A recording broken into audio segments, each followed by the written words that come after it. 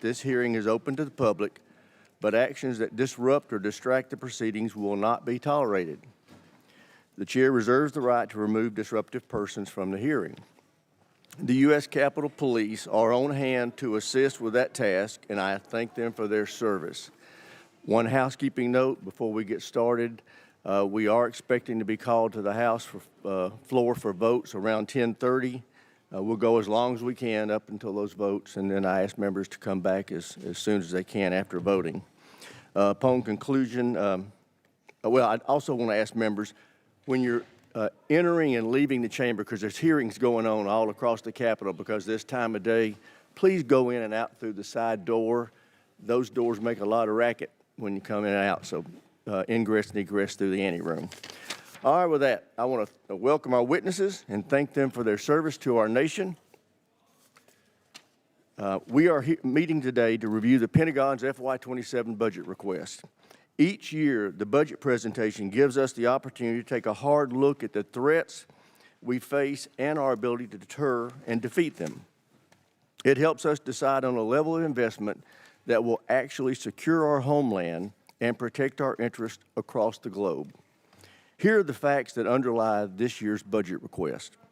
We are confronting an unprecedented global threat environment with multiple adversaries working together to undermine our security and that of our allies.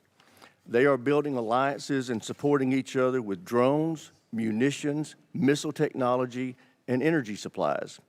And China is leading the charge against us. As you can see from this graphic, 25 years ago, the PLA was just a defensive force with little ability to project power beyond their borders. Today, the PLA is a modernized military force capable of projecting power well into the Pacific. Their rapid military buildup has delivered thousands of new ships, subs, missiles, and space assets that severely challenge our ability to safeguard our national security interest in the Indo-Pacific. China continues to invest heavily in the PLA's military modernization, announcing another 7% increase in defense spending this year. As a result, they are spending more of their GDP on defense than we are. In fact, as you can see from this graphic, all of our adversaries are spending more of their GDP on defense than we are. Meanwhile, our defense spending as a percentage of GDP has been steadily falling since World War II. That yellow line that you see on the graph cutting across that bar represents 4 to 5% of GDP spending. History has shown that meeting or exceeding that level of investment ensures we can truly deter our adversaries. That's also the level of investment we're asking our allies to make. But for years, we've chosen not to make that same level of investment ourselves. Since World War II, defense spending has shrunk significantly as a percentage of federal outlays, as you can see from the red line on that chart. Nonetheless, non-defense spending, on the other hand, accounts for over 85%, and it's been increasing for that same period of time. This underinvestment in our defense has had very real consequences. Our defense industrial base, long the envy of the world, has atrophied significantly. We're no longer capable of manufacturing for our warfighters at scale or speed. Just look at shipbuilding. China builds 47% of the world's ships. The U.S. builds 0.1%. We build fewer ships than Croatia or the Netherlands. Our global munition stockpiles are low, and we lack the capacity to rapidly restock magazine depth. We have very little industrial capacity to mine, refine, or process critical minerals. As a result, many of our defense supply chains are reliant on the very adversaries we seek to deter. Beyond the impact to our industrial base, the inadequate investment in our defense has resulted in a vicious cycle that has pitted sustainment against modernization. For years, administration after administration comes to this committee with budgets asking us to decommission weapon systems that they admit we still need, or to cut funding for training, parts, and supplies, or to put off needed maintenance to the facilities where our service members live and work, or to reduce the number of military personnel. These budgets have asked us to make these sacrifices and accept the near-term risk so we could afford to reinvest in military modernization, which is something we desperately need to do. But we in Congress consistently rejected this mutually exclusive choice. Instead, we divided up the limited budget we were given and made a worse choice. We underfunded both sustainment and modernization. The result is we don't have near enough munitions, ships, aircraft, or autonomous systems to ensure dominance against every adversary. And the ships and aircraft we do have suffer from unacceptably low mission-capable rates. Fortunately, that's about to change. This president has requested a historic $1.5 trillion budget for our national defense. For the first time in over 40 years, we've been presented a budget that accounts for the true cost of American deterrence. This budget fully funds both sustainment and modernization. It provides a 24% increase in operation and maintenance, including a 20% increase in core readiness programs like flight hours and combat exercises. It includes a 115% increase in funding to repair and improve facilities for our service members and their families. It increases military end strength by 44,000 and provides for a historic pay raise for our service members. It calls for an unprecedented 76% increase in procurement and 64% increase in research and development. This will enable us to truly catch up in our modernization efforts by quickly fielding new munitions, aircraft, ships, land, space, and autonomous systems to replenish and expand our arsenal. It directly confronts the challenges in our defense industrial base with over $100 billion in investments to revitalize manufacturing, expand domestic and allied critical minerals projects, and secure our supply chains. Finally, this level of investment gets defense back to 4.5%. That's where we need to be if we want to truly deter conflict. It also ensures that America leads by example as our allies heed the President's call to increase their defense spending and improve their military readiness. I would also note that it's critical that we do not reduce deterrence while we're asking our allies to ramp up their own capacity. And that's something we're going to be paying a lot of attention to in this committee. Before I close my remarks, I want to highlight the bravery, dedication, and professionalism of our warfighters throughout this conflict with Iran. Their tremendous work to achieve the very clear military objectives of this operation has given the President the opening he needs to negotiate a true and lasting peace that will ensure Iran never acquires a nuclear weapon. Mr. Secretary, General Kane, thank you for being here. I look forward to hearing how this budget request will ensure our military can preserve American deterrence for generations to come. And with that, I yield to my friend, the ranking member, for his opening statement. Well, thank you, Mr. Chairman. I appreciate those opening remarks. I want to start by agreeing with you on the last point. Our troops have performed incredibly well in the last 15 months. They have been asked to do more than anyone expected, and they have demonstrated the incredible capability of the United States military. I think we should all recognize that. Even if we question the strategy, some of the decisions behind it, our troops deserve nothing but our praise for the incredible job that they have done. It has not been perfect. Certainly mistakes have been made, but we have demonstrated to the world that we have a highly capable military. And I hear the chairman on the need for an increased budget. I think there's a whole lot of needs across the United States of America that would have the same attitude about health care, about education, about infrastructure. But the problem is we have a $40 trillion debt, and we insist on cutting taxes for absolutely everybody, so we reduce the amount of revenue that is available to that. We also have to have a national security strategy that lives within a sound fiscal picture. Most experts would say that the most profound threat to our national security right now is exactly that, is our fiscal picture. How are we going to continue to be able to afford to fund the things we need to fund as we run the debt ever higher? The other thing worth worrying about is the Pentagon has not yet passed an audit. If we give them what is roughly a 50 to 60% increase, is that money going to be well spent? We have every reason to doubt that. Now, I will say, and I praise the chairman, this committee, and in a bipartisan, bicameral way, we have tackled the problem of acquisition reform. I think last year's bill put us on a good trajectory to get to the point where we can, in fact, innovate faster at scale. I also believe the Pentagon has been working on that. We've had many meetings with Deputy Secretary Feinberg, who is focused on that, but we got a long way to go. Can the Pentagon really absorb another $500–600 billion, depending on what the supplemental and the reconciliation package are? I don't think so. We need to pay as much attention to how we're spending the money as to how much we're spending, and we never seem to do that.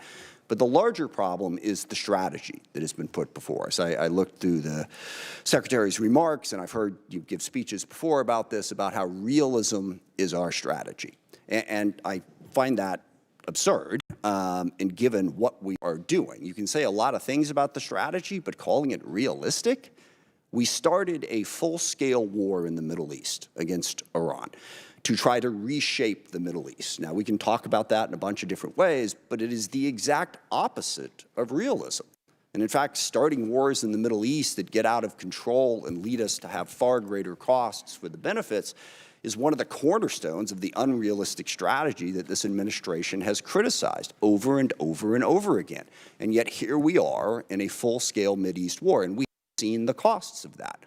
Certainly at the top of that list is 13 service members killed and hundreds wounded, but it goes way beyond that thousands of civilians have been killed. Over a dozen countries now have been dragged into this war in one way or another. The Israel-Lebanon war has exploded since this war started. We now have a conflict between the Shia militias in Iraq and Kurdistan that is straining, to put it mildly, our relationship with Iraq and also causing greater chaos throughout the Middle East. We've seen the impact on the economy.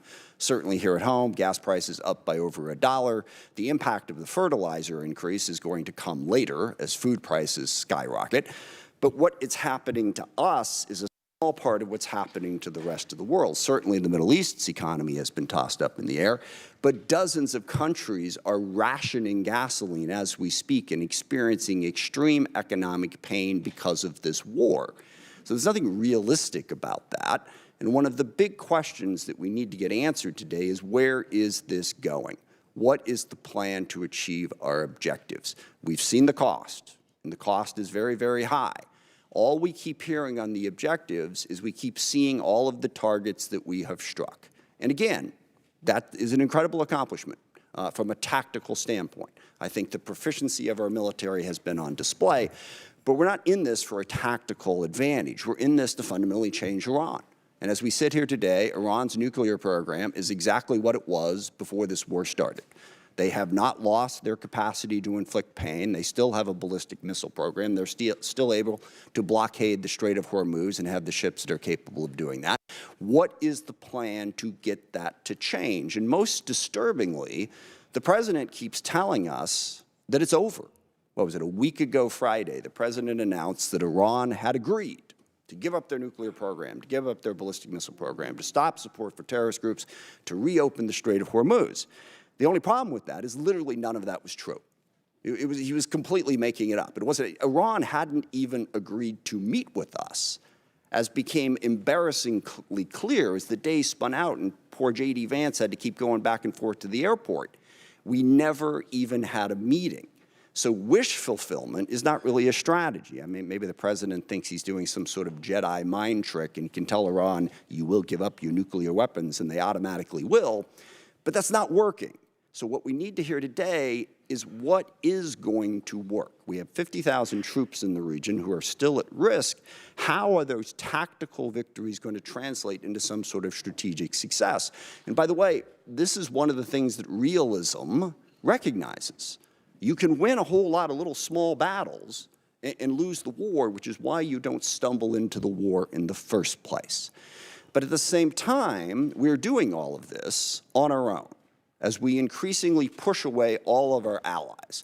Sometimes just because we want to do what we want to do, but we don't want to have to consult them. Sometimes just gratuitously insulting them. I mean, in the middle of this war where we were asking NATO to come join us, the president took time out to insult President Macron and his wife.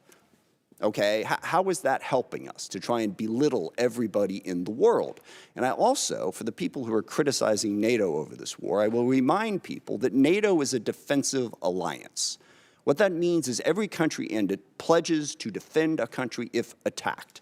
And when we were attacked on 9/11, that's what NATO did. They put in Article 5, and for 20 years they fought beside us. NATO is not if any one of the countries decides to unilaterally and unwisely start a war precipitously that everyone else is supposed to join. That's not the way it works. So berating and belittling our allies after we did that and driving them ever further away from us, how is that realistic? Not only are we going to try to reshape the Middle East, but we're going to do it alone while we're pushing everybody away from us. And then we have other tools in our arsenal.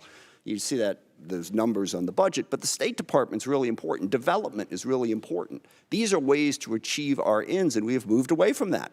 We got rid of the entire USAID, literally causing the starvation of children in countries where we had pledged to provide food, causing massive healthcare disruptions, people literally dying because we cut that off. In diplomacy, we have sidelined, again, the entire world. France and the UK have brought together 44 different countries that have an interest in trying to open up the Strait of Hormuz. We've pushed them all aside. And then we've even pushed aside our own diplomatic corps.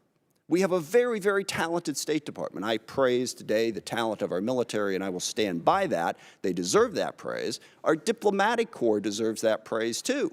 But we've shoved them all to the side in favor of two real estate guys who are going to go negotiate all the deals in the world, which to date, by the way, has yielded exactly nothing.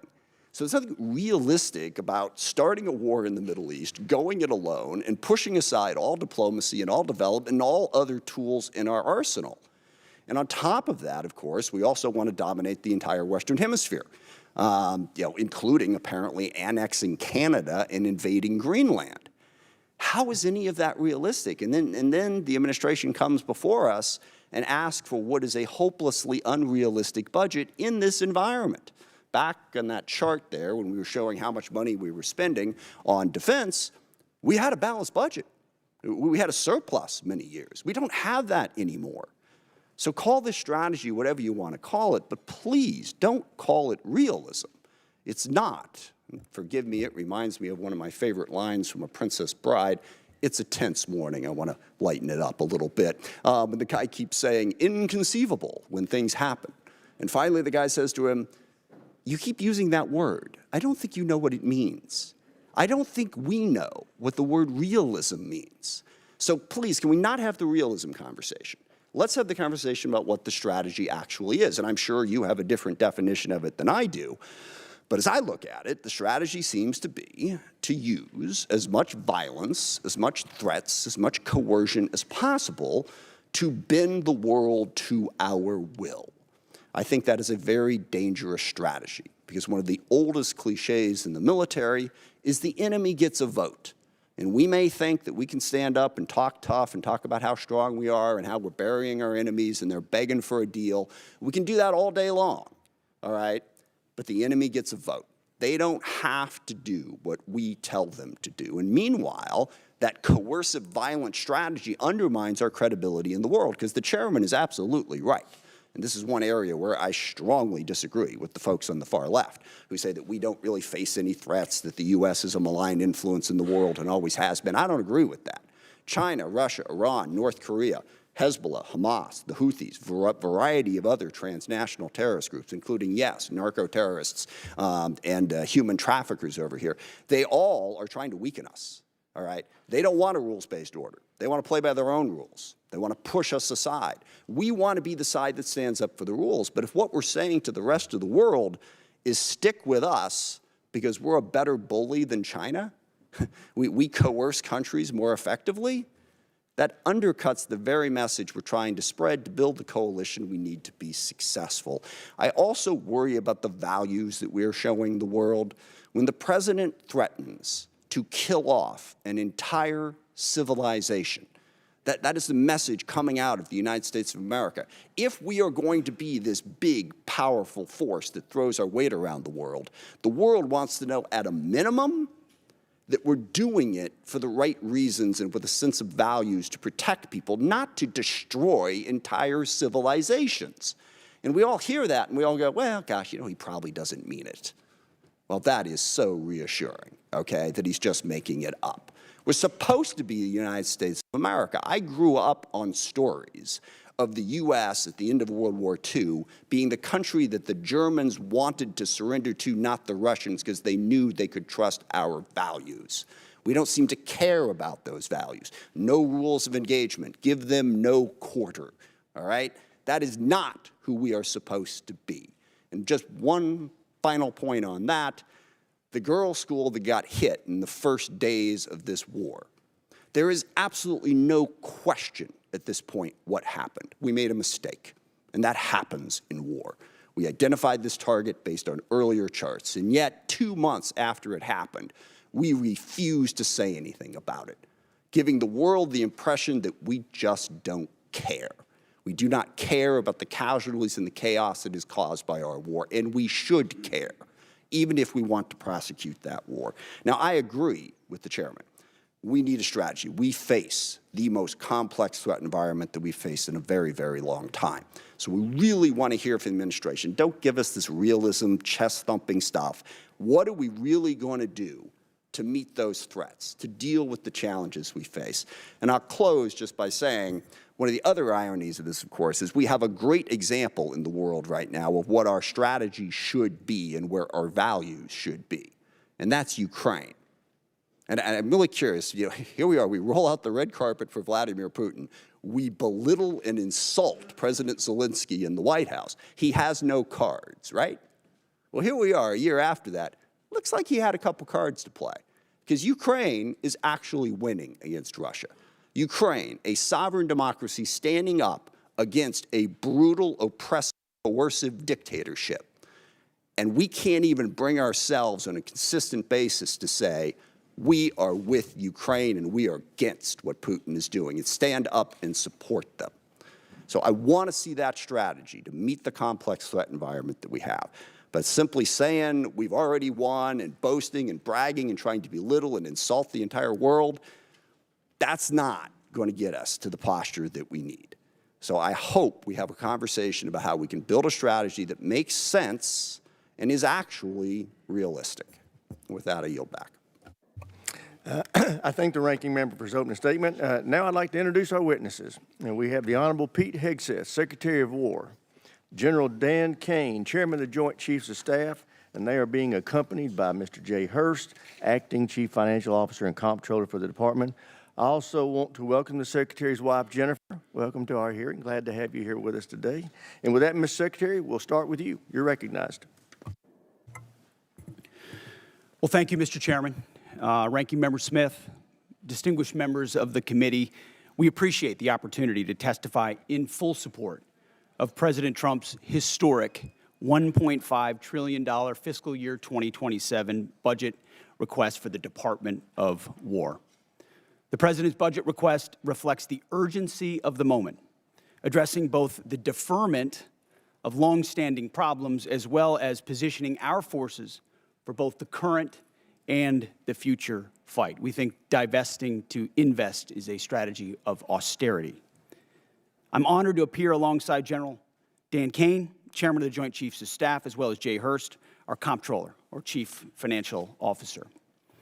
I'd like to start by thanking this committee and Congress for your partnership in securing the investments needed for a stronger, prouder, and more secure America. I think what our troops have demonstrated to the world over the last 15 months are a reflection of that.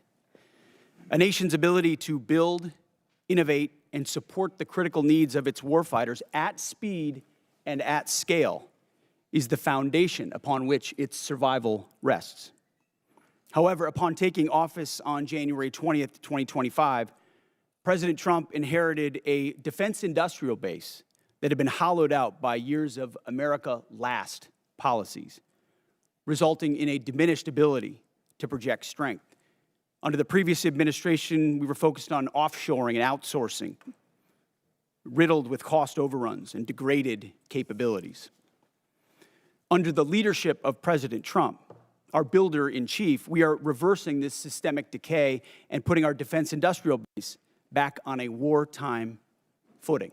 If you ask anyone at our Pentagon, urgency informs everything we do. We're rebuilding a military that the American people can be proud of, one that instills nothing less than unrelenting fear in our adversaries and the utmost confidence in our allies. We fight to win in every scenario. The $1.5 trillion FY27 budget put forward by the President will build upon the historic $1 trillion FY26 top line and continue to reverse the 4 years of underinvestment and mismanagement of the Biden administration. The $1.5 trillion budget will ensure the United States continues to maintain the world's most powerful and capable military as we grapple with a complex threat environment across multiple theaters. Not to mention, this budget also includes a historic troop pay increase, 7% for lower enlisted, and the budget eliminates all poor or failing barracks. Quality of life for our troops is front and center in this budget as well. By supercharging our industrial capability and transforming how the department does business, we're restoring American commercial dominance at a pace unseen in generations, transforming the defense industrial base from a broken, slow-moving system of the past. We have flipped the Pentagon acquisition process from a bureaucratic model to a business model, 180, decisively moving from an acquisition environment paralyzed by bureaucratic red tape into an outcomes-driven organization focused on delivering the most at cost, at scale for taxpayer dollars. Over the past year, through historic multi-year procurement agreements, smart business deals for things like critical munitions and capabilities, we've sent an unambiguous demand signal to industry partners to build more and build faster. The result has been a surge, a revitalization of our great American factories and a massive reinvestment in the skilled American workers who serve as the industrial muscle behind our warriors. Let me briefly provide you with some concrete high-level metrics of what's been accomplished over just the past few months. These are announced new facilities and investments to support American warfighters, and I would refer you to the screen.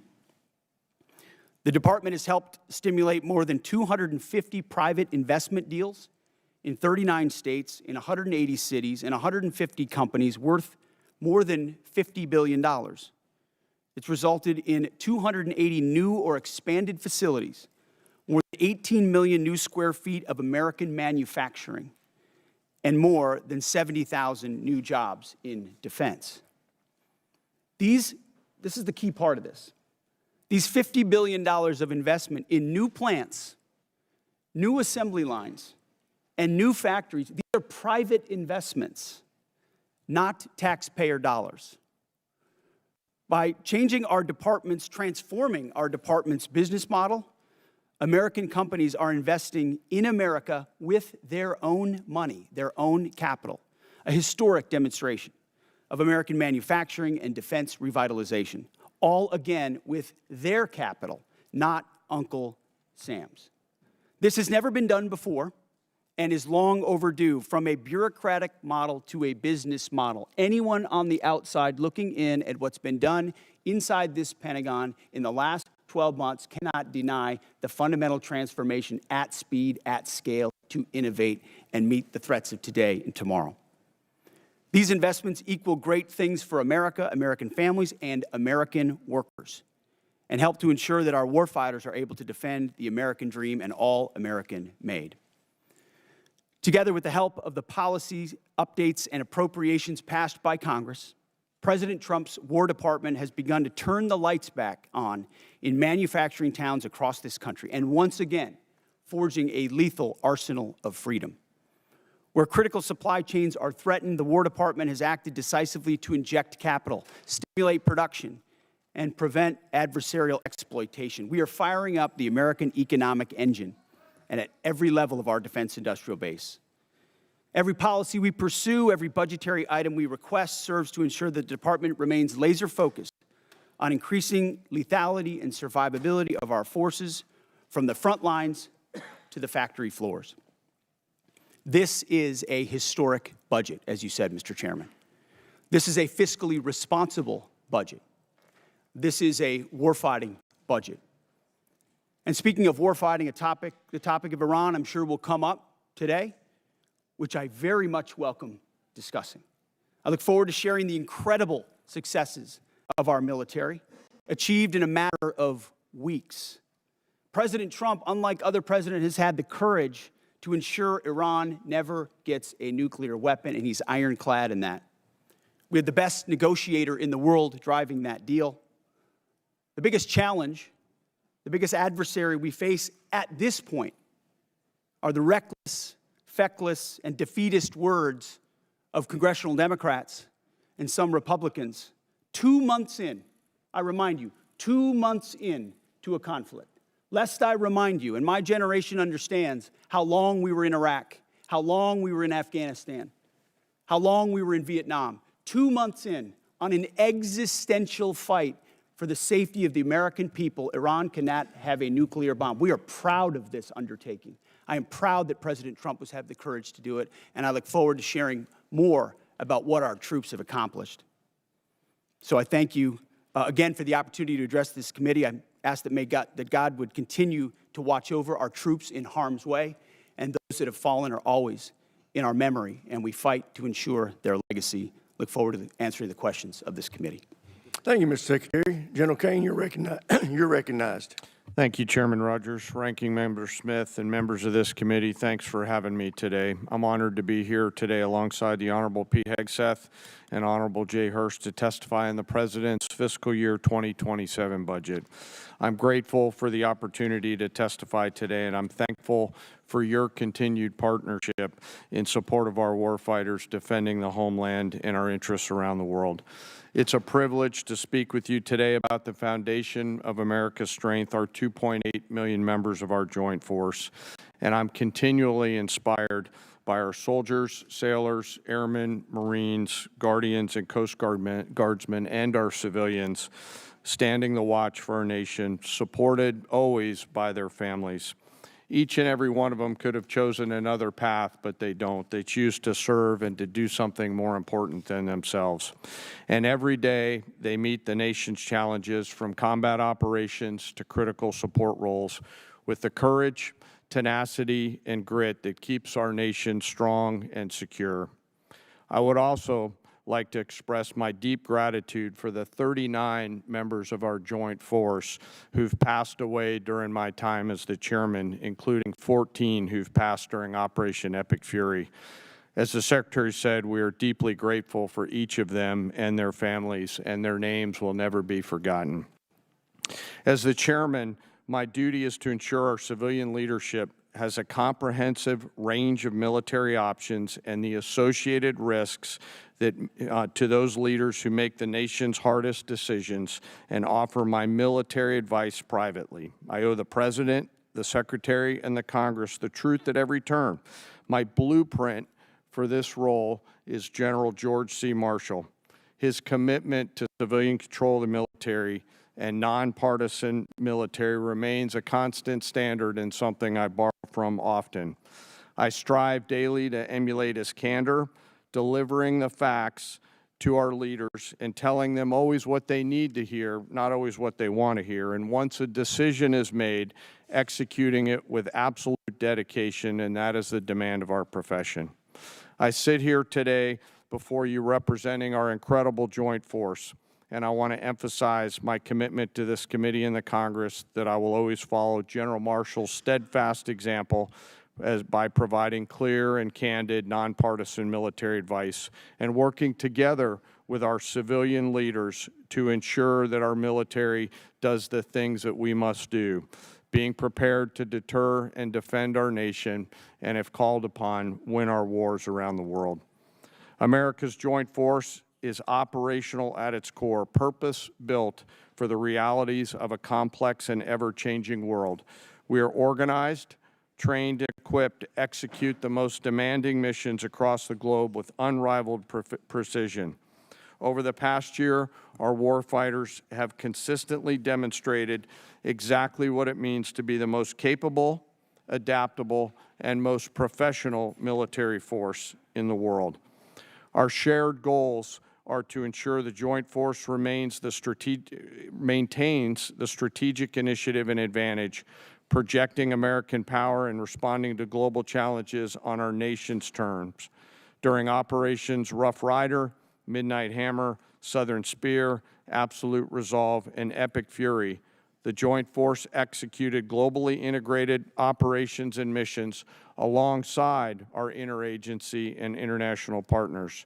And once our civilian leaders made a decision, we make those missions our own, demonstrating the unmatched capability to seamlessly synchronize our capabilities across all domains, from the seabed to cislunar space and higher. We're able to accomplish these complicated missions and work because we draw from a deep, enduring reservoir of training, professionalism, and commitment. Our operational tempo is high, but we're designed to sustain and rebuild our strength continuously. We build readiness every day. We train professionals every day. We learn and sharpen our edges every day by being learning leaders. And I am incredibly proud to be a member of this Joint Force team, proud of the team and proud of the commanders. As the chairman and the ranking member both said, we live in complex and dynamic times where global risk is scaling. The complexity of today's modern battlefields demands our constant adaptation, innovation, and partnership with this Congress. As a joint force, we're up to the challenge. We're built for this environment. However, continued success is not guaranteed by past achievements. It must be secured through forward-looking partnerships with Congress. And to drive this pace and change and maintain our superiority, we need timely, predictable, and sustained investment.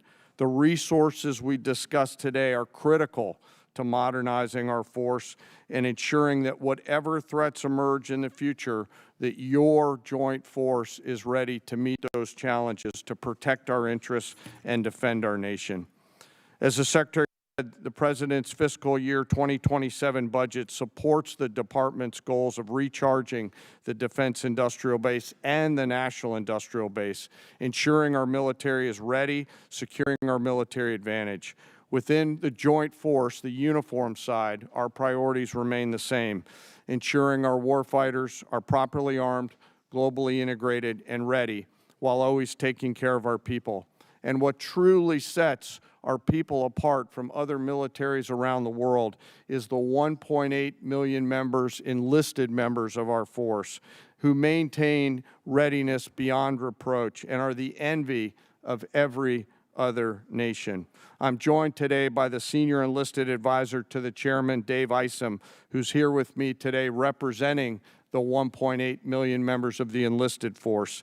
He is a great American, not an Americant. While we face dynamic and a dangerous world, I have the absolute trust in the extraordinary men and women who come and volunteer to serve our nation within our joint force. They execute the missions quietly every day, and coupled with the American spirit, outthink, outcompete, and relentlessly innovate, we will maintain our decisive edge, but doing so requires your partnership. We stand ready today to answer our nation's call. It remains the honor of a lifetime for me to serve alongside the members of this joint force. And as we sit here today in this important hearing, I ask us all to remember our deployed teammates who are out there right now doing our nation's business. And may we again always remember our fallen, who've given us the gift of an incredible example, and their family members who continue to show us what courage and grit look like. Thank you again for your enduring support, and I look forward to your questions. Thank you, General. I recognize myself now for questions. Secretary Hegseth, thank you for undertaking the Arsenal of Freedom tour and the great work the department's doing to help enhance our capacity in our defense industrial base. Could you tell us how last year's reconciliation bill helped enable what you have been able to do, and what you think this year's FY27 budget request will do on that front?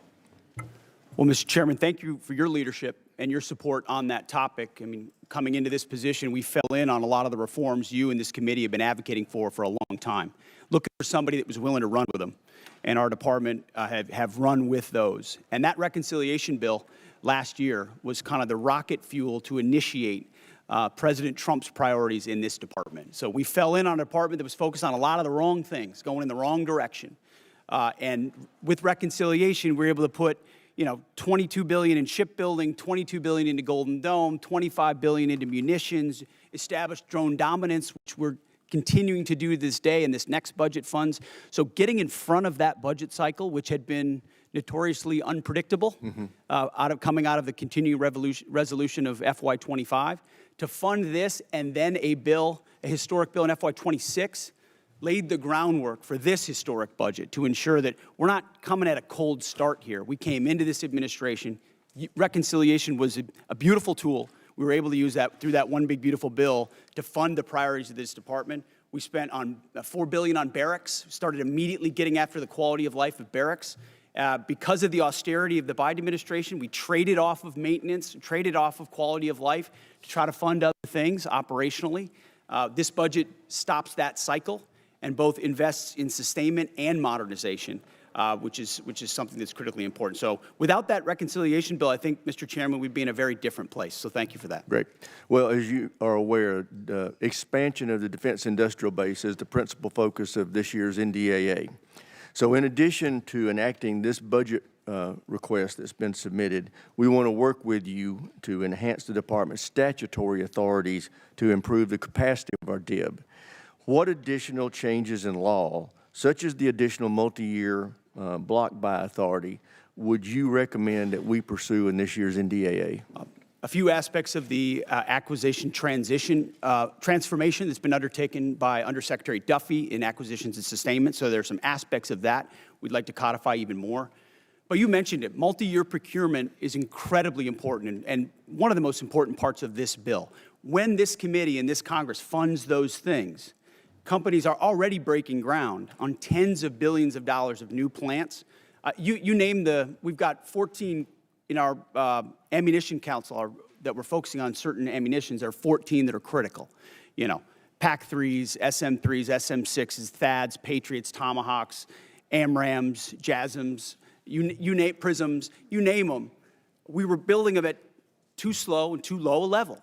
Now the companies are going to pay for those factories and those production lines. And when Congress gives those 5 to 7 year demand signals, they'll then fund it, not just, hey, can we get 10 more per month, but can we 2x, 3x, 4x the production, pay for it now, and the companies invest accordingly. So it's been a critical aspect of some of what we've done so far, but we need more of those 5 to 7 year investments.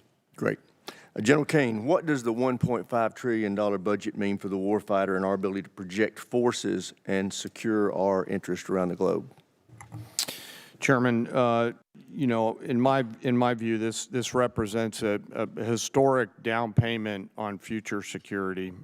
If the budget is approved and ultimately deployed, as we look at the character of warfare changing very, very fast, what's layered in to this budget by our civilian leaders will allow us to start getting ahead of where technology is evolving. And as I mentioned, the character of warfighting is changing pretty quickly. Mass, simultaneity, autonomy, undersea, space, cyber, information, all of those ways that are now manifesting themselves on the battlefields around the world require a higher end of capital investment, and that's why we're grateful for the opportunity to have this budget make its way to the joint force. So it's an important down payment on the future here, sir. Great. Thank you. Thank you, sir. With that, I yield to the ranking member for any questions he may have. Thank you. Mr. Hurst, drag you into the conversation here. We have not yet received from the Pentagon the costs of the war. So just for the record, we'd like to get that as soon as possible. Certainly the munitions expended, but also underreported is we've had a fair amount of equipment destroyed, including 2 C-130s with the rescue of our downed airmen. So do you have either A, a cost estimate coming to us anytime soon, or B, a specific supplemental request? Thank you for that question. So approximately at this day, we're spending about $25 billion on Operation Epic Fury. Most of that is in munitions. There's part of that is obviously O&M and equipment replacement. We will formulate a supplemental through the White House that will come to Congress once we have a full assessment of the cost of the conflict. Sure. So you're saying the full cost at this point is $25 billion? Yeah, that's our estimate for the cost. Okay. Interesting, because I'm glad you answered that question, because we've been asking for a hell of a long time, and no one's given us the number. So if you could get those details over to us, that would be great. Mr. Secretary, you mentioned the nuclear aspect of Iran and the war. And it is worth noting that every president prior to this one, including President Trump in his first term, also prevented Iran from getting a nuclear weapon without actually having to go to war in Iran. So we need to keep that in mind. But also, since the war started, Iran's nuclear arsenal has not been weakened in any way. And at the moment, in negotiations, what Iran is saying, basically pay us to open up the strait. That's their position, which is completely untenable. I agree. It's worth noting, of course, that the strait was open before the war started. Now we're negotiating to get back to status quo. And Iran's most recent offer is to say, we'll talk about nukes later. So what is the plan to actually turn all of this lethal kinetic action into an improvement in the nuclear situation? Because we haven't gotten there yet. Play it out for us. How does that happen? How does it actually lead to that result? Well, I would take issue with the premise of the question that nothing was done. Operation Midnight Hammer was a very effective. Oh, I didn't say nothing was done. I said in this war. Ultimately, this war started. well, this under this administration, unlike other administrations, which cut bad deals and pallets of cash with no ability to oversee whether Iran is actually pursuing a nuclear program. Which is where if we we're want at. to litigate JCPOA or the Iran deal, our view, the president's view, is that was a very bad deal. Okay. That gave them a That's bunch the of money up past. front. What's the future? To fund, you talked about negotiated deals. Allowed them to fund their proxies and spread Hamas and Hezbollah all around the region, build up nuclear capabilities. Great. What are we going to do now? President Trump has been clear-eyed, from the killing of Qasem Soleimani to the pulling out of the Iran deal to Midnight Hammer and now to this effort to recognize that you have to stare down this kind of enemy who's hell-bent on getting a nuclear weapon and get them to a point where they're at the table giving it up in a way that ensures they never have it. So they haven't broken yet. Okay, we haven't gotten there yet for all of the. Well, their nuclear facilities have been obliterated. Underground, they're buried, and we're watching them 24/7. So we know where any nuclear material Reclaiming might my be. time for we're just a watching quick it. second here. We had to start this war, you just said, 60 days ago, because the nuclear weapon was an imminent threat. Now you're saying that it was completely obliterated? They had not given up their nuclear ambitions, and they had a conventional shield of thousands of missiles. So Operation Midnight Hammer accomplished nothing of substance. It left us at exactly the same place we were before. So much so that their we had to facilities start were a bombed war. and obliterated. Their ambitions continued, and they're building a conventional shield. All right, of let me missiles. try again. It's the North Korea strategy. You know this very well. The North Korea strategy was use conventional missiles to prevent anybody from challenging them, so they could slow walk their way to a weapon. President Trump saw Iran at its weakest moment, took an action to ensure, in a way that only the United States of America could do with our Israeli partners, And yet to ensure they their still haven't given conventional up the nuclear. shield was All right. brought to One other heel, which question, we've done. if I could get to it. So on Ukraine, a year plus ago, your advice, the president's advice, was Ukraine had no cards to play. They should go cut the best possible deal they could. Clearly that was wrong. What did you miss? What did you miss about the conflict between Russia and Ukraine that you didn't see that Ukraine was going to be capable of doing what they've done in the last 14 months? What we didn't miss, and we're here in this committee, is that Joe Biden, with no accountability, gave hundreds of billions of dollars of our weapons to Ukraine, to an outcome that never would have happened if President Trump was president. So he pulled out our. You guys don't talk about that. Ultimately, President Trump believes there should be a peace deal between Russia and Ukraine that serves But you the best didn't expect interests of both Ukraine to be parties. where they're at right now. I'm asking you, just from a strategic standpoint, what I think did the you miss? Ukrainians have shown great courage, and I appreciate that Europe is now paying for any weapons that we provide. All right, I yield back. Thank you. All right, now I want to remind everybody, everybody wants to get their questions, so we are going to be sticking strictly to the 5-minute rule today. So with that, I recognize the gentleman from South Carolina, Mr. Wilson. Thank you, Chairman Mike Rogers, for your leadership working with President Donald Trump. As the grateful father of 4 sons who have served overseas in Iraq, Egypt, and Afghanistan, I especially appreciate War Secretary Hegseth and Chief of Staff Kane for your competence, service, and success. Military families have never been more appreciated than today, and our enemies of dictators now understand peace through strength. Dictators historically are on the run. With your leadership, President Trump has given Syria a chance with President al-Shara replacing dictator Assad from Damascus, who now lives in Moscow. Dictator Maduro is correctly in a Manhattan jail, as you successfully revealed in Caracas that the war criminal Putin air defenses do not work, the Chinese Communist Party radar failed, and Cuban mercenaries were expendable. The Cuban dictatorship is failing, and the ultimate mass murderer, dictator Khomeini, is dead in Tehran, Iran, joining the 35,000 people he murdered this year. With your leadership, American morale has never been higher, and hopes for freedom of the oppressed people of Iran, Cuba, Russia, and China have never been higher. And it's just an exciting time to be here with you. And Mr. Secretary, we continue to see the growing nuclear threat of our adversaries as they expand their capabilities with the largest military buildup in peacetime in world history by the Chinese Communist Party. How critical is it that we continue, as at the Savannah River site in South Carolina, to develop the plutonium pit processing so that we have modernization? Well, Congressman, I appreciate that question. On nuclear modernization, this budget funds $71 billion to modernize the triad in ways that we had neglected to do, and our nuclear triad underwrites everything. But I really appreciate your opening statement. I think something that obviously the media doesn't want to cover and doesn't want to talk about is the historic, record-breaking surge in recruiting in our ranks. 30-year record in recruiting of Americans wanting to join our joint force, wanting to put the uniform on. We're meeting recruiting goals halfway through the year. We couldn't meet our recruiting goals under the previous administration. Under Joe Biden, Americans didn't want to join the military. We couldn't get it. Now we have to turn people away and push them to the next fiscal year. That's why this budget grows our force by almost 50,000. Ultimately, additional troops into the force that we believe we can recruit. That's the best vote of confidence I could imagine. Well, hey, even better, hey, Mr. Secretary, you're really understating. Leaving no airmen behind. Hey, what an inspiration on Easter Day. God bless y'all and what you've achieved.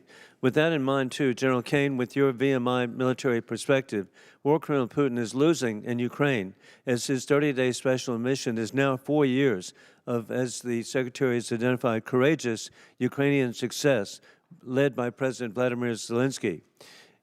I appreciate that NATO and the EU have unified for Ukraine as the U.S. ranks 17th per GDP in assistance for Ukraine. Ukraine is frontline, stopping war criminal Putin from resurrecting the failed Soviet Union, rigging elections in Belarus, invading Ukraine, keeping troops in Moldova, and with the Indvaishvili invading and rigging elections in the Republic of Georgia. As we're transitioning greater responsibility to our NATO allies, how do we ensure seamless integration to deterrence during this shift? Congressman, we're very fortunate to have great leaders out in the European theater right now. General Grinkovich and his leadership team are committed to ensuring that integration and transition takes place in a most combat-capable and effective way. Very entrepreneurial leaders out there across the components, and with General Grinkovich, and he's doing a great job out there, as the committee knows. And indeed, as we conclude, historically, President Trump, Mr. Secretary General, you have united the Middle East nations unprecedented to ally with the United States. You have united Latin America, unprecedented to ally with the United States. You've united the Indo-Pacific, unprecedented to ally with the United States, and united NATO and EU, unprecedented to ally with the United States. You're achieving peace and deterrence through strength. I yield back. Gentleman yields back. Chair, and I recognize the gentleman from Connecticut, Mr. Courtney. Thank you, Mr. Chairman. Mr. Secretary and General Kane, this morning's Wall Street Journal's lead headline reads, quote, Trump tells aides to prepare for an extended blockade of Iran. It goes on to describe, again, the thinking behind the strategy, but also talks about how prolonging the blockade is going to continue to drive up energy costs all over the world. Given the ever-changing messages from this administration on the war strategy and timeline, I really honestly don't expect you to confirm or deny the Journal's story. But one thing is clear. The number of transits across the Strait of Hormuz has dropped to the lowest level since the war began, and commodity markets have stopped listening to the happy talk, and crude oil prices this morning have risen to the highest level since the war in Ukraine started in 2022. AAA reported this morning that the average price of gas is $4.30 a gallon, up 30 cents in 1 week. Diesel's average is $5.45. My friend Mr. Garamendi says in California it's closer to $8 a gallon. And fertilizer prices have also hammered farmers at exactly the same time they're beginning planting all across the country. Aside from the damage this war has done to American consumers, farmers, and small businesses, I want to focus for a minute on the cost of the war and our military readiness, particularly to other combatant commands. Mr. Secretary, you put out a national defense strategy in January, which listed the threat assessment facing our country. China was number one, with the second largest, most powerful military in the world, of course. Russia's nuclear force clearly was number two in terms of the threat they pose to the homeland. North Korea, which has missiles that actually can reach U.S. territory, was ranked number three, and Iran was described as, quote, and accurately, after Midnight Hammer, that Iran's regime is weaker and more vulnerable than it has been in decades. Again, this was before February 28th, when the decision was made to go into the military strikes on Iran. So today, we have 3 carrier strike forces in Central Command. The Indo-PACOM, which is where Russia and China are operating their navies, 52% of the globe. We have 1 carrier strike group in Japan, George Washington. And the imbalance in terms of just, what our commitments and frankly, what our national defense strategy, is just blindingly obvious in terms of what this war is doing.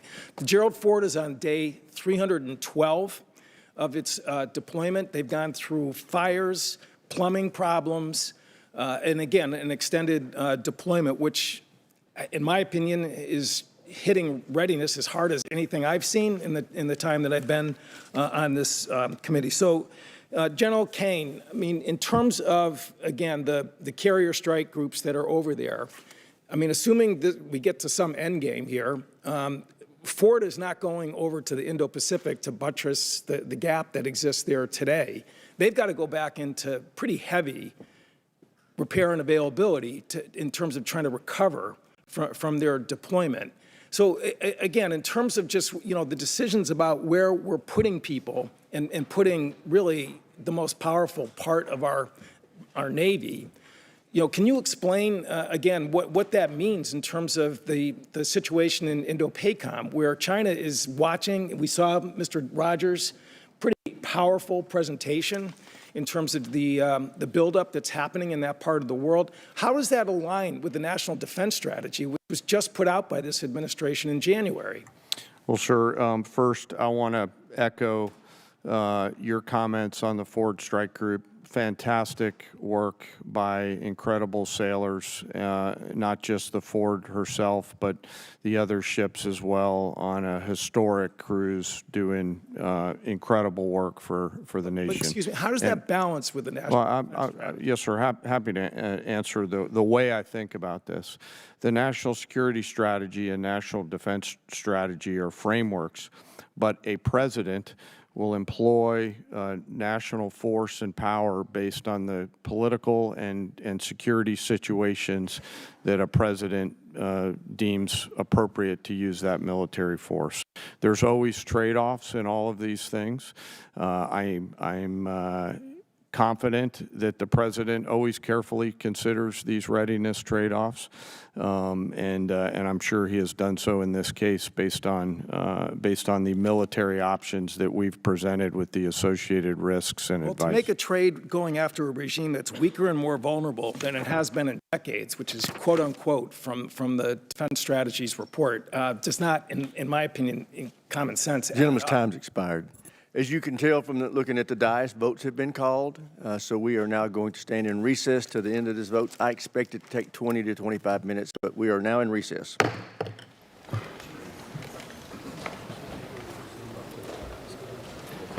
C-SPAN 3 is live on Capitol Hill, where Defense Secretary Pete Hegseth and the Chair of the Joint Chiefs of Staff, General Dan Kane, are testifying on the Pentagon's 2027 budget amid the U.S.-Iran conflict. Right now, members of the Armed Services Committee are taking a break. While members break, we'll show you testimony from earlier. It will come to order. Without objection, the Chair reserves the right to declare the committee in recess at any point. Before we begin, I want to remind those in the audience that this hearing is open to the public, but actions that disrupt or distract the proceedings will not be tolerated. The Chair reserves the right to remove disruptive persons from the hearing. The U.S. Capitol Police are on hand to assist with that task, and I thank them for their service. One housekeeping note before we get started. We are expecting to be called to the House floor for votes around 10:30. We'll go as long as we can up until those votes, and then I ask members to come back as soon as they can after voting. Upon conclusion, I also want to ask members, when you're entering and leaving the chamber, because there's hearings going on all across the Capitol because this time of day, please go in and out through the side door. Those doors make a lot of racket when you come in and out, so ingress and egress through the anteroom. All right, with that, I want to welcome our witnesses and thank them for their service to our nation. We are meeting today to review the Pentagon's FY27 budget request. Each year, the budget presentation gives us the opportunity to take a hard look at the threats we face and our ability to deter and defeat them. It helps us decide on a level of investment that will actually secure our homeland and protect our interests across the globe. Here are the facts that underlie this year's budget request. We are confronting an unprecedented global threat environment with multiple adversaries working together to undermine our security and that of our allies. They are building alliances and supporting each other with drones, munitions, missile technology, and energy supplies. And China is leading the charge against us. As you can see from this graphic, 25 years ago, the PLA was just a defensive force with little ability to project power beyond their borders. Today, the PLA is a modernized military force capable of projecting power well into the Pacific. Their rapid military buildup has delivered thousands of new ships, subs, missiles, and space assets that severely challenge our ability to safeguard our national security interest in the Indo-Pacific. China continues to invest heavily in the PLA's military modernization, announcing another 7% increase in defense spending this year. As a result, they are spending more of their GDP on defense than we are. In fact, as you can see from this graphic, all of our adversaries are spending more of their GDP on defense than we are. Meanwhile, our defense spending as a percentage of GDP has been steadily falling since World War II. That yellow line that you see on the graph cutting across that bar represents 4 to 5% of GDP spending. History has shown that meeting or exceeding that level of investment ensures we can truly deter our adversaries. That's also the level of investment we're asking our allies to make. But for years, we've chosen not to make that same level of investment ourselves. Since World War II, defense spending has shrunk significantly as a percentage of federal outlays, as you can see from the red line on that chart. Nonetheless, non-defense spending, on the other hand, accounts for over 85%, and it's been increasing for that same period of time. This underinvestment in our defense has had very real consequences. Our defense industrial base, long the envy of the world, has atrophied significantly. We're no longer capable of manufacturing for our warfighters at scale or speed. Just look at shipbuilding. China builds 47% of the world's ships. The U.S. builds 0.1%. We build fewer ships than Croatia or the Netherlands. Our global munition stockpiles are low, and we lack the capacity to rapidly restock magazine depth.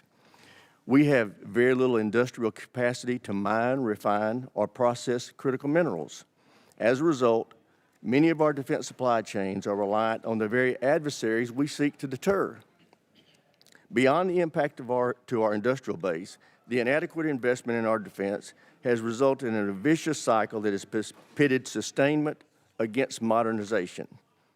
For years, administration after administration comes to this committee with budgets asking us to decommission weapon systems that they admit we still need, or to cut funding for training, parts, and supplies, or to put off needed maintenance to the facilities where our service members live and work, or to reduce the number of military personnel.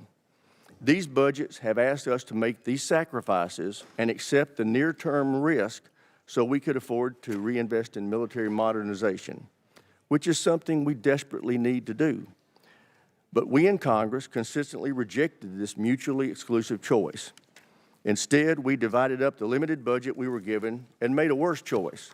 We underfunded both sustainment and modernization. The result is we don't have near enough munitions, ships, aircraft, or autonomous systems to ensure dominance against every adversary. And the ships and aircraft we do have suffer from unacceptably low mission-capable rates.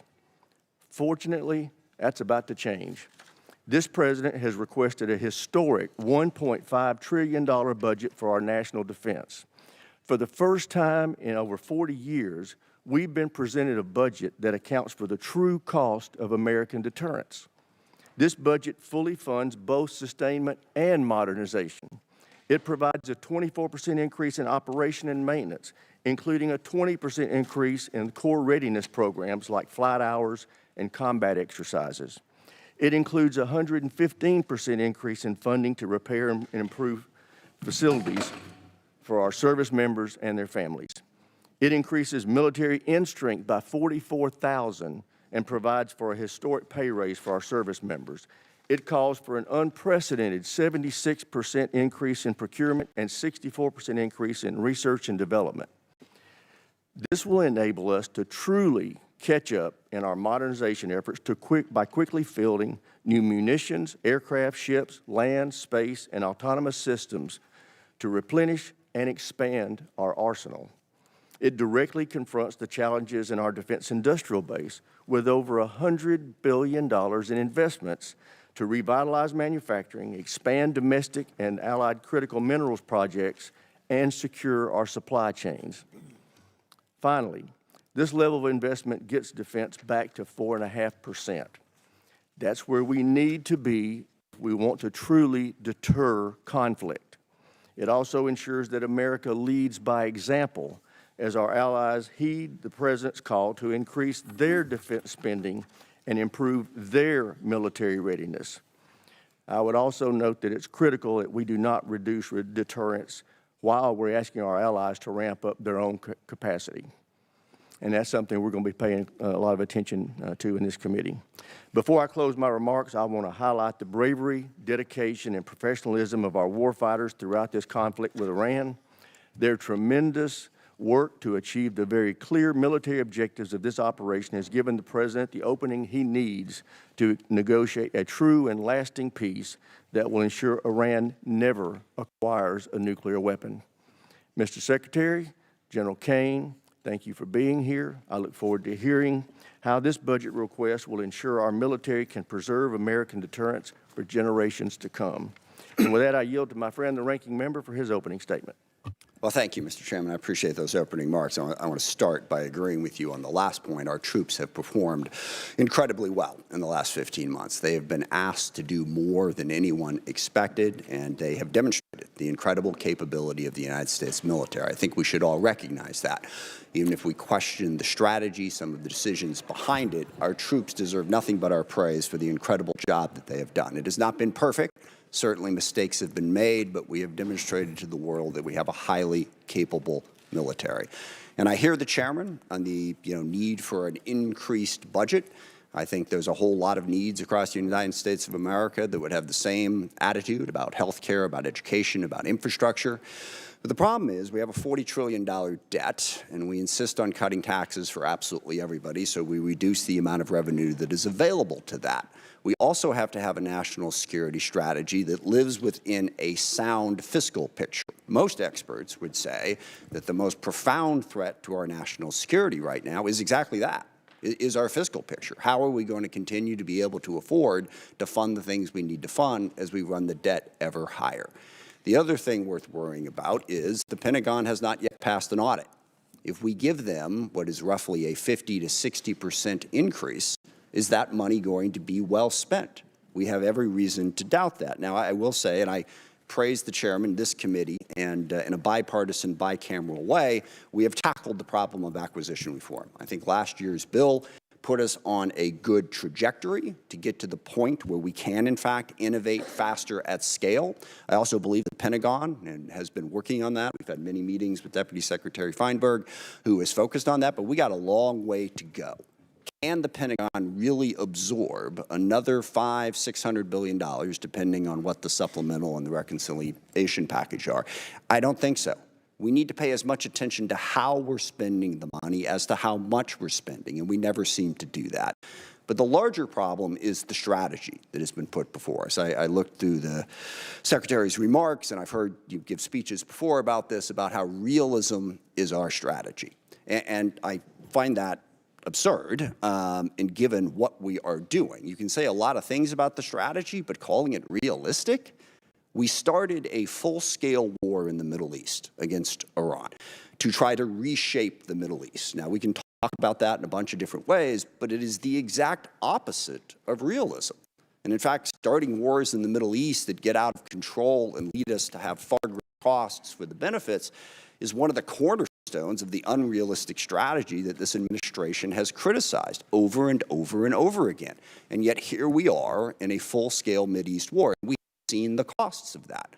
Certainly at the top of that list is 13 service members killed and hundreds wounded, but it goes way beyond that. That thousands of civilians have been killed. Over a dozen countries now have been dragged into this war in one way or another. The Israel-Lebanon war has exploded since this war started. We now have a conflict between the Shia militias in Iraq and Kurdistan that is straining, to put it mildly, our relationship with Iraq and also causing greater chaos throughout the Middle East. We've seen the impact on the economy. Certainly here at home, gas prices up by over $1. The impact of the fertilizer increase is going to come later as food prices skyrocket. But what is happening to us is a small part of what's happening to the rest of the world. Certainly the Middle East's economy has been tossed up in the air, but dozens of countries are rationing gasoline as we speak and experiencing extreme economic pain because of this war. So there's nothing realistic about that. And one of the big questions that we need to get answered today is, where is this going? What is the plan to achieve our objectives? We've seen the cost, and the cost is very, very high. All we keep hearing on the objectives is we keep seeing all of the targets that we have struck. And again, that is an incredible accomplishment from a tactical standpoint. I think the proficiency of our military has been on display, but we're not in this for a tactical advantage. We're in this to fundamentally change Iran. And as we sit here today, Iran's nuclear program is exactly what it was before this war started. They have not lost their capacity to inflict pain. They still have a ballistic missile program. They're still able to blockade the Strait of Hormuz and have the ships that are capable of doing that. What is the plan to get that to change? And most disturbingly, the president keeps telling us that it's over. What was it, a week ago Friday, the president announced that Iran had agreed to give up their nuclear program, to give up their ballistic missile program, to stop support for terrorist groups, to reopen the Strait of Hormuz. The only problem with that is literally none of that was true. He was completely making it up. It wasn't. Iran hadn't even agreed to meet with us, as became embarrassingly clear as the day spun out and poor J.D. Vance had to keep going back and forth to the airport. We never even had a meeting. So wish fulfillment is not really a strategy. I mean, maybe the president thinks he's doing some sort of Jedi mind trick and can tell Iran, you will give up your nuclear weapons, and they automatically will. But that's not working. So what we need to hear today is what is going to work. We have 50,000 troops in the region who are still at risk. How are those tactical victories going to translate into some sort of strategic success?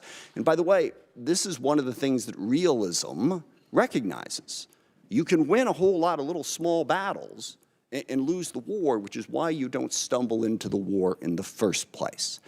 But at the same time, we're doing all of this on our own as we increasingly push away all of our allies. Sometimes just because we want to do what we want to do, but we don't want to have to consult them. Sometimes just gratuitously insulting them. I mean, in the middle of this war where we were asking NATO to come join us, the president took time out to insult President Macron and his wife. Okay, how is that helping us to try and belittle everybody in the world? And I also, for the people who are criticizing NATO over this war, I will remind people that NATO is a defensive alliance. What that means is every country in it pledges to defend a country if attacked. And when we were attacked on 9/11, that's what NATO did. They put in Article 5, and for 20 years they fought beside us. NATO is not if any one of the countries decides to unilaterally and unwisely start a war precipitously that everyone else is supposed to join. That's not the way it works. So berating and belittling our allies after we did that and driving them ever further away from us, how is that realistic? Not only are we going to try to reshape the Middle East, but we're going to do it alone, while we're pushing everybody away from us. And then we have other tools in our arsenal. You see that there's numbers on the budget, but the State Department's really important. Development is really important. These are ways to achieve our ends, and we have moved away from that. We got rid of the entire USAID, literally causing the starvation of children in countries where we had pledged to provide food, causing massive healthcare disruptions, people literally dying because we cut that off. In diplomacy, we have sidelined, again, the entire world. France and the UK have brought together 44 different countries that have an interest in trying to open up the Strait of Hormuz. We've pushed them all aside. And then we've even pushed aside our own diplomatic corps.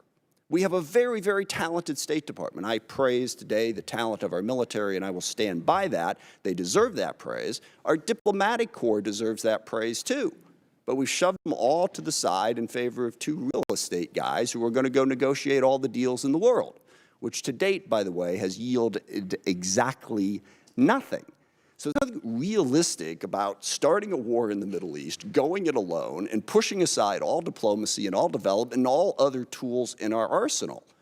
And on top of that, of course, we also want to dominate the entire Western Hemisphere, including apparently annexing Canada and invading Greenland. How is any of that realistic? And then the administration comes before us and asks for what is a hopelessly unrealistic budget in this environment. Back on that chart there, when we were showing how much money we were spending on defense, we had a balanced budget. We had a surplus many years. We don't have that anymore. So call this strategy whatever you want to call it, but please don't call it realism. It's not. Forgive me, it reminds me of one of my favorite lines from A Princess Bride. It's a tense morning. I want to lighten it up a little bit. And the guy keeps saying, inconceivable, when things happen. And finally, the guy says to him, you keep using that word. I don't think you know what it means. I don't think we know what the word realism means. So please, can we not have the realism conversation? Let's have the conversation about what the strategy actually is. And I'm sure you have a different definition of it than I do. But as I look at it, the strategy seems to be to use as much violence, as much threats, as much coercion as possible to bend the world to our will. I think that is a very dangerous strategy because one of the oldest cliches in the military is the enemy gets a vote. And we may think that we can stand up and talk tough and talk about how strong we are and how we're burying our enemies and they're begging for a deal. We can do that all day long, all right? But the enemy gets a vote. They don't have to do what we tell them to do. And meanwhile, that coercive, violent strategy undermines our credibility in the world because the chairman is absolutely right. And this is one area where I strongly disagree with the folks on the far left who say that we don't really face any threats, that the U.S. is a malign influence in the world and always has been. I don't agree with that. China, Russia, Iran, North Korea, Hezbollah, Hamas, the Houthis, variety of other transnational terrorist groups, including, yes, narco-terrorists and human traffickers over here. They all are trying to weaken us, all right? They don't want a rules-based order. They want to play by their own rules. They want to push us aside. We want to be the side that stands up for the rules. But if what we're saying to the rest of the world is stick with us because we're a better bully than China, we coerce countries more effectively, That undercuts the very message we're trying to spread to build the coalition we need to be successful. I also worry about the values that we are showing the world. When the president threatens to kill off an entire civilization, that is the message coming out of the United States of America. If we are going to be this big, powerful force that throws our weight around the world wants to know at a minimum that we're doing it for the right reasons and with a sense of values to protect people, not to destroy entire civilizations. And we all hear that and we all go, well, gosh, he probably doesn't mean it. Well, that is so reassuring, okay, that he's just making it up. We're supposed to be the United States of America. I grew up on stories of the U.S. at the end of World War II being the country that the Germans wanted to surrender to, not the Russians, because they knew they could trust our values. We don't seem to care about those values. No rules of engagement. Give them no quarter, all right? That is not who we are supposed to be. And just one final point on that, the girls' school that got hit in the first days of this war. There is absolutely no question at this point what happened. We made a mistake, and that happens in war. We identified this target based on earlier charts, and yet 2 months after it happened, we refused to say anything about it, giving the world the impression that we just don't care. We do not care about the casualties and the chaos that is caused by our war, and we should care, even if we want to prosecute that war. Now, I agree with the chairman. We need a strategy. We face the most complex threat environment that we've faced in a very, very long time. So we really want to hear from the administration. Don't give us this realism, chest-thumping stuff. What are we really going to do to meet those threats, to deal with the challenges we face? And I'll close just by saying one of the other ironies of this, of course, is we have a great example in the world right now of what our strategy should be and where our values should be, and that's Ukraine. And I'm really curious, here we are, we roll out the red carpet for Vladimir Putin. We belittle and insult President Zelensky in the White House. He has no cards, right? Well, here we are a year after that. Looks like he had a couple cards to play, because Ukraine is actually winning against Russia. Ukraine, a sovereign democracy standing up against a brutal, oppressive, coercive dictatorship. And we can't even bring ourselves on a consistent basis to say, we are with Ukraine and we are against what Putin is doing, and stand up and support them. So I want to see that strategy to meet the complex threat environment that we have. But simply saying we've already won and boasting and bragging and trying to belittle and insult the entire world, that's not going to get us to the posture that we need. So I hope we have a conversation about how we can build a strategy that makes sense and is actually realistic. With that, I yield back. I thank the ranking member for his opening statement. Now I'd like to introduce our witnesses. And we have the Honorable Pete Hegseth, Secretary of War, General Dan Kane, Chairman of the Joint Chiefs of Staff, and they are being accompanied by Mr. Jay Hurst, Acting Chief Financial Officer and Comptroller for the Department. I also want to welcome the Secretary's wife, Jennifer. Welcome to our hearing. Glad to have you here with us today. And with that, Ms. Secretary, we'll start with you. You're recognized. Well, thank you, Mr. Chairman. Ranking Member Smith, distinguished members of the committee, we appreciate the opportunity to testify in full support of President Trump's historic $1.5 trillion fiscal year 2027 budget request for the Department of War. The President's budget request reflects the urgency of the moment, addressing both the deferment of longstanding problems as well as positioning our forces for both the current and the future fight. We think divesting to invest is a strategy of austerity. I'm honored to appear alongside General Dan Kane, Chairman of the Joint Chiefs of Staff, as well as Jay Hurst, our Comptroller, or Chief Financial Officer.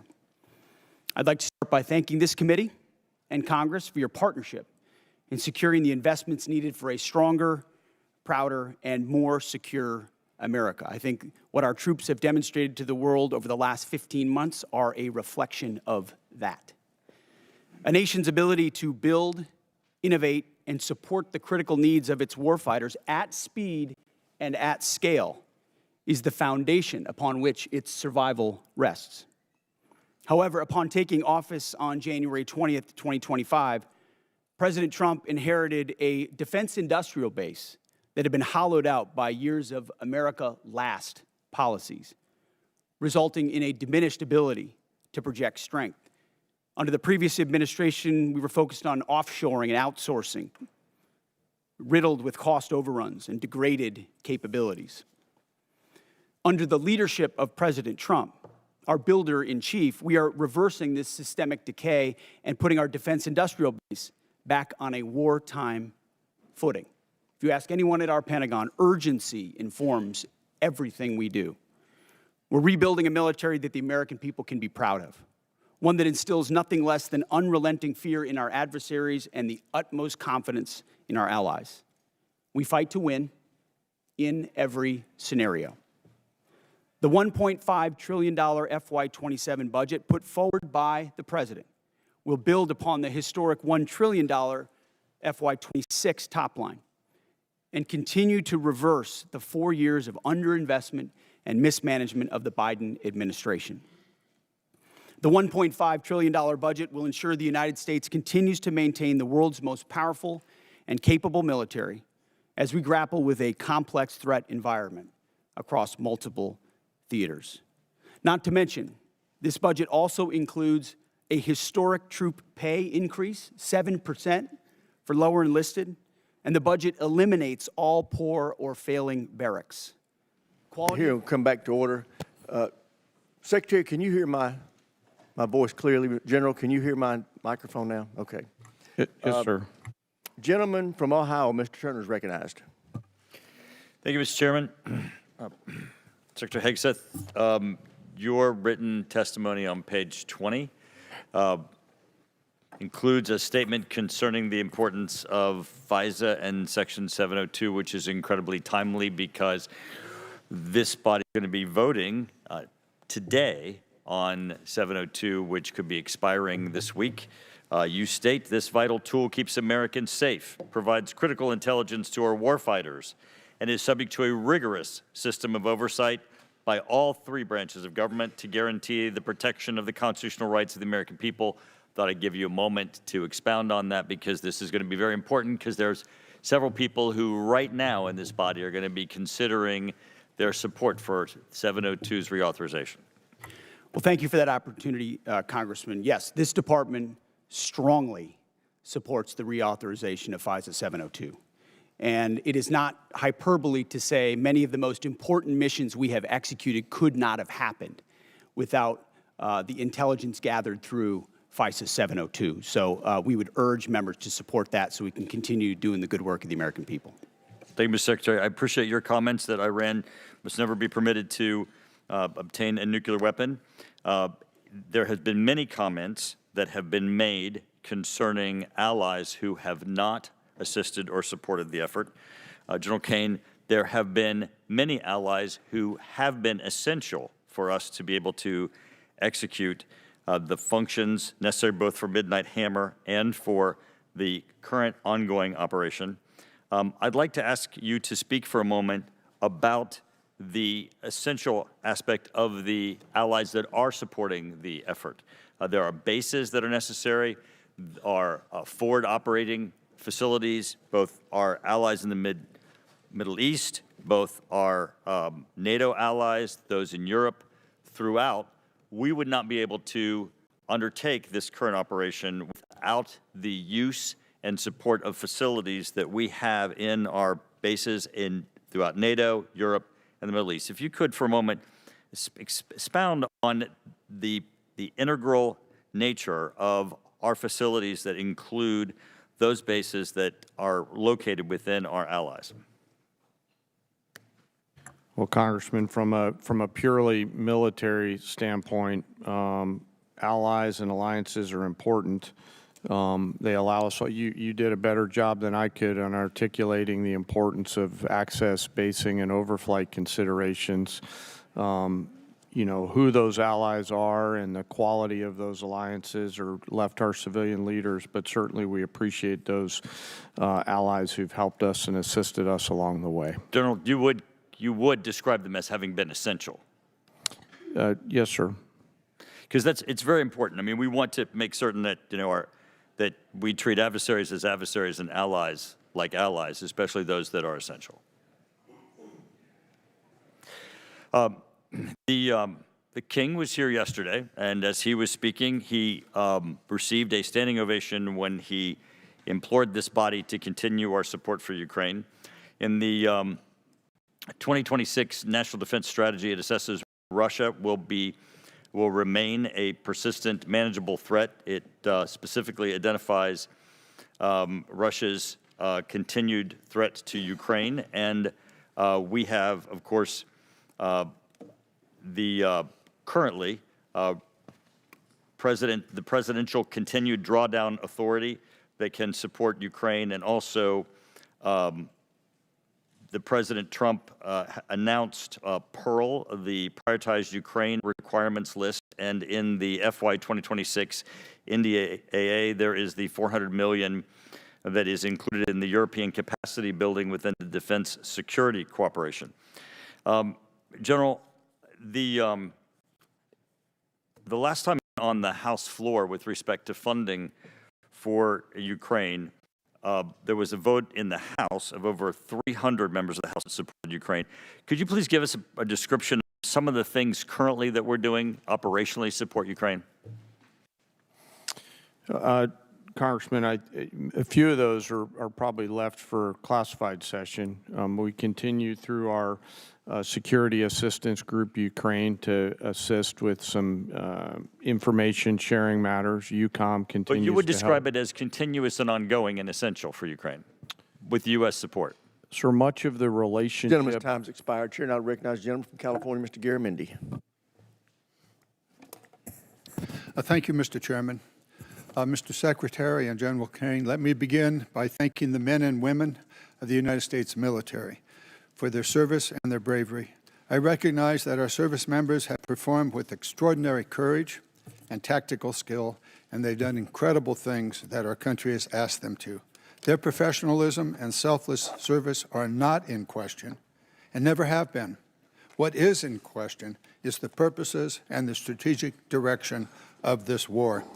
Mr. Hegseth, as Secretary of the Department of Defense, you are ultimately responsible for the conduct of the Iran war. Any unvarnished review of what is happening right now in the Middle East would reveal a geopolitical calamity, a strategic blunder resulting in worldwide economic crisis. The result of Trump's war of choice is a serious, self-inflicted wound to America. It will take years and a new administration to recover from the grave damage to our standing in the world, as well as our economy and our military. We must remember that 13 Americans have been killed in action, hundreds wounded, and thousands of civilians killed, including more than 100 school children. The risk of this conflict was foreseeable. I'm certain that the Department of Defense knew that it was likely that in a war with Iran would create an international economic crisis by blocking the Strait of Hormuz and thus stopping 20% of the world's oil. Was this existential threat considered? Apparently not.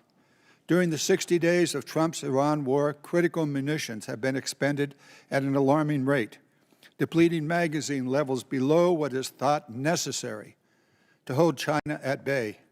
It will take years and tens of billions of dollars to restock. A significant part of the necessary Navy and Marine force in the Pacific has been removed and sent to support the Iran war. Our support of Ukraine has suffered as supplies and defense systems are diverted to the Iran war. America has lost irreplaceable aircraft, radar systems, and strategic bases have been shown to be vulnerable. The continued lengthy deployment of ships, equipment, and personnel has sacrificed readiness. We know what we have lost, but what have we gained? Let's consider that the regime in Tehran is still intact, with new and more radical leadership, as are Iran's ballistic missile and drone forces, as is Iran's ability to rebuild their military industries. Also, as is Iran's coordination with China, Russia, and North Korea, and Iran's ability to choke off global energy supplies, and their stockpile of highly enriched uranium, which they only built after President Trump shredded President Obama's Iran deal in 2017. Secretary Hegseth, you have been lying to the American public about this war from day one, and so has the President. You have misled the public about why we are at war. You and the President have offered ever-changing reasons for this war. You've misled the public about the progress of the war. While the military has executed this war with tactical success, the strategy has been an astounding incompetence, doing immense economic damage to America. Mr. Chairman, And the Mr. world. Chairman, with the personal attack on the Secretary, he should have an opportunity to respond. He certainly Thank will. you. At the time I you're am doing it. finished. It's the gentleman's time. He can use it as he sees fit and add an extra 5 seconds to Mr. Garamendi's time. Thank you. You and the President offer ever-changing reasons for the war. You have misled the public about the progress of the war.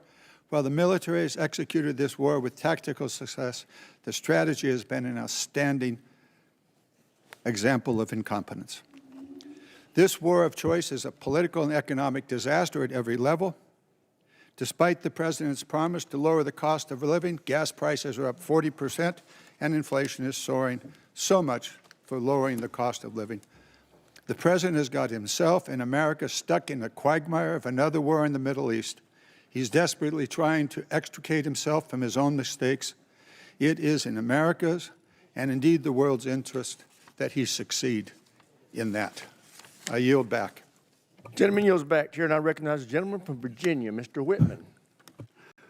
Thank you, Mr. Chairman. I'd like to thank our witnesses for joining us today. General Kane, Secretary Hegseth, Mr. Hurst, thank you so much. I want to go to a statement I've been making here for the last several years, and that is we are in the most dangerous national security position that this world has been in since 1939.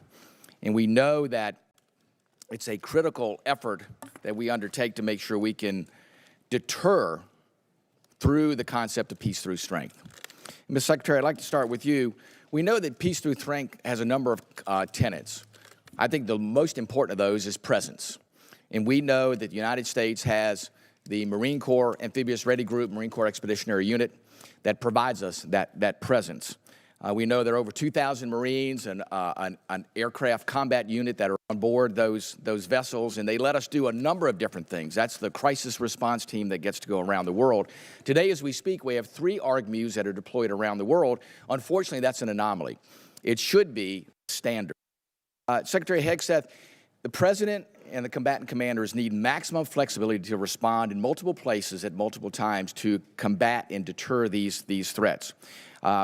I just want to get your perspective on your goal to make sure we have a persistent 3.0 ARGMU presence, and to look at how are we going to make sure through our shipbuilding plans that we assure that we have the adequate number of amphibs that are being built. I think that number is probably right around 40.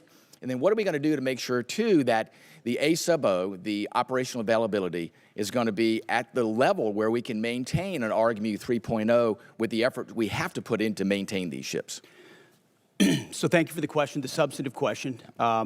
Ultimately, we support 3.0 ARGMU. That presence right now gives us a lot of flexibility. Yeah. And this budget supports moving in that direction to ensure that this administration and future administrations have that kind of strategic flexibility with the incredible capabilities the ARGMU provides.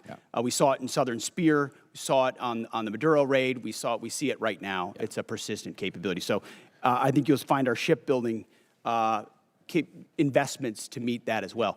But if I may. Sure. Yeah. I didn't get a chance. I didn't see a question in the statement from the congressman.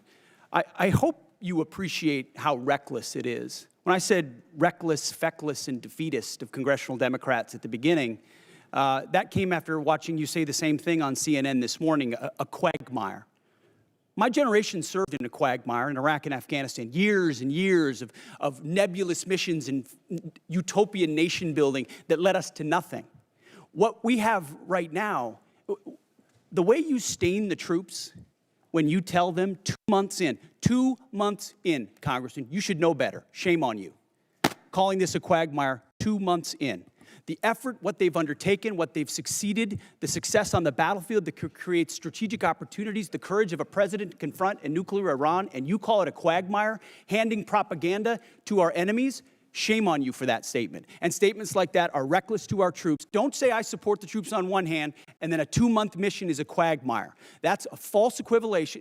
Who are you cheering for here? Who are you pulling for? Our troops are doing incredible work. They've done incredible things for the entirety of this mission and achieved incredible battlefield successes. And you sit there and go on TV for your clickbait about quagmires. It undermines the mission. Your hatred for President Trump blinds you to the truth of the success of this mission and the historic stakes that the president is addressing, which the American people support. Iran's been at war with us for 47 years. You want to talk about a forever war?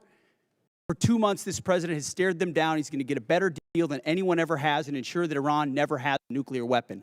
I know the American people support that mission, despite your loose talk and words like quagmire. Thank you. Thank you, Mr. Secretary. General Kane, I want to quickly go to you. We know all about the need for exquisite platforms, but we know if we're going to close the gap with our pacing threats, we have to make sure we have those expendable and attritable platforms. And we know those nation capabilities are key, and we have to be able to spin them up quickly because that's the fastest way for us to, again, deter by peace through strength. Give us your perspective on how you see the urgency of getting that capacity not only in place, but getting that ability to go to scale and get those capabilities in the hands of our warfighters. Sir, I think it's critical, and when I look at what OSW above us is doing, and the Deputy Secretary as well as Secretary Duffy, and frankly, the National and Defense Industrial Bases all rallying around the need to scale, along with the new entrants that are out there who are coming and bringing products to the Joint Force. A key is capacity. Time's expired. Chair, and I recognize the gentleman from New Jersey, Mr. Norcross. Thank you, Chairman. I'd like to thank witnesses for being here today. Mr. Secretary, it's well known that our Defense Industrial Base and Maritime Industrial Base has declined greatly over time. It's the shipyards. It's many of the things that you already spoke about. In my community, we used to have 3 shipyards, 40,000 workers. We've lost that critical job skills there and 40,000 people who know how to do it. And quite frankly, most of it went overseas because it was cheaper. Well, cheaper doesn't buy the security we need for our industrial base. I championed a provision in the 24 NDAA entitled Enhanced Domestic Content Requirement for Major Acquisition Programs. Had to do with our industrial base making things here in America long before this administration came in. The goal was to strengthen our supply chains and have that critical oversight, push for greater investments, much of what you're doing now on these major defense acquisition programs.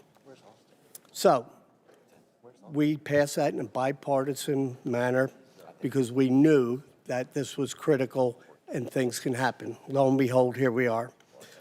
There was a reporting requirement in that calls on you, the Secretary of Defense, to establish an information repository, issue rules, create a fallback process to govern the Department of Defense. We wanted to better understand much of what is being done here, but it's not being reported back to us. I sent to your office on January 8th, followed up on February 4th. We're years overdue on this report. That will give us insight onto how we're addressing it. We hear what you're saying, but can you commit that we will get that report to us in the next 30 days? Unless Jay has additional details, I'll make sure we look into it. Whatever we can get to you as rapidly as possibly, we will. We'll also check with the new Navy leadership and make sure they're complying as rapidly as possible with every aspect that could apply to shipbuilding. That's been our focus on the Navy side. It's not just shipbuilding, major acquisition programs across the board. This is incredibly important, and they are ignoring this, and 30 days is being generous, certainly. Second issue is you talk about championing the American worker and how important this is, yet in a memo on April 9th, you terminate all the collective bargaining agreements across the DOD, taking away from hundreds of thousands of workers at DOD their collective bargaining rights that they voted for. There was nothing to indicate there were any issues with any of the bargaining agreements, yet you decided to take away from them. Over the last few years, we have increased the wages for those war fighters, incredibly important. This year, up to 7%. Yet on the other side of this, you talk about supercharging the defense industrial base. We are in this. How do you go and say, yes, we support the war fighters? They can't do their job unless we are building things that they can use. Yet, no evidence to prove that these collective bargaining agreements were a problem anywhere across the Department of Defense under Democrat and Republican administrations. How do you kind of square that circle that you care about this, yet you take away their voice in the job? Well, certainly, sir, the great workers that whether they're contractors or DOD civilians that do the important work for us, the great ones are going to stay. And we've invested more in merit bonuses for civilians than any administration previous. So if you're doing great work, you're going to stay and you're going to have even more opportunities.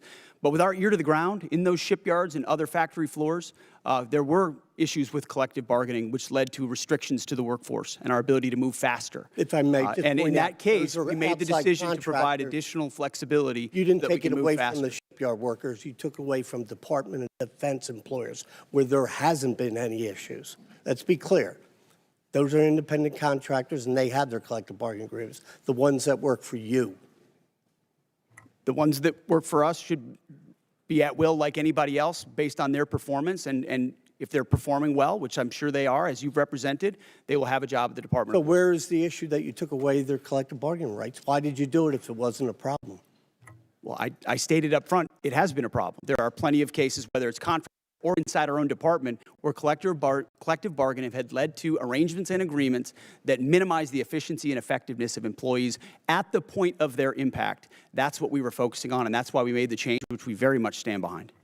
Well, I yield back. Gentleman yields back, Chair, and I recognize the gentlelady from New York, Ms. Stefanik. Thank you, Mr. Chairman. Secretary Hegseth, I appreciate the department and the administration's focus on expansion and innovation in the defense industrial base. That's particularly important for emerging technologies. For years on this committee, my office has led the effort to ban the procurement of Chinese communist drones, which pose a significant national security threat.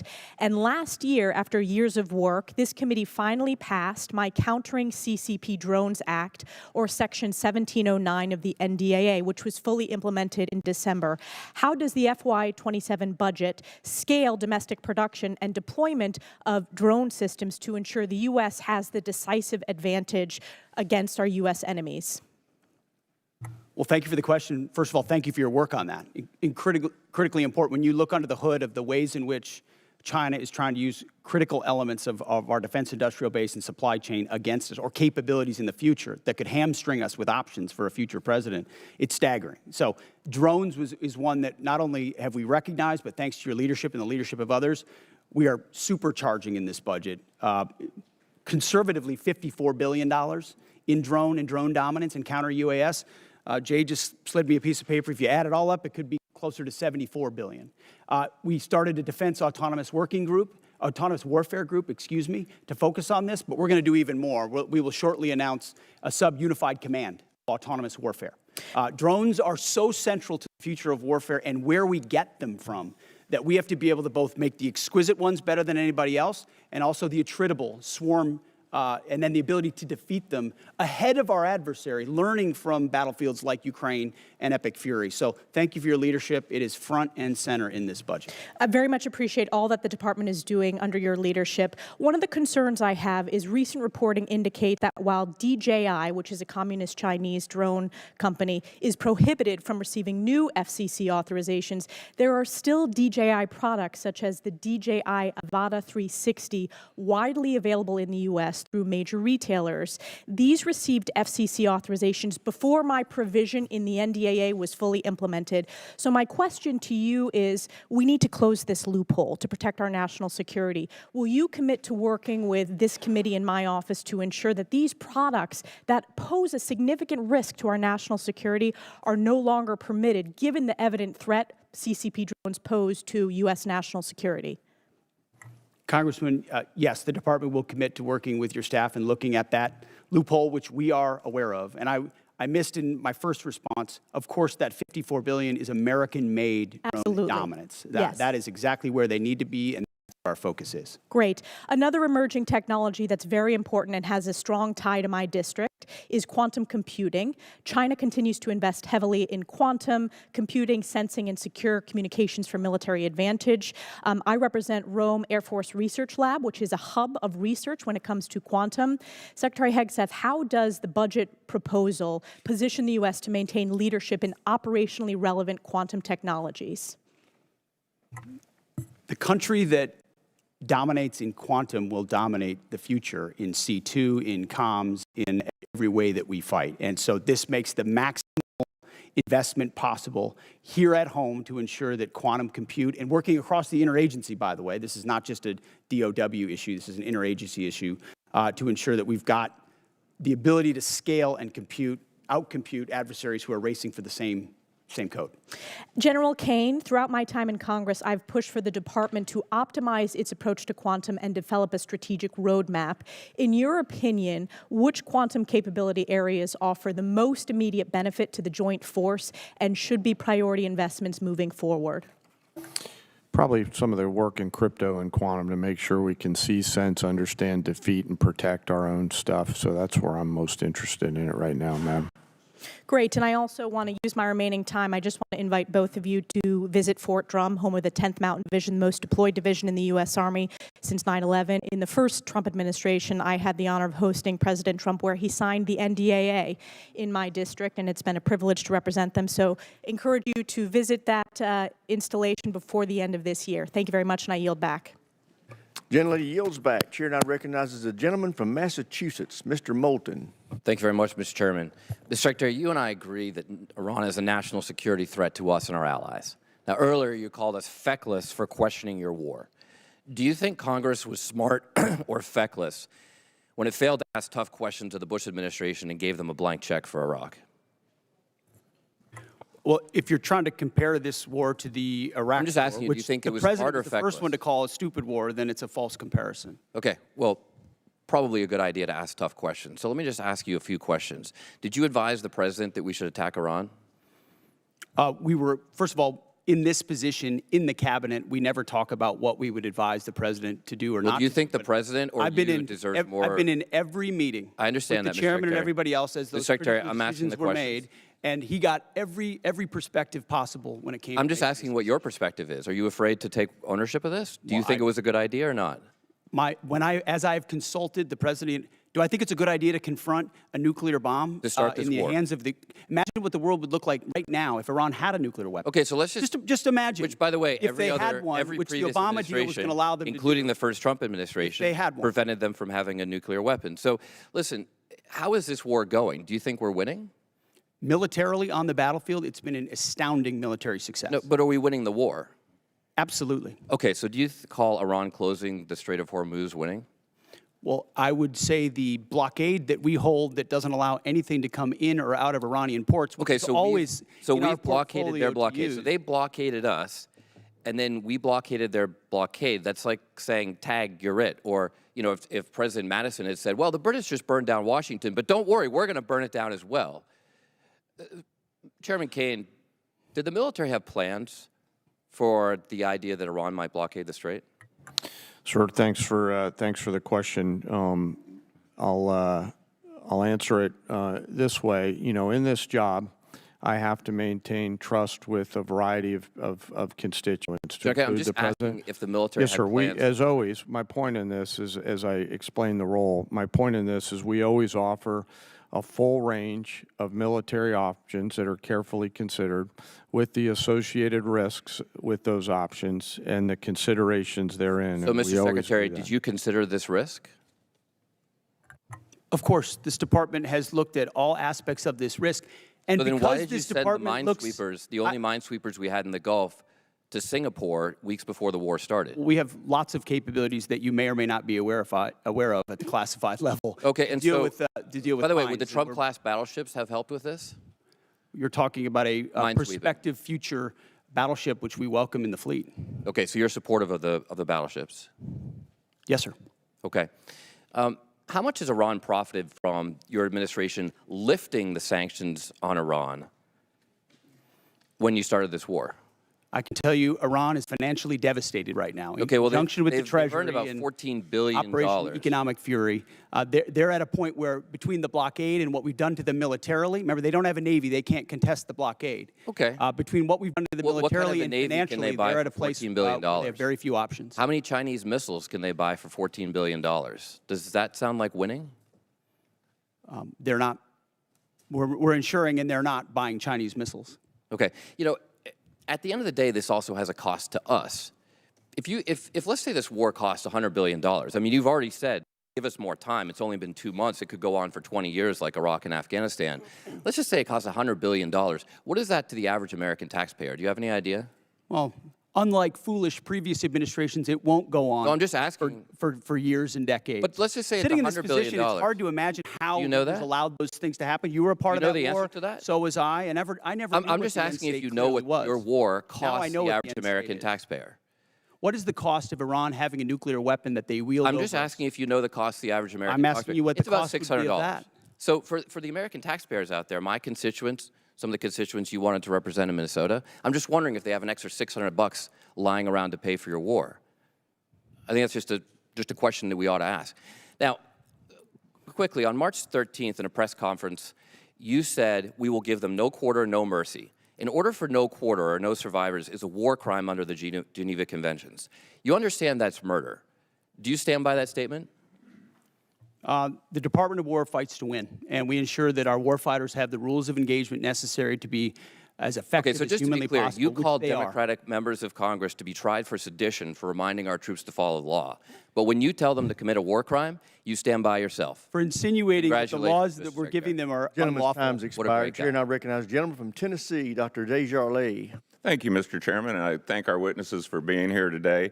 And I'd like to thank you for your commitment to our advancement in space, Golden Dome, and nuclear modernization, all which are critical. And also, I understand we're going to start some reproduction of the MQ-9 Reaper drones, which you, Mr. Secretary, and Ms. Secretary share my great state of Tennessee, and we know the 118th Air Wing of the National Guard operates Field and conduct many of these missions, and they do so with great precision. So thank you for that. Secretary Hegseth, you commissioned as an infantry officer in the U.S. Army National Guard in 2003. You've been deployed to Iraq, Afghanistan, Guantanamo Bay. You have been awarded 2 Bronze Stars, the Combat Infantryman Badge, Joint Commendation Medals, 2 Army Commendation Medals, among other recognitions. You have seen military actions from both an operational and service member perspective. Have you ever seen operations with the scope and scale and complexity of Midnight Hammer, Operation Absolute Resolve, and Operation Epic Fury? Thank you for the question, Mr. Congressman. Not only have I not seen missions like that, but if you earnestly go into our formations right now, and you talk to colonels and majors and staff sergeants and 2-star generals, and you ask them about the environment of our military right now and its capabilities right now, compared to under the Biden administration, under Obama, they will tell you it is night and day.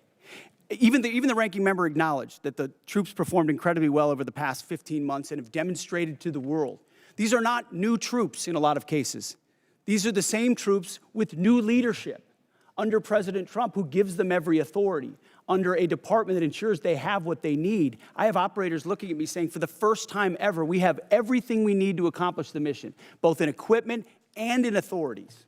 That matters when you go 37 hours around the world for Midnight Hammers. That matters when you go downtown in Venezuela and grab the indicted dictator of a country in the middle of the night in the most fortified location. That matters at the outset of the Iran conflict. It matters during Operation Rough Rider, which there's a reason why the Houthis aren't on in this fight right now, because they experienced 50 days of the American military under President Trump. That matters in the Caribbean in our fight against designated terror organizations. This military is unleashed, and morale is at a level that this country has not seen for decades and decades because of the leadership of President Trump and because this War Department allows them to get back to basics. No more distractions, no more debris. It's simple accountability, training, standards, lethality, and they respond to it. And it's that response that's manifest in highly and historic successful military operations led by our incredible joint force, who are grateful to have a commander-in-chief that has their back. Well, I can tell you for that, our nation, myself, and all of us are incredibly grateful. Secretary Hegseth and General Kane, with your vision and steadfast commitment to our nation's service members, you have both overseen the beginning of a generational transformation of our armed services. This budget request reflects that commitment by building and sustaining our defense industrial base, increasing service member pay, housing, and benefits, robust funding for Golden Dome missile defense and space capabilities, and the emphasis on the peace through strength doctrine outlined in the National Defense Strategy. Based on the Defense Department's recent track record of successful missions, can you share some examples of military action that illustrate exactly how your leadership and vision for the Department of War is translating the peace through strength doctrine into an operational reality, and what psychological impact that may have on our near-peer adversaries, such as China and Russia? And I'd like to get both yours and General Kane's perspective. If you can take 30 seconds each. I'll keep it brief. Reestablishing deterrence was one of the core pillars of what we set out to do after Afghanistan, after October 7th, after the war in Ukraine, after Lloyd Austin went AWOL for a week and no one seemed to care. The world took notice of that. And through the actions we've taken swiftly that I just laid out, the world has recognized that American power is back, and the willingness to utilize it shows that we can achieve peace through strength. And General Kane, in terms of our adversaries? Yes, sir. You know, when we look at the totality of actions that we've done over the last year, one thing leaps out at me that I think is clearly and unambiguously seen by our adversaries or those that may consider it, and that's our ability to integrate and synchronize a whole range of capabilities that we have in the joint force, information, cyber, deception, jamming, air power, sea power, land power, et cetera. And I think that ability, and I'm so proud of our joint force, those young... Gentleman's time's expired. Chair, and I recognize the gentleman from California, Mr. Carbajal. Thank you, Mr. Chair, and thank you, General Kane, Mr. Hegseth, and Hers for being here today. I associate myself with the comments of Ranking Member Smith and Mr. Garamendi, so that I won't repeat a lot of what has been said. Mr. Hegseth, I recently realized that we have something in common. I'm also a fan of Pulp Fiction. And no, the movie is not an accurate portrayal of the Bible. You know what I'm talking about. This president and his administration have claimed to be the most transparent of all time. With that in mind, I'd love to get some straightforward answers today. Some estimates show that the Trump administration's war of choice in Iran is costing taxpayers around $1 billion every day.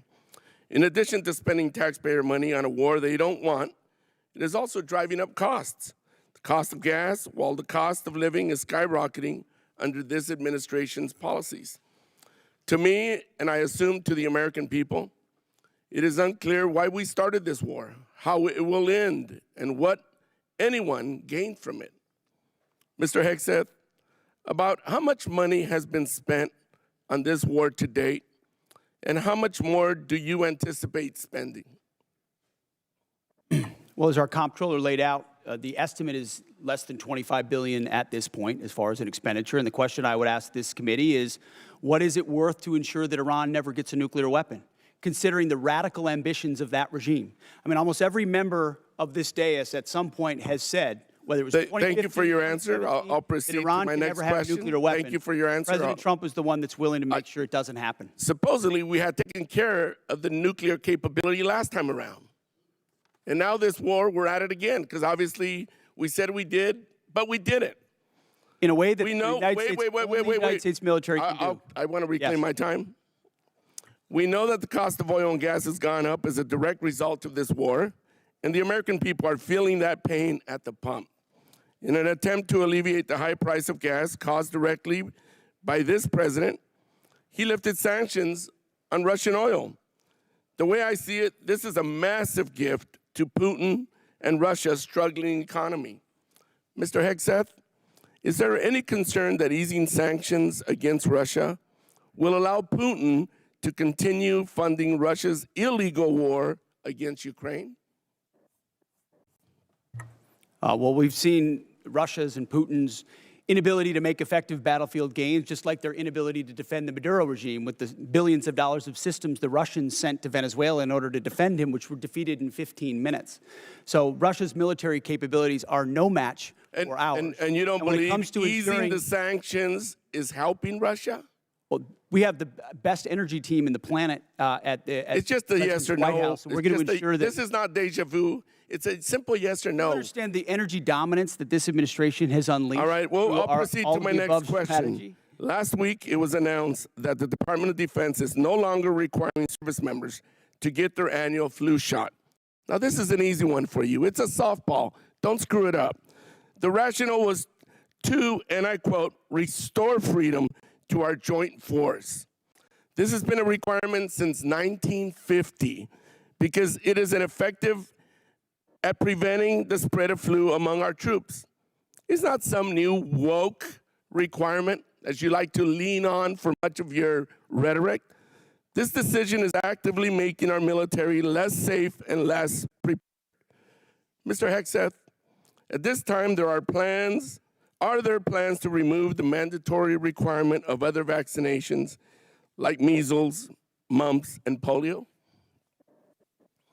We made very clear in our announcement that it applies to service members having a choice as it pertains to the flu vaccine.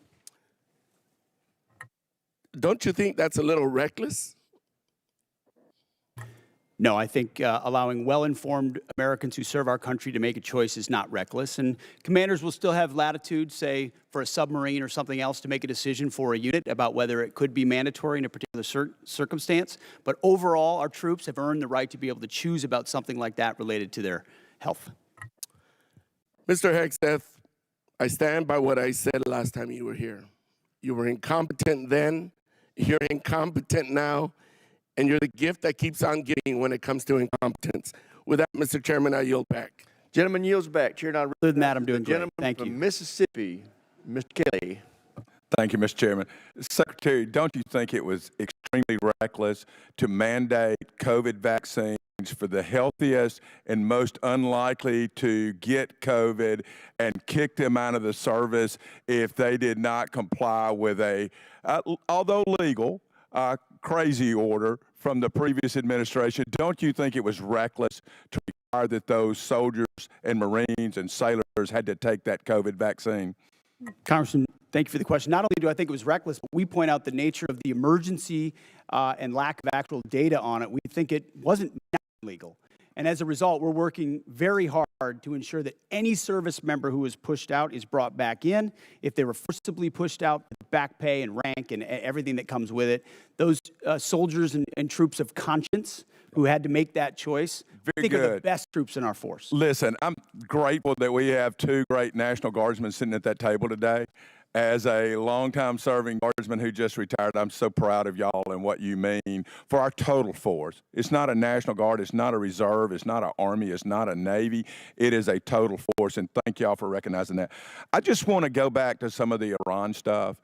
I don't know, maybe they're in a different world than I'm living in, but from where I live since 1979, Iran has been at war with the United States, although we refuse to acknowledge it, whether that's Hezbollah, whether that's the Houthis, whether that is Hamas, whether that is trying to build nuclear weapons, exporting terror everywhere. I know for a fact when I was in Iraq, both tours, that EFPs made by Iranians killed our troops. I know for a fact that many of the munitions, I know for a fact many of the militias in Iran that were Shia-based were there to attack Americans at the willing knowledge of the Iranian government. Do you agree they've been at war with us and are still at war with us and the world since 1979?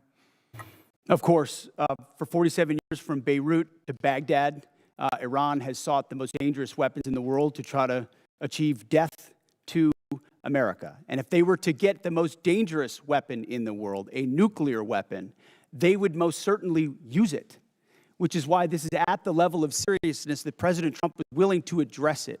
And that's what I think so many in this body misrepresent. North Korea is the lesson. Everybody thought North Korea shouldn't have a weapon. Under the Clinton administration, they gathered so many ballistic missiles that the ballistic missile shield allowed them to blackmail the region and the world to say, we're going to get a nuke and you can't do anything about it.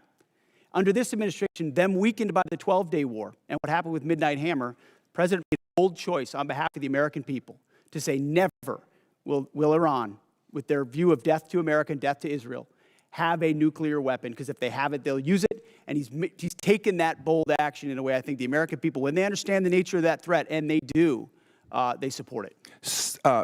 Chairman Kaine, wow, I've been around a long time. Can any other military in the history of the world pull off Venezuela, Midnight Hammer, and Epic Fury the way that our great warriors that defend and project power for our nation? Are you aware of any other nation in the history of the world that could have done that? I'm not sure, and I remain very proud of the Joint Force. I'll also say that we're a learning organization, and we're going to continue to look at the things that go right in any operations that we're tasked to do, and we're going to get better every day. So we do not want to sit on the successes and assume future successes. We owe it to the nation and to the citizens to constantly improve no matter how well something goes. So I'm incredibly proud of the Joint Force. That said, I'm even more proud when they come back after that. They go into a team room and they start debriefing to make sure that we do it better next time, whatever it may be. And my final point, I just want to talk about what a stroke of genius it was, greater than I would have thought, to blockade the ports of Iran. And that blow economically to their entire economy and to their leadership and everything else, it's going to take a little bit of time to play out. But that was so smart because it is more effective than any bombs, and those bombs were effective in Midnight Hammer. They continue to be. But until we kill their will to create a nuclear weapon, they will always be a nuclear threat because they've advanced far enough along.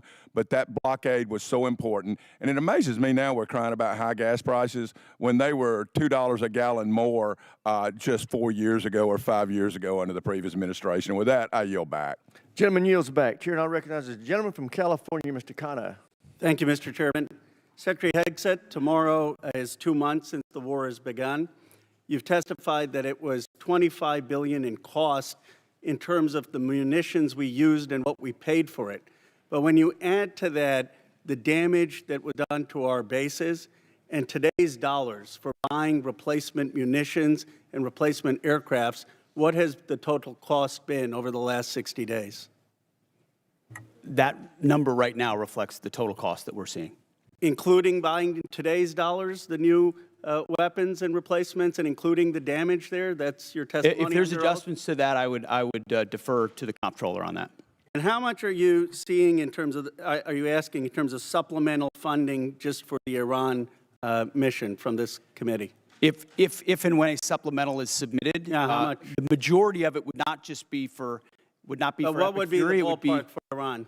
Munitions related to the entirety of what we want to get done. A number, what would you submit? It would be within on Iran, it would be less than $25 billion, but there's a lot more we would ask for beyond just Iran. You're saying it's $25 billion. I would just, if you come back, you want to revise those numbers, because all the experts are disagreeing with you when it comes to today's dollars and damage, but you can revise it. How much did it cost American taxpayers in terms of the strike to the Iranian school where kids were killed? Do you have that number in terms of the missiles we used? As I've said, that unfortunate situation remains under investigation. You don't know how much it costs the taxpayer? But I wouldn't tie a cost to that, to anything. It's a reasonable question, no, sir? I mean, our taxpayer money was going there. Do you know how much it will cost Americans in terms of their increased cost in gas and food over the next year because of the Iran war? I would simply ask you what the cost is of an Iranian nuclear bomb. I'm going to give you that opportunity. I would simply ask you what the... you're playing gotcha questions about domestic things. I'm not... You're saying it's a gotcha question to ask what it's going to be in terms of the increased cost of gas? Why won't you answer what it costs to prevent Iran from getting a nuclear bomb? I give you that, sir, but let me... What would it cost? What would you pay to ensure Iran doesn't get a nuclear bomb? What would you pay? I reclaim my time. Do you not know? You had no one do the analysis of what the increased cost of gas and food on the American people are going to be? What is the cost of Iran holding that straight at issue with nuclear weapons? It's $631 billion, which means it's an increase of $5,000 a year for American households. Now, let me give you this point. You're saying that your operation is preventing a nuclear Iran. Will you acknowledge that there is an economic cost to the American people for doing what you believe is necessary to make Iran denuclear? Will you acknowledge the economic cost? We have an incredible economic team that's managing this better than what the previous administration did to our economy, what the previous administration did with inflation, what the previous administration did with COVID, and you're going to lecture this administration about the economy? You know what is upsetting? Incredible. You didn't even do the analysis on how much it's costing the American people. It's one thing if you said, okay, it costs the American people $5,000, but we think it's worth it. That's what we've done in World War II and other wars. Here's what it costs. You got to pay for it. You don't even know what the average American is paying. You don't know what we paid in terms of the missiles that hit the Iranian school. You don't know what we're paying in terms of gas. You don't know what we're paying in terms of food. Your 25 billion number is totally off. It's the incompetence. It's the incompetence. Let me ask you this. Certainly maybe here we'll find agreement. There were still 440 pounds of low-enriched uranium, correct, when President Obama after the JCPOA? Is that accurate? The amounts and types are classified. Okay. Will you acknowledge that there were 970 pounds of uranium enriched after Trump tore up the JCPOA? The JCPOA was a terrible deal that allowed Iran a path to a nuclear bomb. You deal with vague platitudes. I'm asking you about numbers. Like you don't know what gas costs, you don't know what food costs, you don't know what the operation costs. You know, I get sound bites, but how about numbers? Do you know how much the enriched uranium was after you ripped up the JCPOA? Trump did. I'll give you a number. I know that, as was stated by early on, the price of gas is twice as expensive in California, your home state, as anywhere else in the country because of the horrible policies your state pursued. You know what? It used to be that type of stuff worked, and then you started to lose the people that you campaigned you wanted to be for, because you said you wouldn't get us into bad wars. You said you would bring down the prices. You know what I'm sad for? I'm sad for all the people who voted for Trump. I'm sad for them because you betrayed them. You betrayed a lot of that MAGA base. And you know who knows that? J.D. Vance knows that.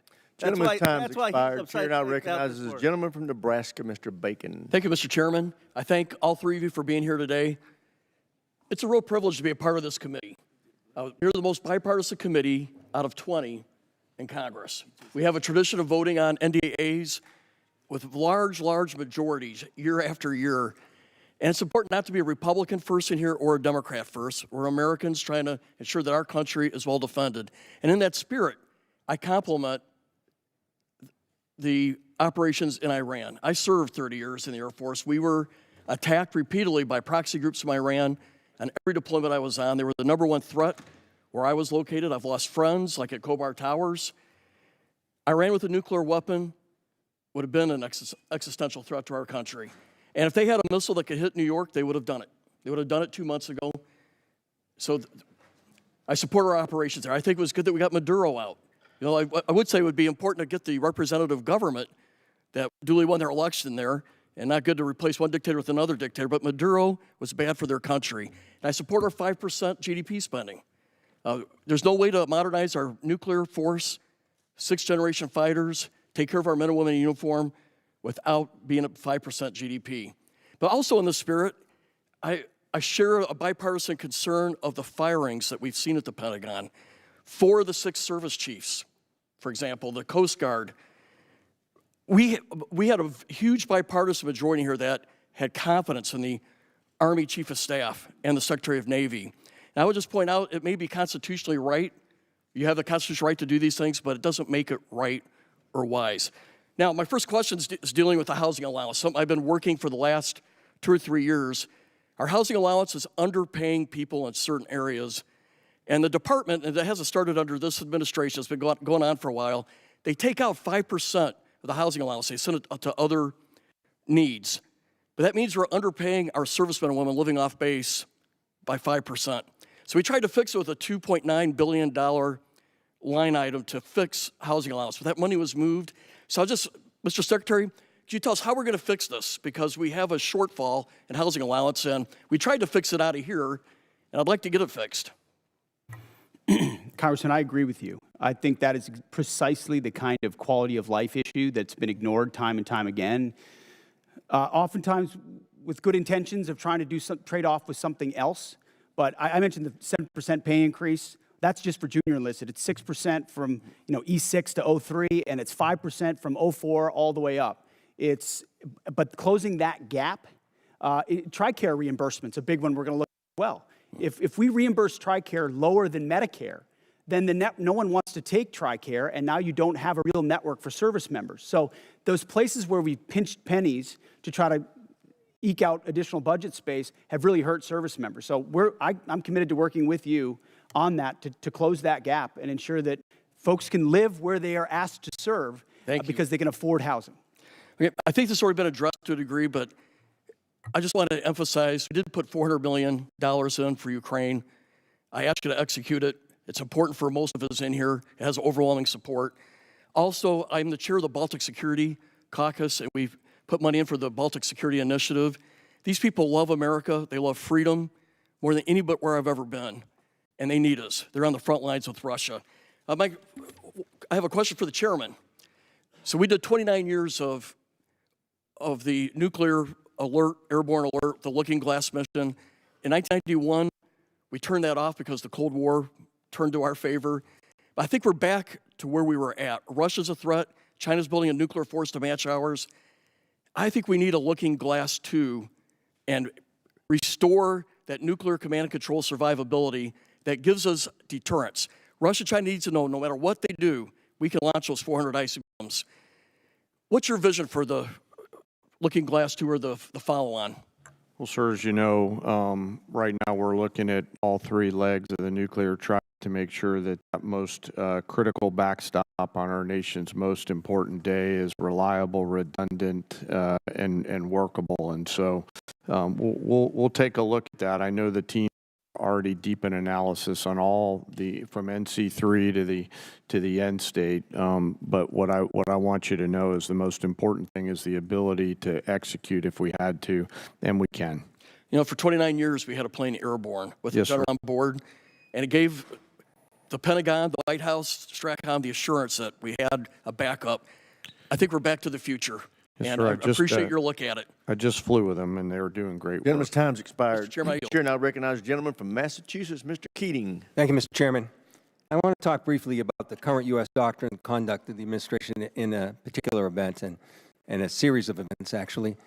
As everybody in the dais and the witness table is aware, the Department of Defense Law of War Manual specifies that any order to kill shipwrecked persons in an illegal order would constitute a war crime. It isn't suggested there's a specific example to show a clear-cut example of what this entails in our own manual. With that in mind, let's look back a few weeks ago when a fishing crew ended a long day of hard fishing, scoring a full stock of albacore and swordfish on board.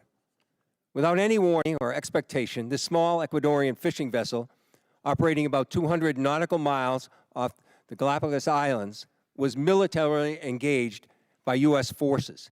It was hit once, then it was hit again. Not a warning shot, not an interdiction, 2 drone strikes. Survivors described chaos and severe injuries. Our U.S. forces then handcuffed the crew at gunpoint, placed black hoods over their heads, seized and scrubbed their devices, and then held them for days. Ultimately, the crew was released, given there was no evidence to support any narco activity or any charges that may be against them. So to recap, we struck a vessel, struck it again, set fire to it as it was sinking. And as public reports say, even drank their beer. We detained the survivors, and then we let them go. This should be eye-opening. Now let's go to another example, the double tap or 2-strike attack that took place on September 2nd in the Caribbean. A vessel was struck, disabled, and then struck again, killing all but 2 survivors that were left clinging to the wreckage. And this is the thing. We know this happened. We know how it happened. And the Defense Department still refuses to release the follow-up video of the killing of the shipwrecked survivors, even though they released the initial one to the public in major news networks worldwide. No difference in sources and methods in the 2 videos, but still not released to the public. Of course, the backlash was severe at the time and perhaps is being forgotten.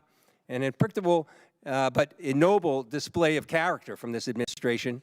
Fingers were pointed at one another as everyone scurried to cover, in a tacit acknowledgement that this was an issue potentially violating international law. Now, I've reviewed what's been available, the phony rationale that these attacks are about fentanyl trafficking, when we know fentanyl comes from China, India, through Mexico.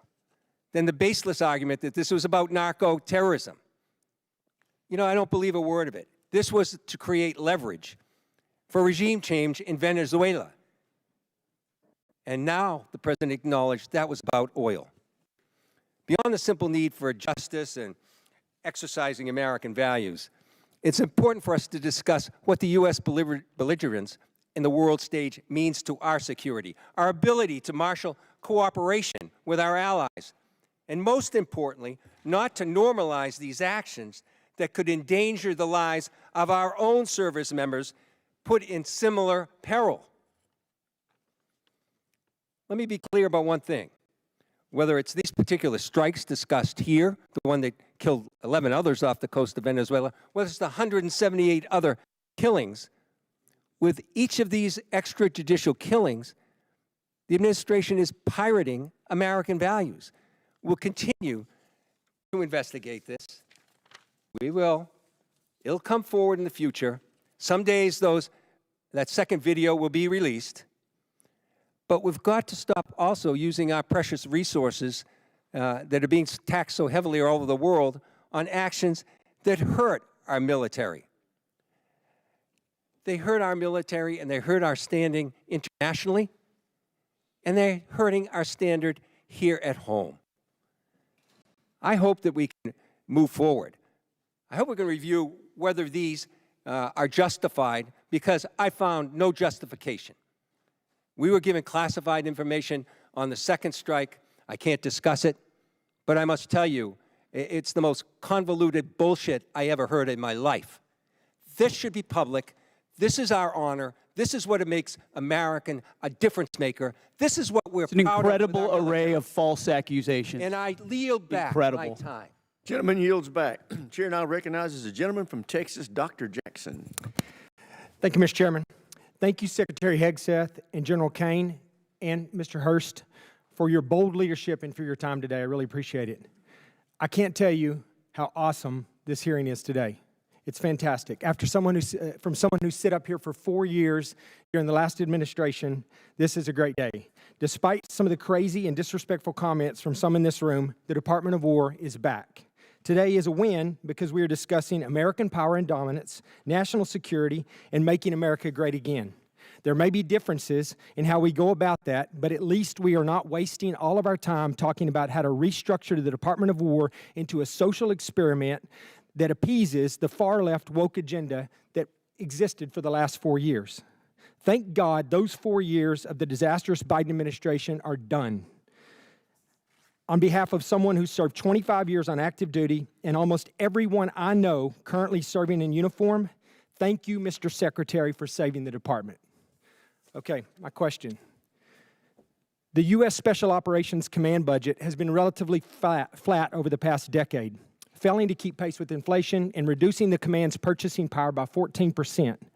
I was disappointed to see that SOCOM's FY27 budget request was only $223 million higher than last year's enacted level, dropping even further from an already less than 2% to now just above 1% of the department's overall budget.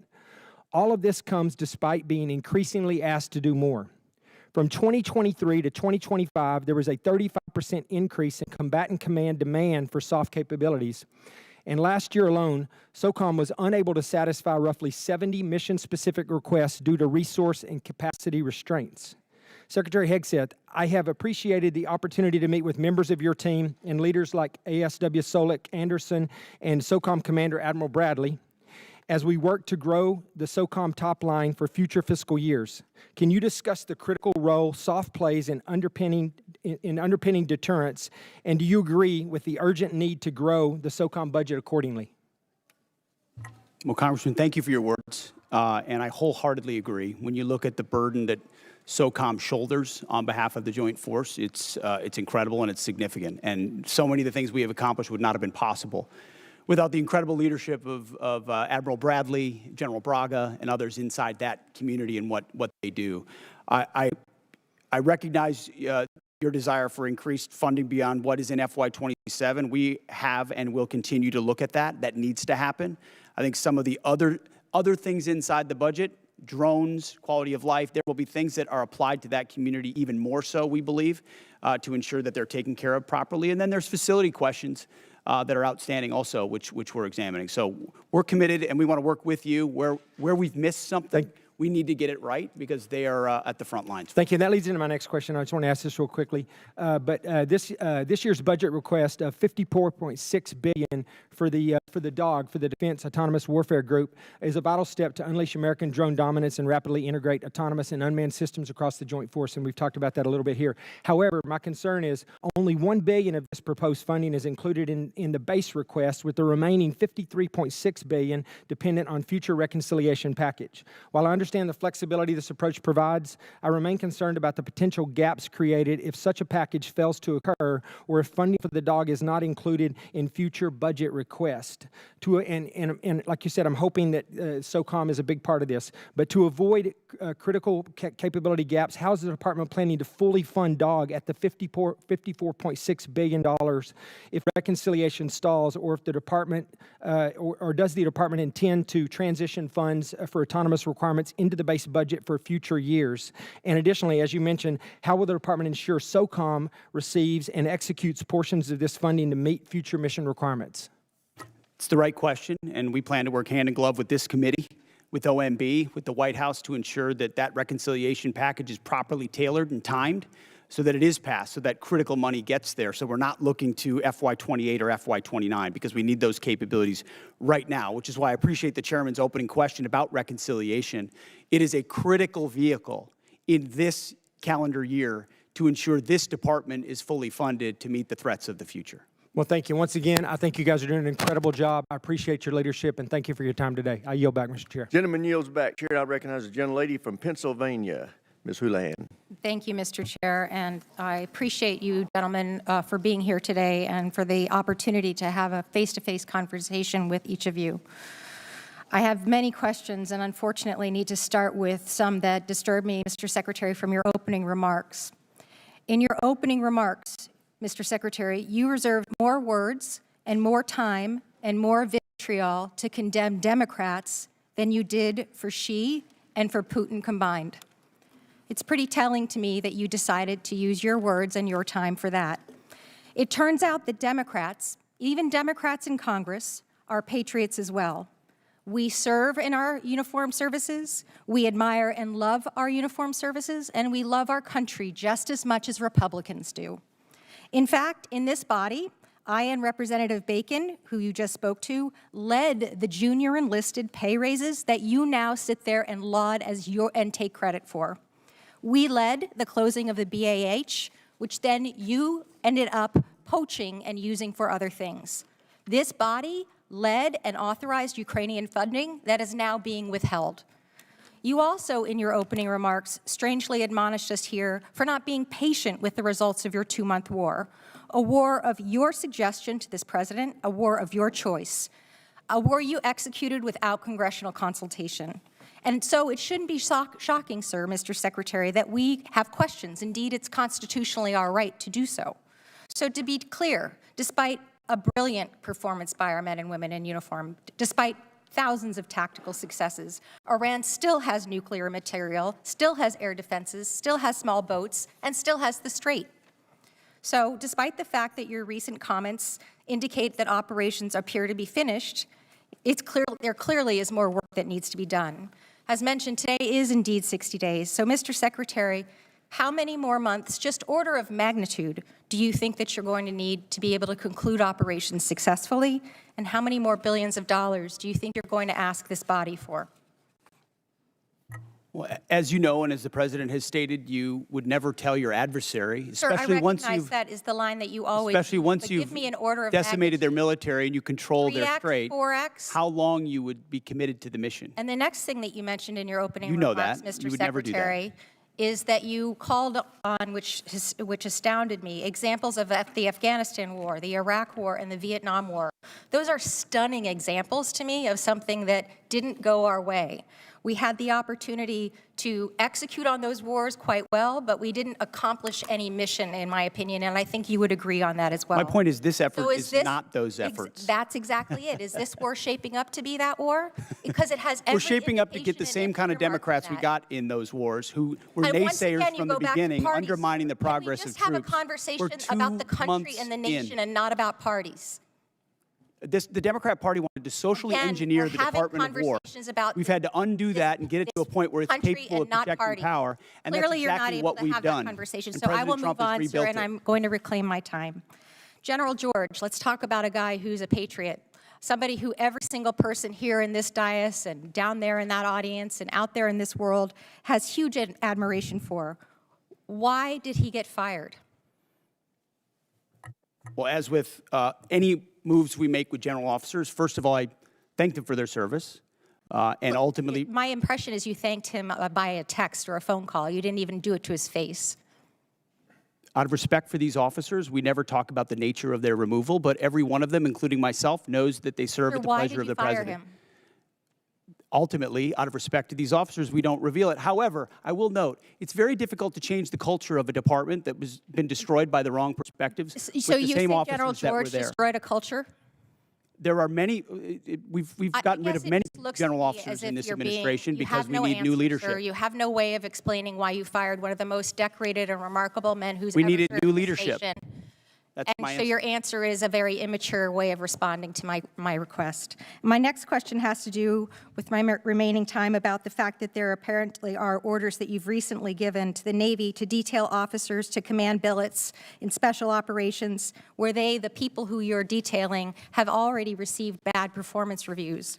They've received negative fitness reports. Is there a truth to that statement, sir? I'm not aware of what you're referring to. Have you ever ordered the Navy to add officers who never screened for Special Operations Major Command to the promotion list for flag officer? I'm not aware of what you're referring to. All right, I'll take that for no. Thank you, I yield. Generally yields back. For everybody's situational awareness, it's my plan at 1 o'clock or approximately 1 o'clock to recess for about 10 minutes to give the witnesses a chance to stretch their legs and visit the restroom if necessary. But with that, we will now go to the gentleman from Florida, Mr. Jimenez. Thank you, Mr. Chairman. And Mr. Secretary, are you aware that Iran, either through our intelligence or they themselves, said they had about 500 kilograms of enriched uranium, up to about 60%?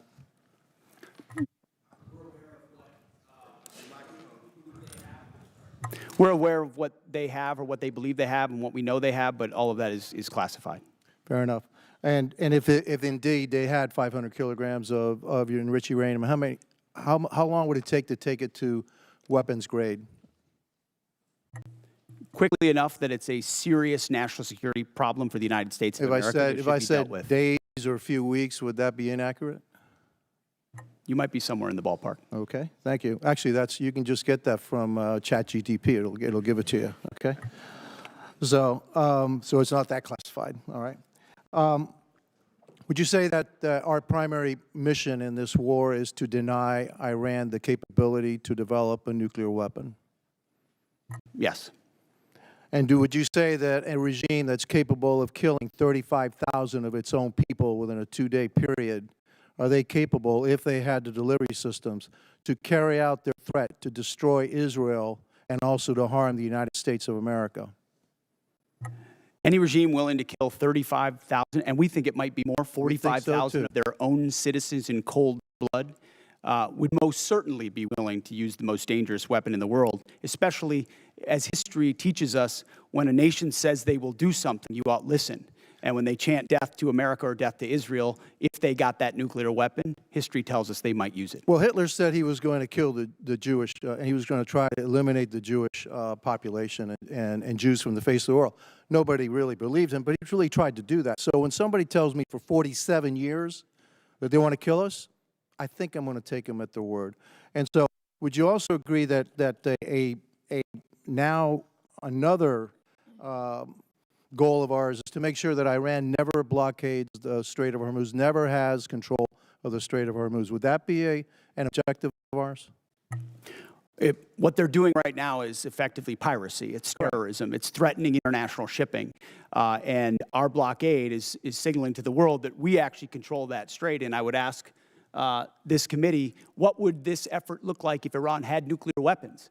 Imagine if not Iran had nuclear capabilities, what they would do to wield over any advantage they have, from proxies to funding international terrorism. Mr. Secretary, also, not only would they do that, but imagine if we had not become energy independent.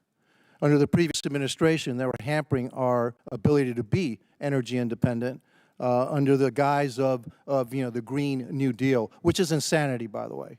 I'm going to go back a little bit in history. We were bombed, Pearl Harbor was bombed on December 7th, 1941.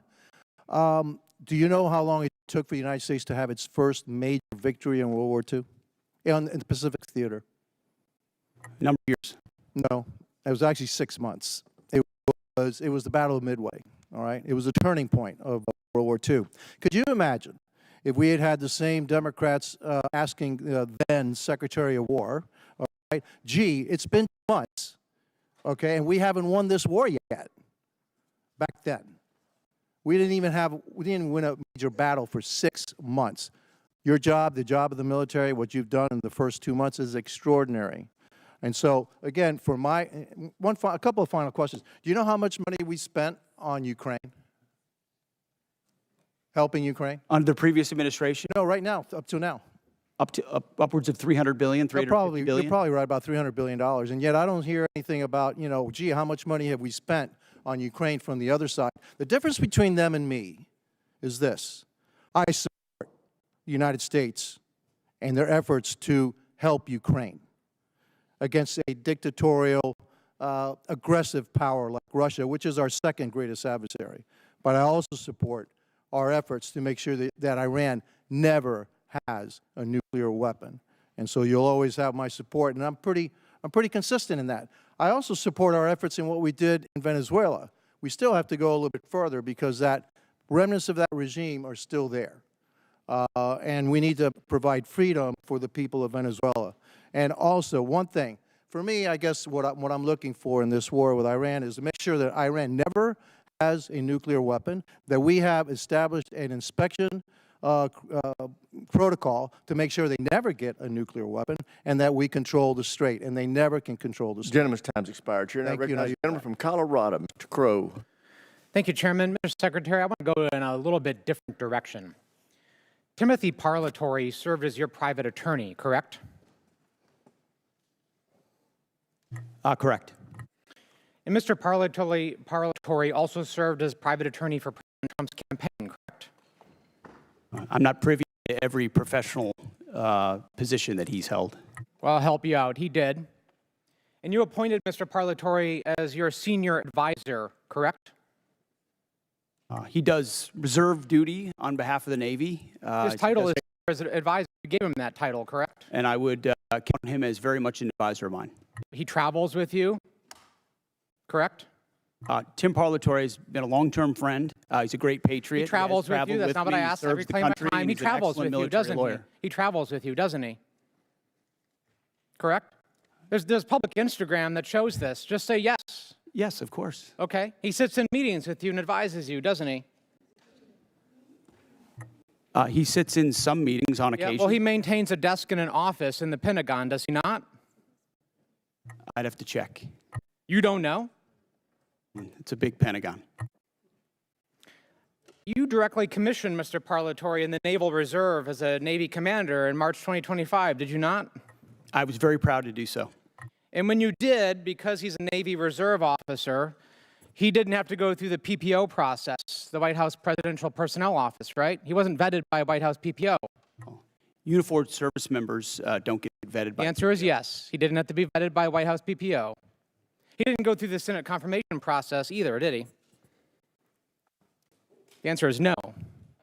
I don't know what you're getting to, but Tim is a fantastic I'll tell you what I'm getting to. The answer is no, work. right? He does great work. Okay. He didn't maintain a security clearance when you appointed him as special advisor. Is that right?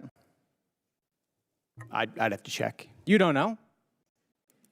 I mean, anybody that has access to sensitive material is going to have the appropriate clearance. Okay, so when you appointed a special advisor, he had a security clearance?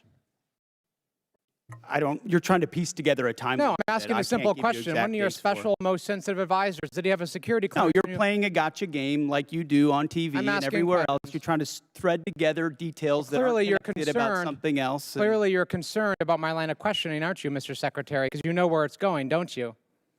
I think you do. So, does Mr. Parlatore represent foreign governments? He has a private law practice, does he not?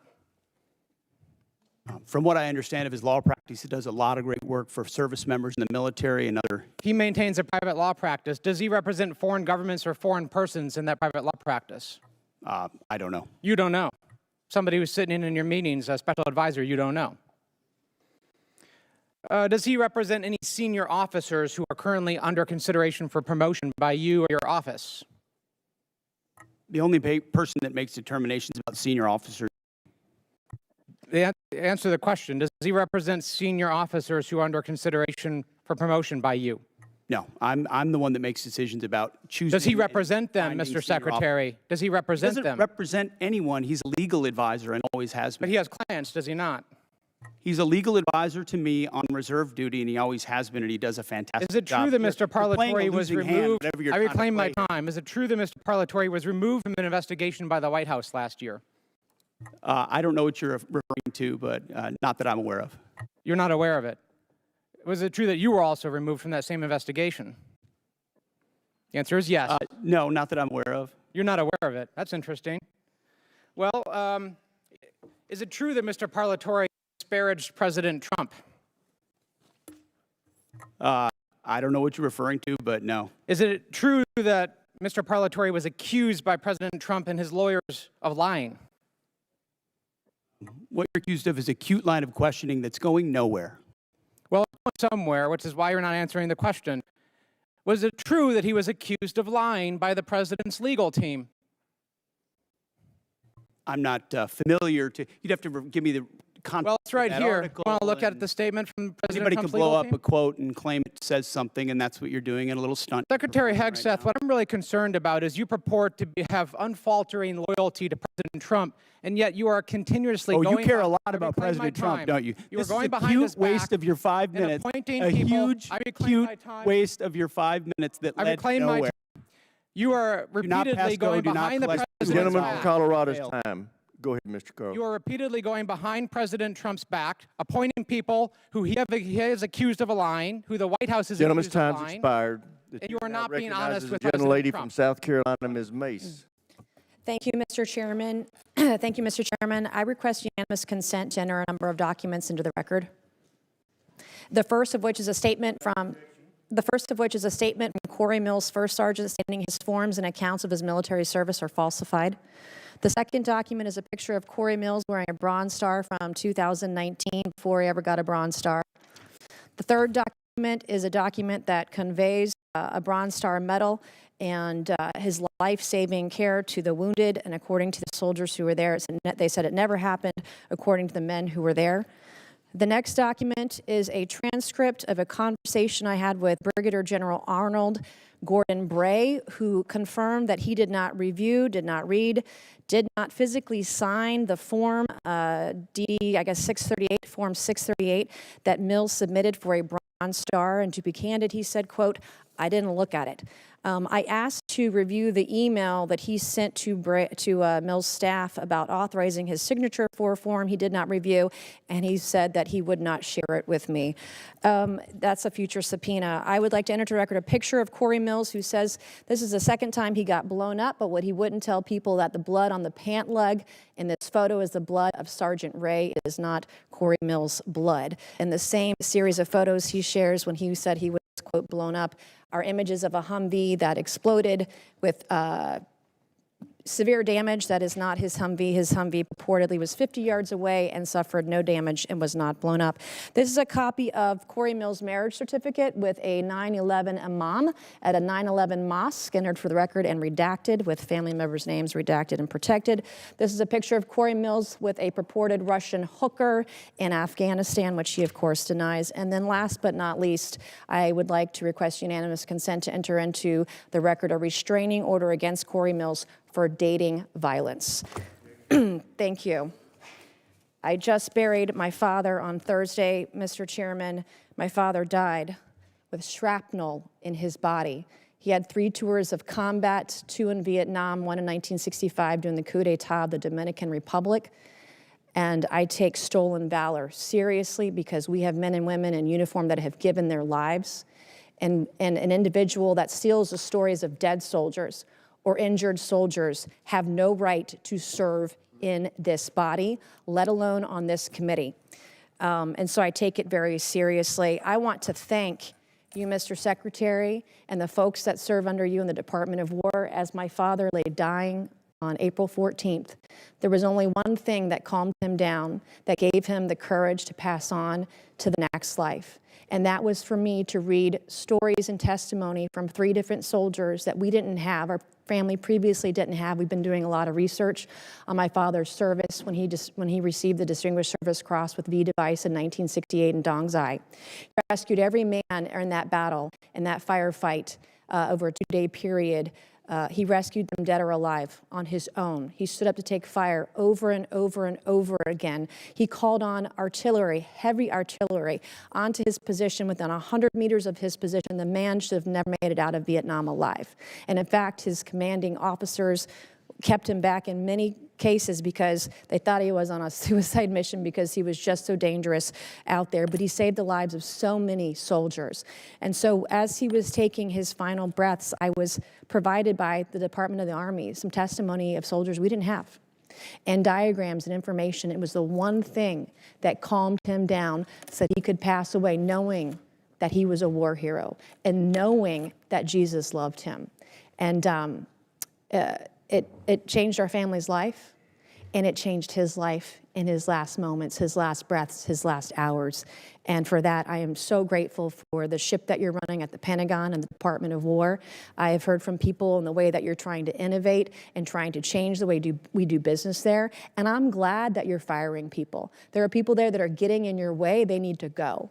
And the efficiencies that you want to bring, whether it's shipbuilding, whether it's cyber, whether it's AI, whether it's public-private partnerships, we have never seen a secretary at the Department of War who has been as innovative as you have. So I can't say enough good things about you right now. I was impressed. I was concerned about troops on the ground in Iran early on, and I was impressed with where we are today, how those soldiers were evacuated that got in that flight that crashed.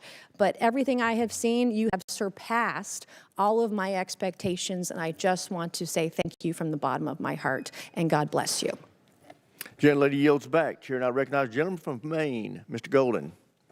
Thank you, Mr. Chairman. Good morning, Mr. Secretary and General Kane. I'd like to use my time to drill down on an important decision concerning America's surface fleet. That is the future of the DDG-51 Flight 3 destroyer. Everyone on this committee knows about the Navy's struggles to successfully design, manage, and field new classes of ships. To name a few examples, I'll highlight the Littoral Combat Ship, the Zumwalt-class destroyer, and the recently canceled Constellation-class frigate. By any measure, the Arleigh Burke-class destroyer has been a highly successful program that continues to deliver the Navy a large surface combatant it can depend on. So the Zumwalt-class destroyers were going to replace the Arleigh Burke. It's a ship with some interesting capabilities, but the Navy rushed to construction before the design was complete, and it lacked a workable weapon system that the Navy wanted to outfit it with. So the Navy scrapped the program at 3 ships and went back to the DDG. I'm in my 8th year on this committee, and the entire time I've been in conversation with the Navy publicly and privately about the latest Flight 3 destroyer and how critical a role it would play, and now is playing for the surface fleet. And yet, even before we delivered one to the fleet, the Navy was already planning the DDG-X. I'm skeptical about the transition to yet another new class of surface ship, given the troubles I've laid out already. From my perspective, we have a proven hull for an Arleigh Burke destroyer that is described by CNO after CNO again and again and again as the backbone of the Navy's surface fleet. But now I'm even more skeptical. The proposal cuts production of the destroyer down to just one ship, scraps the future destroyer, and proposes $17 billion to build just a single new battleship, a class of ship the Navy decommissioned in 1992. Mr. Secretary, when you visited Bath Iron Works, you discussed this budget proposal with shipbuilders. You said, quote, "We're maxing out on DDGs. It's a workhorse, and it's a damn good workhorse." You were right about the DDGs. They are a workhorse. They're cost-efficient, deadly effective, and feared by our enemies. And I'm wondering why would we move on so quickly from a relatively new Flight 3 destroyer that's the gold standard for ballistic missile and drone defense capabilities. It's a ship that's proven itself time and again, recently in the Mediterranean, Persian Gulf, and the Taiwan Strait.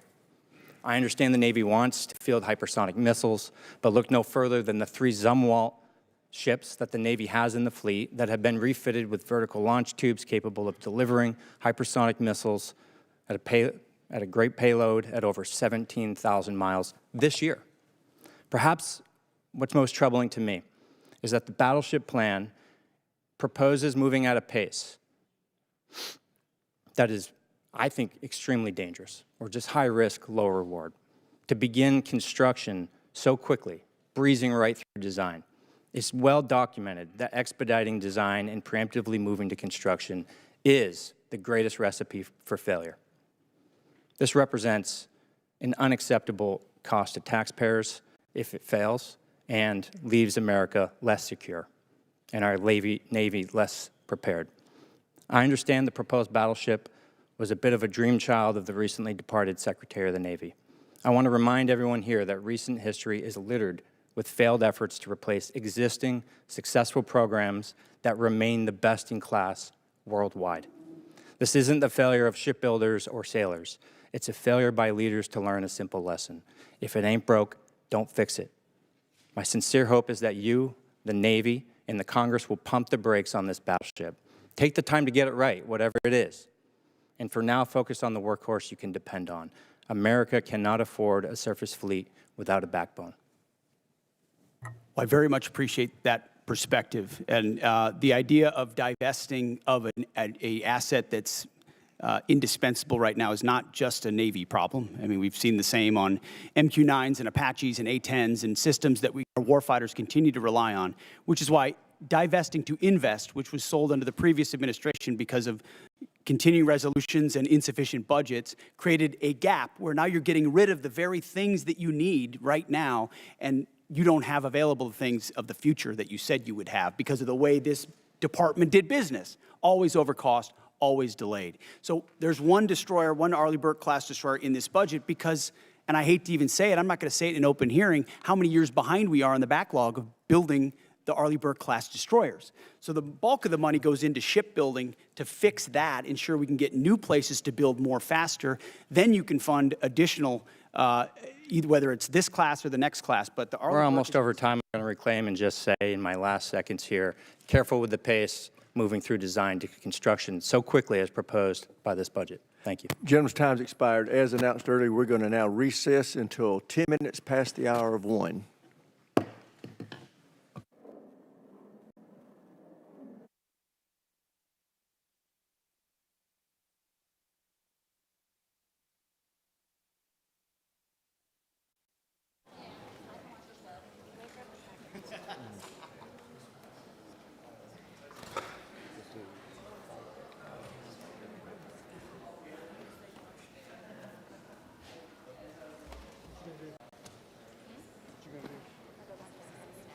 Okay, good work.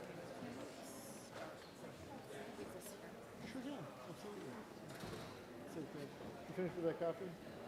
I'll give it to you. You good?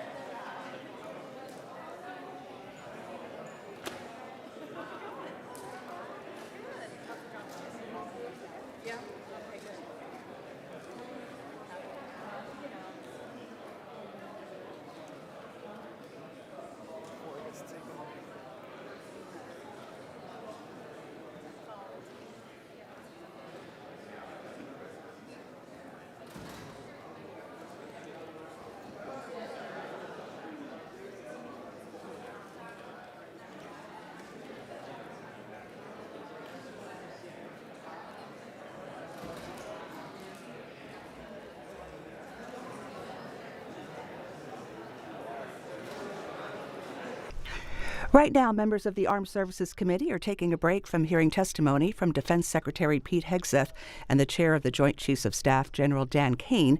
We take you live now to New York City, where King Charles III is visiting the 9/11 Memorial.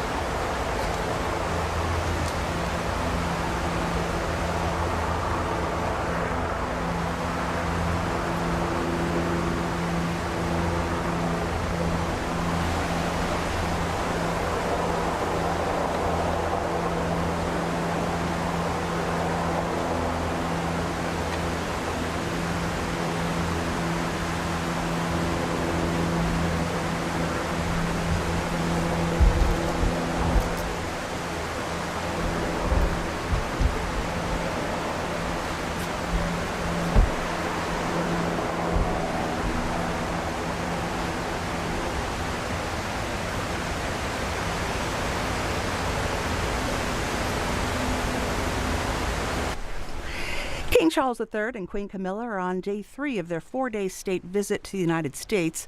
After last night's state dinner at the White House, the King and Queen did move their delegation to New York City today. They are now at the memorial for the victims of the 9/11 attacks. They paid their respects there. Queen Camilla laid some flowers at the memorial, and they're speaking to former Mayor Bloomberg right now, and they may be meeting with Mayor Zohran Mamdani today, too, and some other local officials. Later today, the King will spend some time with some youth in Harlem and a number of business executives involved in after-school urban farming initiatives.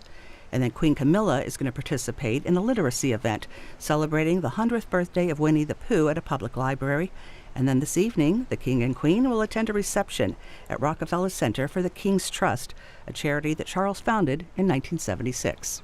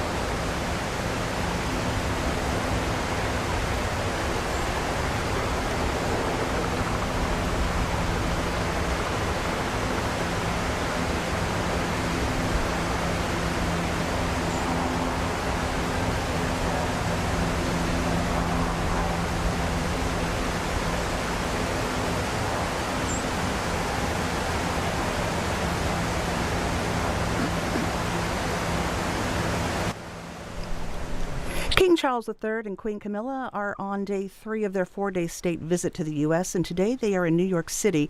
Currently at the 9/11 Memorial, you'll see former Mayor Bloomberg is with them right now as they speak to him, and they may meet with Mayor Zoran Mamdani and some other local officials. And we'll be keeping you informed throughout the day of the King and Queen's visit to the United States.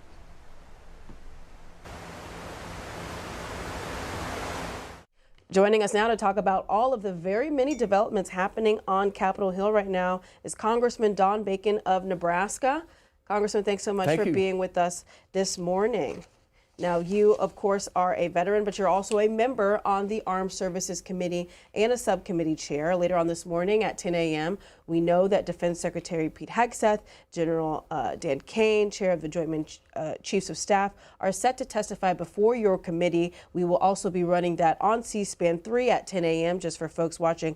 But they're testifying on the new defense budget.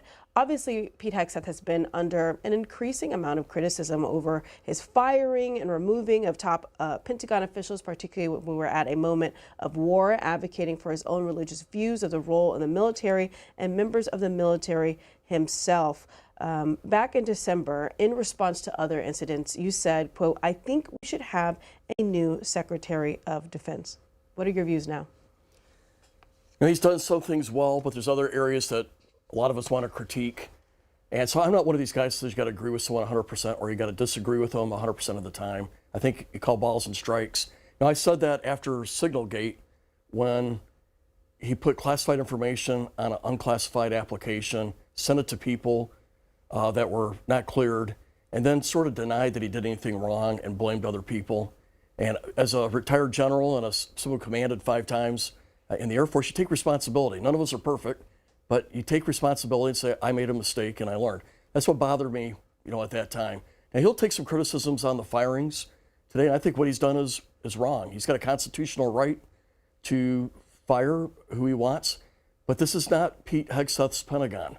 It is the America's Pentagon. It belongs to the citizens. We deserve to know why a chairman of the Joint Chiefs is fired, why 4 of the 6 service secretaries have been fired.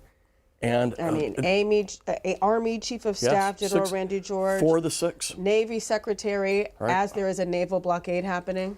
And so I think he owes an explanation. This isn't just his playground that he can do what he wants in. And I think it's weakened the Pentagon when folks who served 35 years, and they just get fired for no reason. And it appears that the Army chief was fired because there was a disagreement over 4 colonels that the Army wanted to promote to 1-star. But even then, that's speculation. We really don't know, and I think we deserve to know. But he'll take some questions on Iran today, which I'm generally supportive on. I think he'll take some questions on Venezuela, which I'm generally supportive on.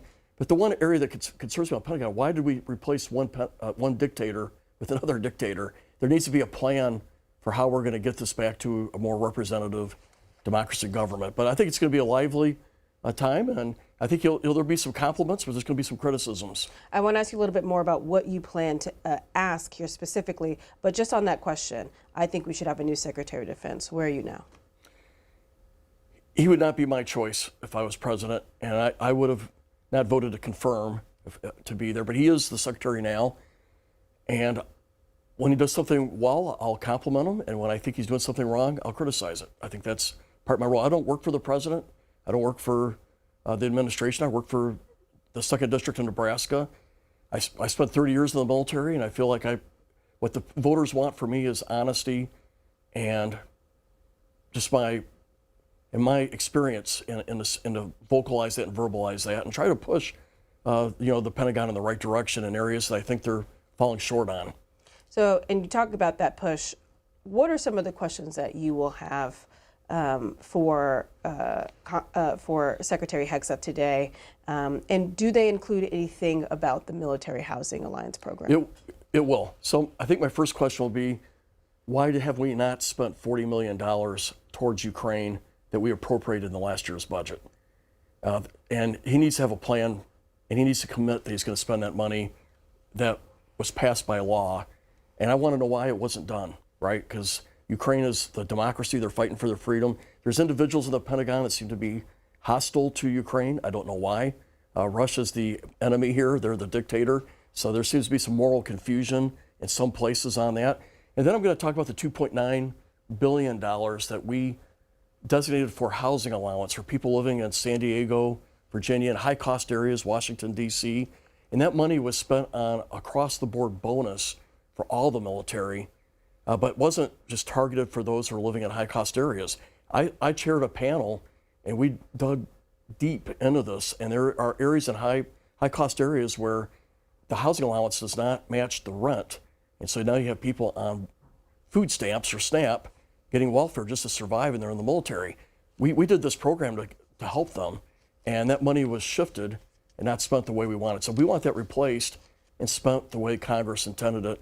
Again, and it was law. We put it in the budget. It should be spent the way it was appropriated. I'll also ask the Pentagon has the ability to stop this. Right now, they take 5% of the housing allowance and just take it. They spend it towards weapons. But if you're living in San Diego, now 5% of your housing allowance is taken away and it's being spent on something else. That exacerbates the problem. We've given the Pentagon permission to not do that, to give the entire housing allowance to that military member, but yet the Pentagon continues to take that 5%. I will push them on that as well. Let's talk a little bit more about the budget. Last week, the Pentagon announced how they plan to spend that $1.5 trillion requested in next year's budget. I want to take a look at a full screen that we have here for folks just to see how it all breaks down. So that's $1.5 trillion, $1.15 trillion in discretionary, and $350 billion in mandatory reconciliation. That's a 44% increase from last year. Now, the plan to grow the total force by approximately 44,000 personnel, 5.8 targeted and military pay rises effective January 1st of next year, as folks can see on the screen here. $102 billion for aircraft procurement and research and development, $75 billion for drones and counter-drone technologies, $18 billion for the Golden Dome missile defense system, $65 billion for 18 Navy warships and 16 support ships, which would be a part of the Pentagon's Golden Fleet Initiative, $102 billion for aircraft procurement, including 85 F-35, $6 billion for B-21 bombers. We know that those names are some of those things that have been used in Iran over the last 8 or 9 weeks. Do you support this budget? Overall, yes. We are the world superpower. We are not acting like it right now with the budgets that we've had. We're spending 3.2% of our economy on the military, which is historically very low. This budget will take us to near 5%, which is historically normal. So we're just trying to get us back to a normal budget per the size of our economy. We've asked our NATO allies to spend 5%. We're right now at 3.2%. So this budget will get us to about 5%, and it will be doing what we're asking our allies to also do. But we can't be the world superpower at 3.2% spending on military and remodernize all of our nuclear triad, the ICBMs, the submarines, the bombers, field 6th generation fighters and field the fleet we want, and take care of our servicemen and women. You can't do it at 3.2%. 5% allows us to get the military that we need. Thank you for your service and your continued service to this great country. Mr. Secretary, a few weeks ago, our Commander-in-Chief, the President, signed an executive order over research on psychedelic medications, hovering over the veteran space as well as active members. Could you, and I know you're aware of this, and the health and well-being of the service members and the veterans is very near and dear to my heart. We lose over 6,000 veterans a day. A year. I would love to see that trajectory go to zero. Can you, at a high level, is the Department of War interested in kind of coming in with VA, HHS, NIH, and pushing this type of research? First of all, thank you, Congressman, for all the work you've done on this. There's no more passionate advocate for them, and it was great to see you in the Oval Office with your brother and with so many other SEALs who are saying, hey, this option saved my life or gave me a new lease on life. And I've heard that time and time again based on that particular approach that the President has approved through the EO. And I think our department has shown a willingness to be flexible and look at new options and new alternatives. And I think if you talk to Secretary Collins at the VA, The partnership we've had is as deep as any partnership between the Department of War and the VA has ever existed. So we've got regular meetings between us as secretaries, but also our chiefs, and then down into the committees to ensure the flow is consistent. But if there's something that the VA is doing that we should be looking at that enables our service members to be better at their job, we're going to entertain it. So thank you for your advocacy on it, and we'll take a look at it. Thank you very much. And it excites me that the two entities, one couldn't exist without the other. Our veteran. I've had the opportunity to not only travel the country, but travel the world and visit our troops, either OCONUS or CONUS. And I have to say, sir, the morale, the well-being, just the sheer excitement our service members see and how they're acting today, it kind of takes me back to our generation, if you will. Just to see that kind of that forward momentum, that intestinal fortitude kind of glows on them. And I think that's a direct correlation to your leadership, sir, as well as the president. Can you, from your perspective, I'm assuming you're seeing the same thing. And I think that blue line that needed to be popped, got popped, and our service members are absolutely leading from the front. And the world has noticed. Tell me I'm not seeing that just from my own eyes. No, you're not, Congressman. And I meant this when I said it. I would encourage every single member of this committee to talk to lieutenants and captains and majors and colonels and sergeants and staff sergeants and sergeants major and specialists who are doing the job right now on the front lines or across the country, and they have seen a sea change in the environment and the morale and the spirit in their formations. And it isn't some secret sauce. It's don't treat us as a petri dish in your social justice exercise or your social engineering approach. Just let us do our job. Let us get back to basics. Let us train. Let us choose people and elevate people simply on merit and merit alone. That's motivating for people. That's why they join. That's why they do really difficult things like you did. And are away from their families for a very long time. They want to defend their kids and grandkids, but they don't want to have distractions and debris on the inside. So when we talk to them, they are so grateful for the fact that we're just getting back to the basics of readiness, training, accountability, discipline, warfighting. Commanders, squad leaders, you name it. And to those watching across the country, ask folks who have served, who've been in it, how they view it. And they see it under President Trump's leadership fundamentally different. And we haven't even talked about the border, which is now secure. I mean, there's the recruiting successes, the fitness and combat standards that have been restored. We're treating everybody at the same level. Sounds like basics, but it all translates into morale. And then morale translates into readiness, and that translates into capabilities. And then when you have a commander-in-chief that unleashes them, it turns into mission success.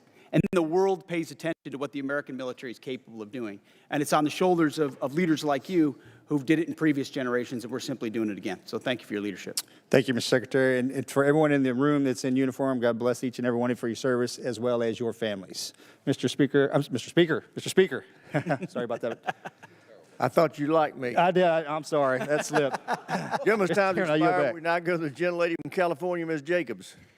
Thank you, Mr. Chairman. Mr. Secretary, as you know, I represent San Diego, the largest military community in the country. Right now, as we are speaking, 2,500 San Diego Marines are off the coast of Iran. Many, many other San Diegans in uniform have gotten 48-hour deployment notices. So this war in Iran is not theoretical for me or for my constituents. It's deeply personal. As you also know, on Easter Sunday, President Trump threatened to destroy Iran's bridges and power plants, writing, quote, "Open the fucking strait, you crazy bastards, or you'll be living in hell. Just watch." And 2 days later, President Trump wrote, quote, "A whole civilization will die tonight, never to be brought back again. I don't want that to happen, but it probably will." My office's phones have been ringing off the hook. I've heard from so many military families concerned about the president's mental fitness and whether he's fit to serve as our commander-in-chief, given that he's sending their loved ones into harm's way. Our troops, who have shown incredible bravery and tactical proficiency, deserve to know that their leaders are focused and stable. So, Mr. Secretary, you are with the president a lot, and it pains me to even have to ask this about our president, but my constituents' lives are at stake. Do you believe that the president is mentally stable enough to be the commander-in-chief?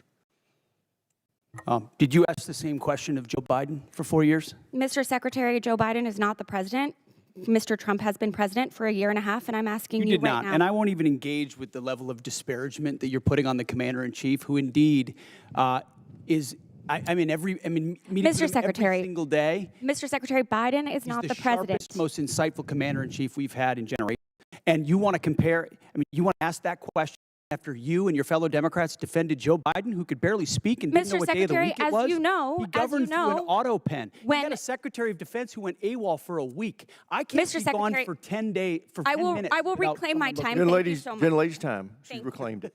So, as Mr. Jimenez said, we should be taking leaders at their word. So is there a reason that we should not be taking our leader at his word? Iran should not underestimate the will of President Trump and the United States military to achieve our mission. Okay, well, I want you to know this is not a partisan thing. In fact, many Democrats have had, many Republicans have had these same questions. Marjorie Taylor Greene said he's out of control and he's gone insane. Candace Owens said the 25th Amendment needs to be invoked. Megyn Kelly, Tucker Carlson, who you used to work with, Alex Jones, Stephanie Grisham, the list could go on. So how do I explain to my constituents that while they are in harm's way, their commander-in-chief is posting these unhinged posts? How did you explain to your constituents what happened on October 7th, or what happened in Afghanistan, or what happened with the debacle and the withdrawal in Afghanistan, where the troops were left? How did you explain that with Joe Biden's leadership? Mr. Secretary, How did you explain that to the Marines that didn't get medals, that we restored their medals because of that disastrous withdrawal in Afghanistan? Did you explain that to your constituents when Joe Biden was asleep at the wheel and he had an AWOL Secretary of Defense? How about this next post? How can I explain this next post to my constituents? I'm Jewish, so this doesn't really bother me, but my understanding is that this is quite offensive to many Christians. So how do you explain this post? I'm not here to explain posts. We have an incredible commander-in-chief who Mr. puts our Secretary, troops first. I'm here for a budget hearing about our troops. This is a historic budget that's giving us a chance to defeat Mr. Secretary, our adversaries, and Mr. President Secretary, Trump is doing that in world-class fashion. This is about our Gentlelady has troops. reclaimed her time, Mr. Secretary. This is about our troops. This is about who is commanding our troops and if our troops can trust that they are being sent into harm's way under good strategy.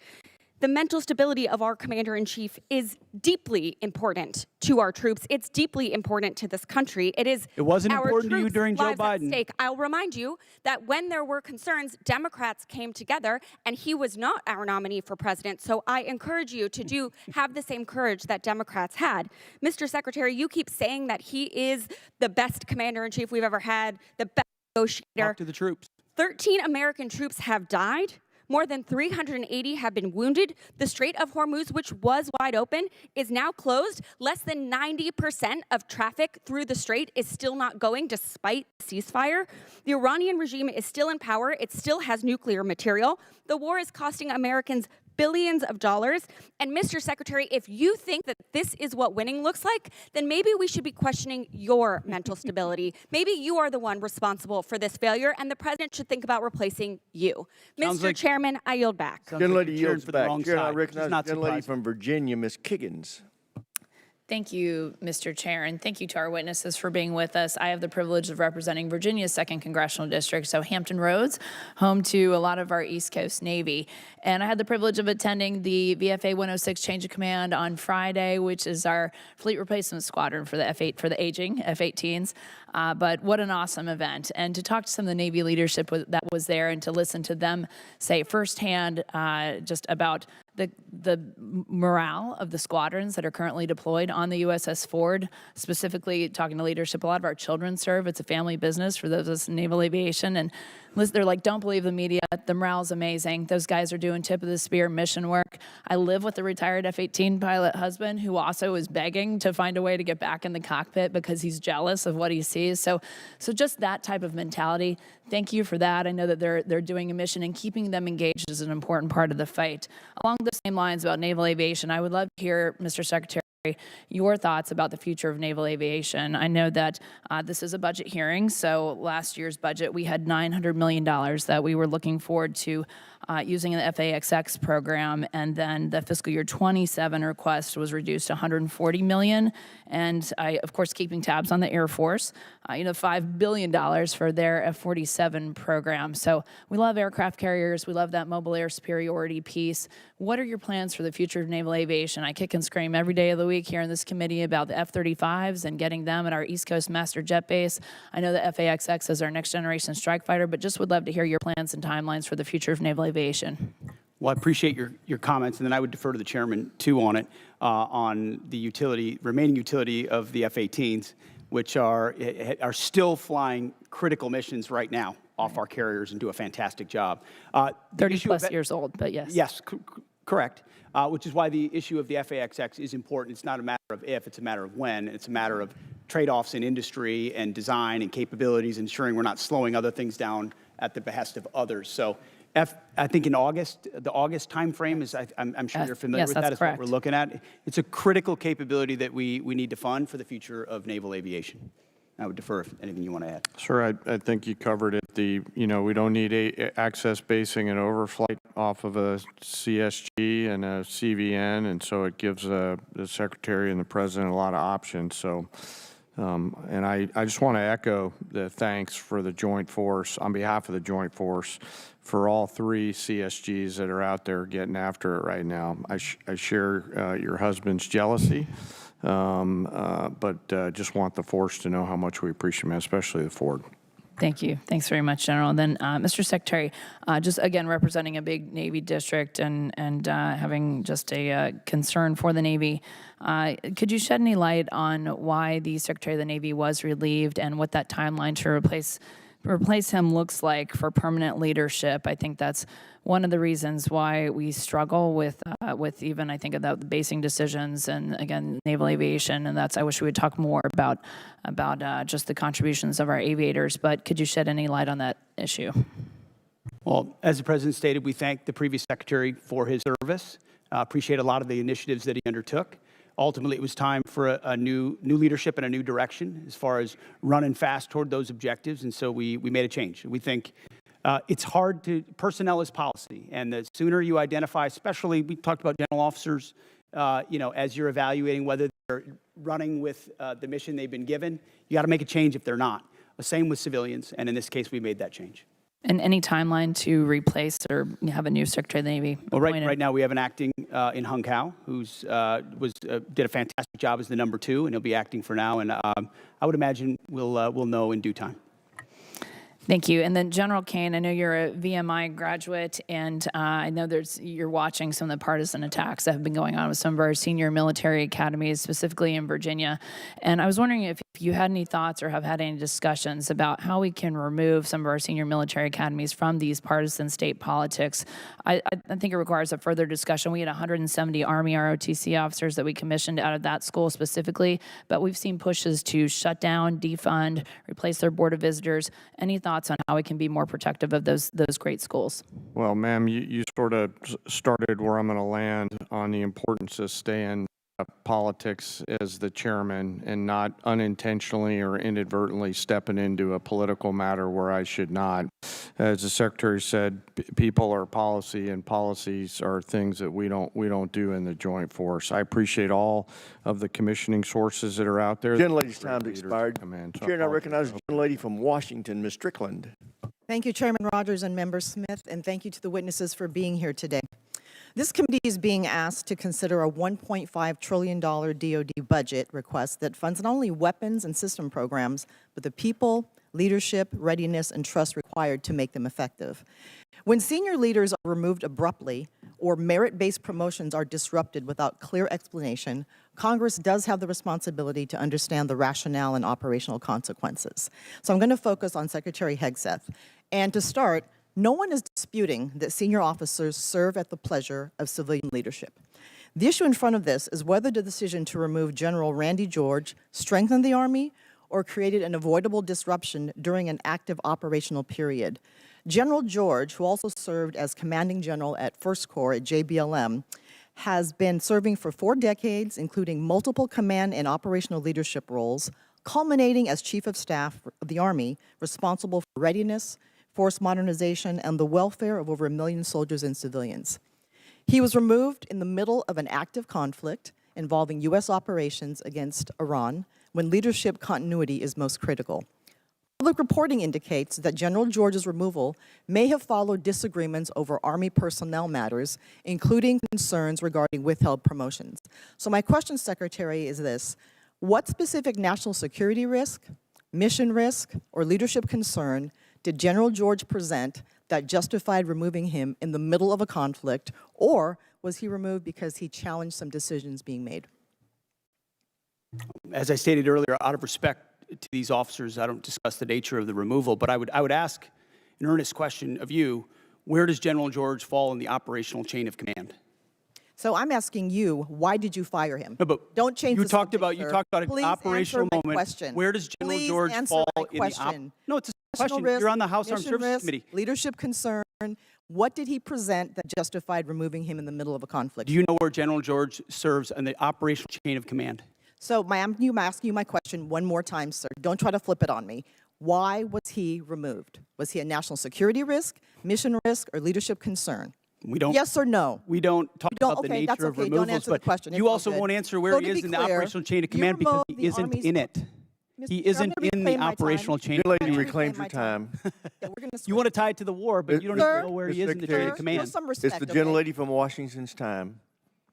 Under Doty 1320.04, the Secretary of Defense may withhold or disapprove forwarding nomination after service recommendations in limited circumstances, including newly identified adverse information, pending investigations, reportable information, and questions regarding mental, physical, moral, or professional qualification, incomplete or non-compliant nomination packages, missing certifications, or the need for additional clarification from the military department. Several colonels reportedly selected for brigadier general were removed or withheld after board selection and service certification. Which of these specific grounds applied to each withheld officer, and what objective evidence supported these decisions? Congressman, that was just one of many boards across the services where we will perform similar reviews, and I anticipate other officers will be removed also. Okay, but what were the grounds for those?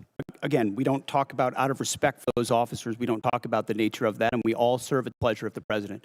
We're solving for an institution that needs to be based on merit and professional execution, and there's been a lot of gender and demographic engineering that's been going on for reasons other than the focus of exactly what we should be doing on the battlefield. So whether it's that or execution, I did not raise gender.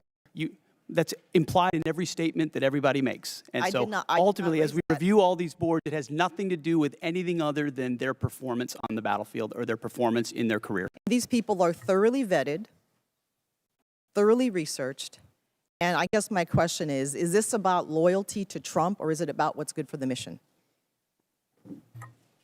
I understand what you're implying, but it's about the Constitution and our military and its ability to execute, and I'm going to make sure the president has the finest officers across the force prepared to deliver. So this committee funds weapons, readiness, recruiting, professional development, and leadership pipelines. But no amount of money can compensate for a force that may lose trust in the fairness of advancement. And this is fairness. We believe in merit. We have always had a merit-based system. That's not the argument. No, we have not. Not under the But as Biden we administration, consider- we did not. It became social engineering, not merit, and we're fixing it quick. No, it did not. No, it did not. And when we consider this budget request, we must ensure that taxpayer dollars are matched by sound judgment, credible leadership, and a personnel system worthy of those who serve. I yield back, Mr. Chair. Gentlelady yields back. Chair, and I recognize the gentleman from Georgia, Mr. Scott. Thank you, Mr. Chairman. Gentlemen, thank you for being here today. I'm sorry I was late. I was on the floor of the House of Representatives with a FISA rule vote, and I did not hear the majority of the testimony. But Secretary Hegseth, I respect you. I do want you to know I disagree with the firing of General George. I've sent you a letter. I hope you'll, I look forward to seeing the responses on that. And I mean, it takes 218 votes to get something across the floor of the House of Representatives. And with NDAA and with budget plus-ups and everything else, we're going to lose some dim votes. I mean, we're going to have I mean, we're going to lose some Republican votes. I mean, we're going to have some Dem votes to do the things that we have to do to fund the Department of Defense. And I just, I would encourage everybody to keep that in mind, because we're going to lose some Republican votes on the plus up. General Kane, the Joint Staff plays a unique role in our strategic direction. The integration of services is what gives us a coherent joint force. I have seen where disputes in the Air Force and the Army led to the elimination of systems that we needed. As the department has made attempts to right-size various components, could you talk about the importance of the joint staff and the value to the joint force? You bet, sir, and I'm incredibly proud of the joint staff. You know, our job is to integrate options, to deliver those options to our National Command Authority, work with all the services, and the one area of exclusivity we have pursuant to the 2017 NDAA is as a global integrator, and our J2, J3, J5, J7 team, J8 all do a fantastic job along with the 1 and the 6 every day and the 4 to really bring the totality of American combat capability together into a range of options and risks that we can then bring to the Secretary and the President. So they are extraordinary in everything they do, and I appreciate the chance to brag on them a little bit. Well, I have watched as the Air Force was paying for a system that was predominantly used by the Army in the past. I'm talking about JSTAR specifically. It was the ground moving target indicator that the Army used, but it was coming out of the Air Force budget. And then I think that dispute led to the stand down of a system before another system was ready to go. And that's a dangerous thing. I spent a fair amount of time in Africa from this committee's work and from HIPSI's work. We lost Air Base 101 and 201. All of you at that table know what happened there. I blame that on State Department and the way the State Department handled that. How do you intend to handle, one is, are we looking at Niger and the potential to get 101 and 201 back? And I do believe that an apology would go a long way with that country as someone who's met with the ministers over there. And interestingly enough, Minister Toomba wanted tractors. He wanted John Deere tractors is what he asked for. But where will we base out of if we can't get Niger back? And are we looking at getting 101 and 201 back? Yes, sir. Well, we all want tractors. So I echo his thoughts there. You know, I know General Anderson is doing a lot of work right now, leaning forward, doing a fantastic job along with his Deputy Commander, General Brennan, on looking at the total requirements across the western flank for access, basing, and overflight. 101 and 201 are one of many things that they're considering. I think the key is what are they going to be able to do with the resources that they have, and we're always in a resource-constrained environment, Congressman, to put sufficient pressure on the CT adversaries there in order to hold them at bay. Well, the mill-to-mill relationships are still good. Yes, sir. I've been out with some of the ODA teams over there as a civilian, as a member of Congress. Yes, sir. Yes, sir. It does bother me that our footprint has gotten so much smaller over there, but I do know with drones and other things, it makes it much more difficult to have those outposts. But I appreciate all of you being here. Sorry that I have not been here. No, sir. Appreciate the other work. Gentleman yields back. Chair, and I recognize the gentleman from New York, Mr. Ryan. Thank you, Mr. Chairman. Head wounds, heavy bleeding, and then just shrapnel all over. So folks are bleeding from their abdomen, bleeding from arms, bleeding from legs. Secretary Hegseth, do you know who said that? I'm not sure I do. It was one of our soldiers describing the devastating Iranian drone strike at Port Shuaibah, March 1st in Kuwait. As you know, 6 of our soldiers killed, over 30 wounded. Secretary, do you know the range of the Shahed 136 one-way attack drone, approximately? It depends on the variant, but it's got serious distance. Several hundred miles. Do you know how far Port Shuaibah is from Iran? There's a reason why we took extreme measures I'm gonna of reclaim force my time. protection, because I'm we gonna reclaim understood the my time. proximity challenges. Mr. Chair, I'm going to reclaim my time. It's well under 100 miles. Before the war started, there was clear intelligence that Shuaibah was high on Iran's target list. Internal analysis had said the site was indefensible from aerial attack and should not be used. Yet you sent our soldiers from the 103rd Sustainment Command there anyway. Is that true or false? True or false? Straightforward question. Are you going to give me a chance to answer, or just play gotcha? Did you send them there or not? We took proactive I'll measures take that from the as a yes beginning and to ensure reclaim my force time. protection and defensive Now, posture were let's talk, maximized Mr. across Secretary, the theater. Let's talk about what defenses they had. Prior to the attack, officers on the ground knew our troops were vulnerable. In fact, they requested additional force protection. Did they receive it? Wherever humanly possible, force protection and counter I'll UAS save you was the always time. made available. They did not. In fact, when asked to describe the base's defense, one survivor who's come forward from the unit said, quote, I would put it in the none category. From a drone defense capability, none. So let's be clear, no counter-drone capabilities, no counter-rocket systems, no counter-mortar or counter-artillery, not even the basic overhead protection that you and I had 20 years ago in Iraq, and now 6 of our soldiers are dead. The next day, you downplayed the attack. You said it was a squirter that squeaked through fortified defenses. But since then, thankfully, brave survivors have come forward to set the record straight. One of our surviving soldiers told CBS, quote, painting a picture that one squeaked through is a falsehood. Another said the unit was, quote, unprepared to provide any defense for itself. It was not a fortified position. Another survivor said the building's protection was about as weak as one gets. Secretary Hegseth, that is obviously in direct contradiction to what you said from the Pentagon podium the next day. So are you saying that these soldiers, our soldiers who survived this horrific attack, are lying? What I'm saying is, before the commencement of the conflict, we put in maximum defensive posture we could. That's a direct We contradiction moved to 70 what they said. in this directing.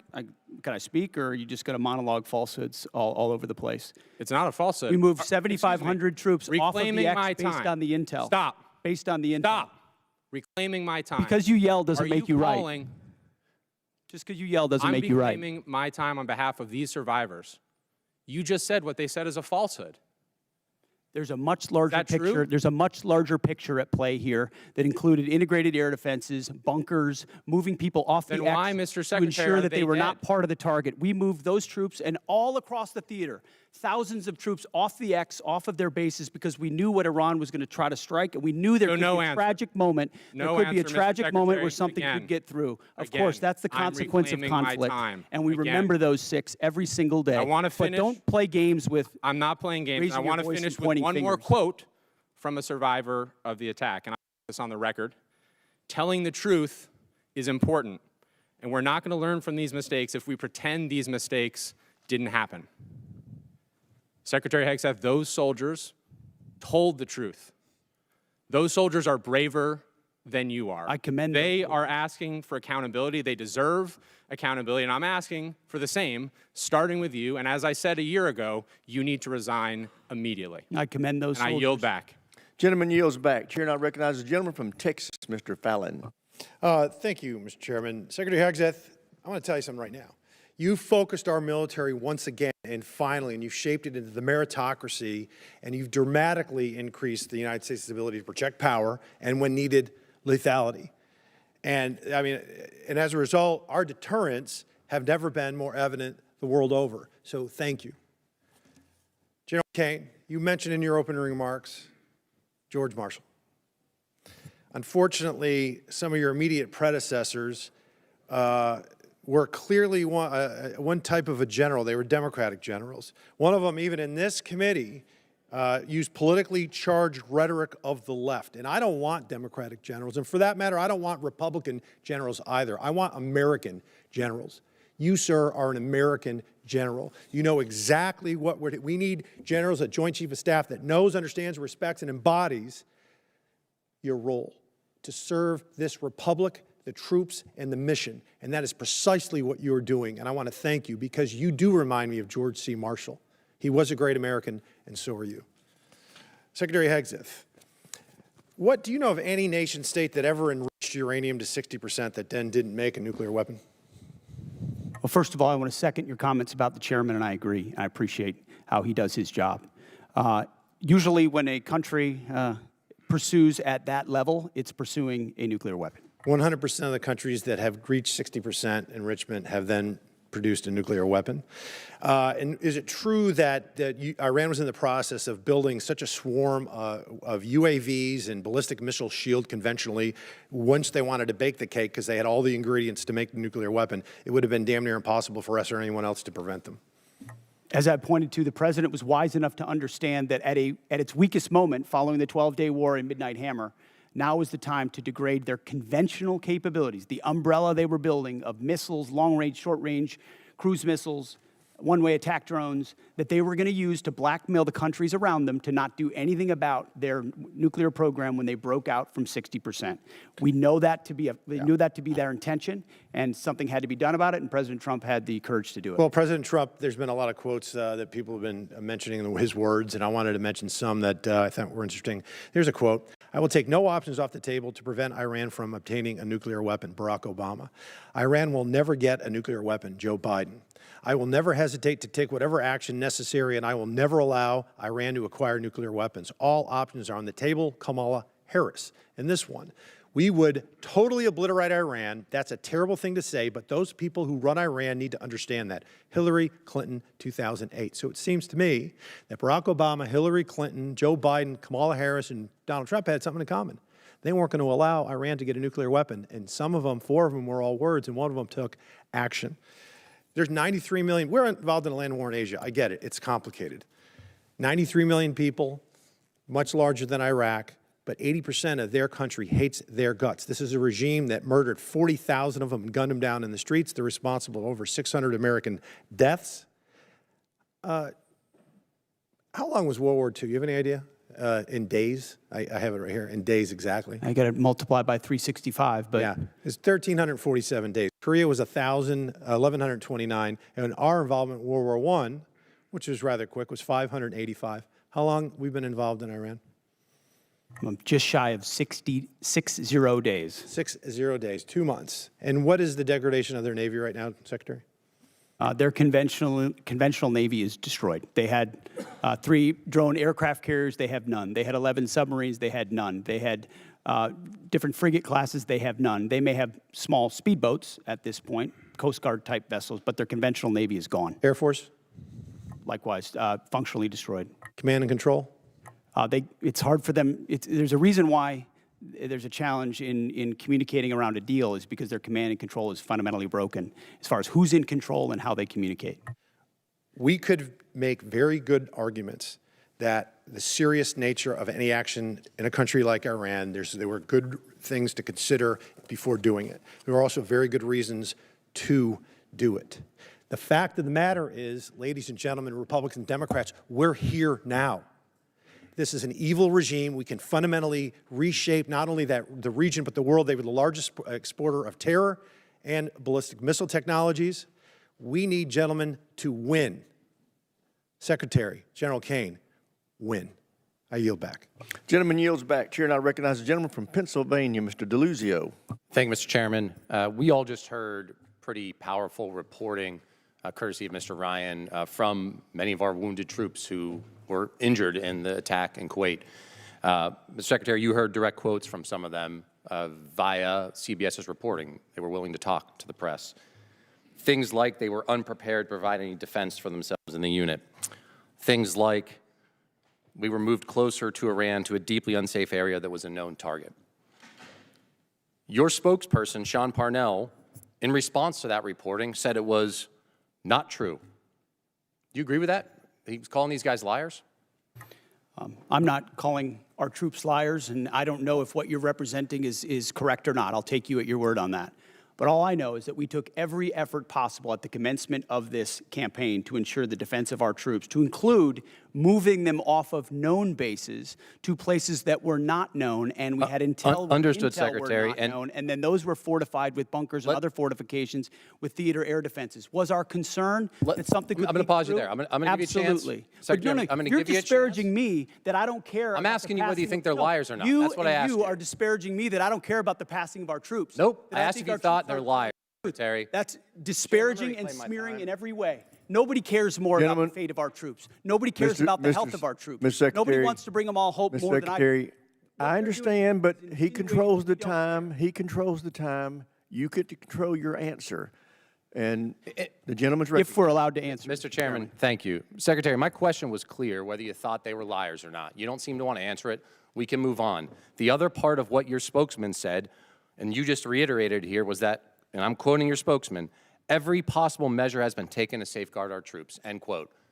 You mean to tell us, and I'll give you a chance to clarify, there is not a single additional thing you could have done to protect those troops who are now wounded, 6 of whom are dead? I'm telling you that as a department, we did every conceivable thing at my level and every echelon down to ensure the maximum force protection for our troops. We live in a dangerous world, in a dangerous place against a determined enemy that can't have a nuclear weapon, and that requires sacrifice and risk. And it tragically, in this case, it meant 6 Americans lost their lives and others were wounded. And we all know that, and that's part of the cost. But it does not mean we didn't care, and it doesn't mean we didn't commit. I didn't ask you that, It doesn't mean we Secretary, and didn't I'm do not saying that. everything possible, which we did. But let's be clear about what was done. There were T-walls there, essentially. There was no overhead protection. The known threat in that environment, and I think we all here understand it, is overhead drone strike.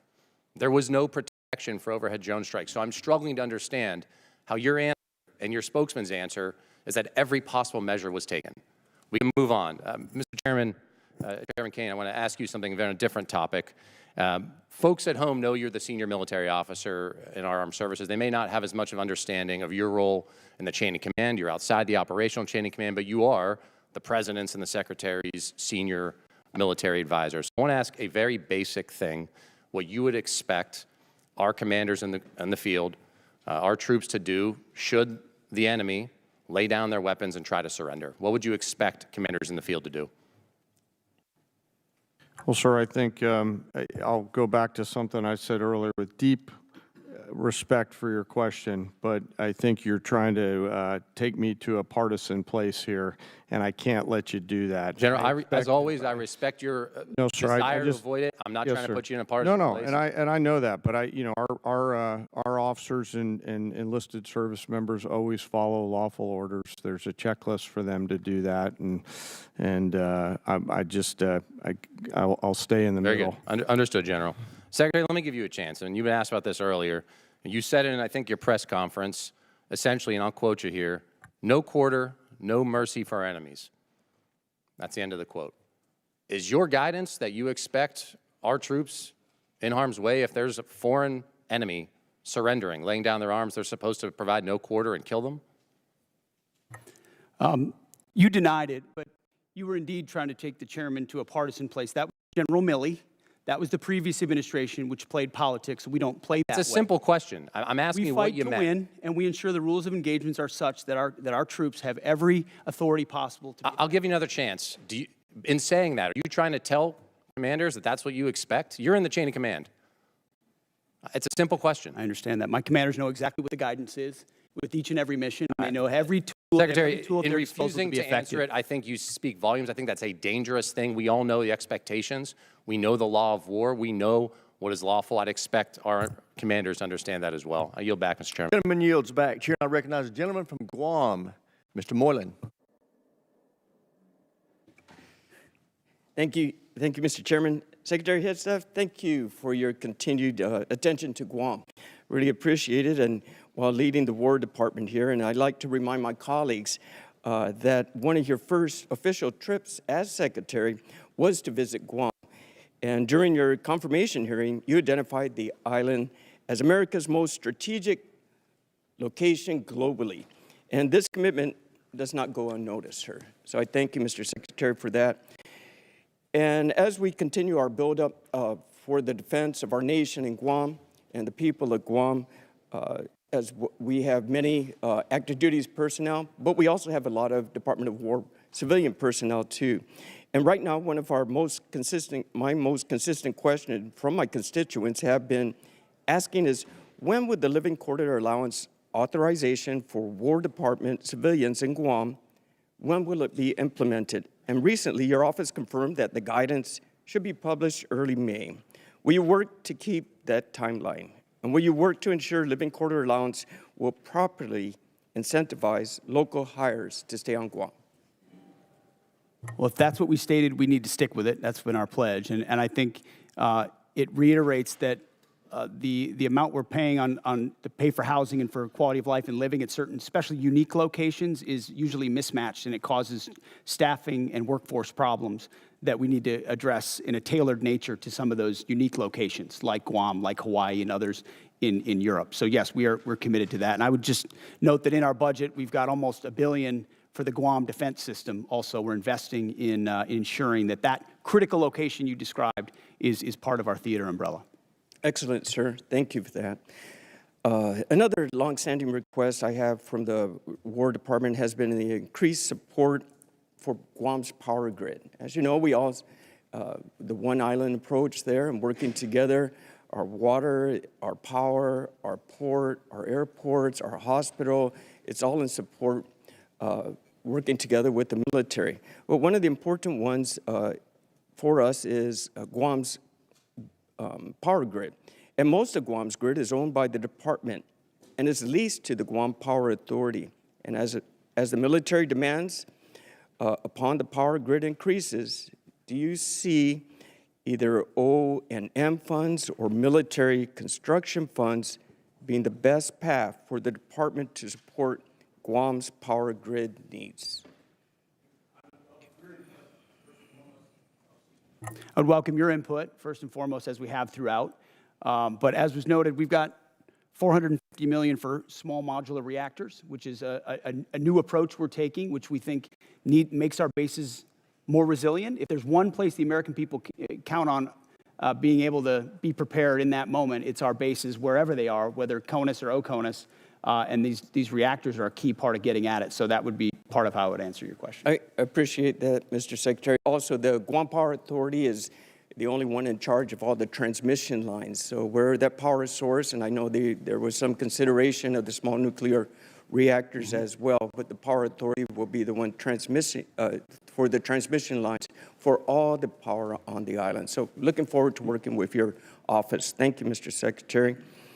Another deep concern for the people of Guam has been the cost of housing, which is often driven up by large numbers of servicemen living on base in Guam, off base on Guam. And I've been impressed by the recent efforts by Joint Regional Marianas to reduce the reliance on existing housing stock in both north and south of Guam. Can you tell us how the Department Housing strategy in Guam will work to keep homes affordable to locals, and if increased private sector involvement would help address my constituents' concerns?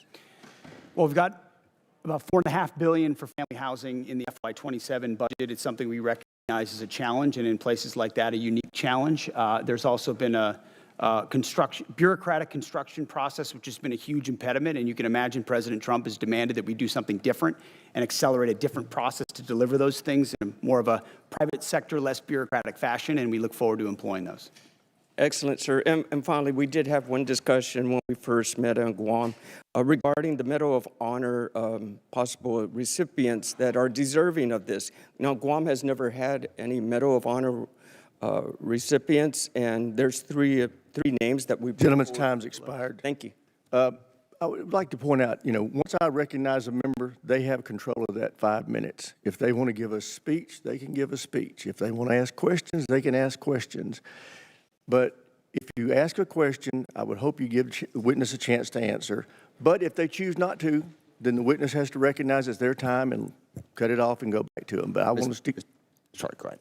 I want to be able respectful of each other and be able to make sure we maximize the use of this time. But everybody has to understand it's the members' 5 minutes once I recognize. Did the ranking member want to offer something? Yeah, I just want to second that. Yeah, it is members' time. I do hope members, you do ask a question. Got to allow for more than 2 words. Yes, if they filibuster or don't answer the question, feel free to interrupt. But I hope we can keep this respectful and it's more productive for us and for the witnesses and for those watching. Great. So thank you, Mr. Chairman. And with that, we will recognize the gentlelady from Hawaii, Mr. Kuda. Thank you, Mr. Chair. On February 2nd, President Trump said we should take over the voting in at least 15 places. The Republicans ought to nationalize the voting, despite the Constitution assigning primary responsibility for elections to the states. Federal law also draws very clear limits. Under 18 U.S. Code Section 592, military officers are prohibited from deploying troops or armed personnel to polling places unless necessary to repel armed enemies of the United States. That is this exception, not politics, not suspicion, not conspiracy theories, armed enemies. Secretary Hegseth, do you think American voters are enemies of the United States? A simple yes and no or suffice. I think legal voters, I think everybody who's legal should vote, yes.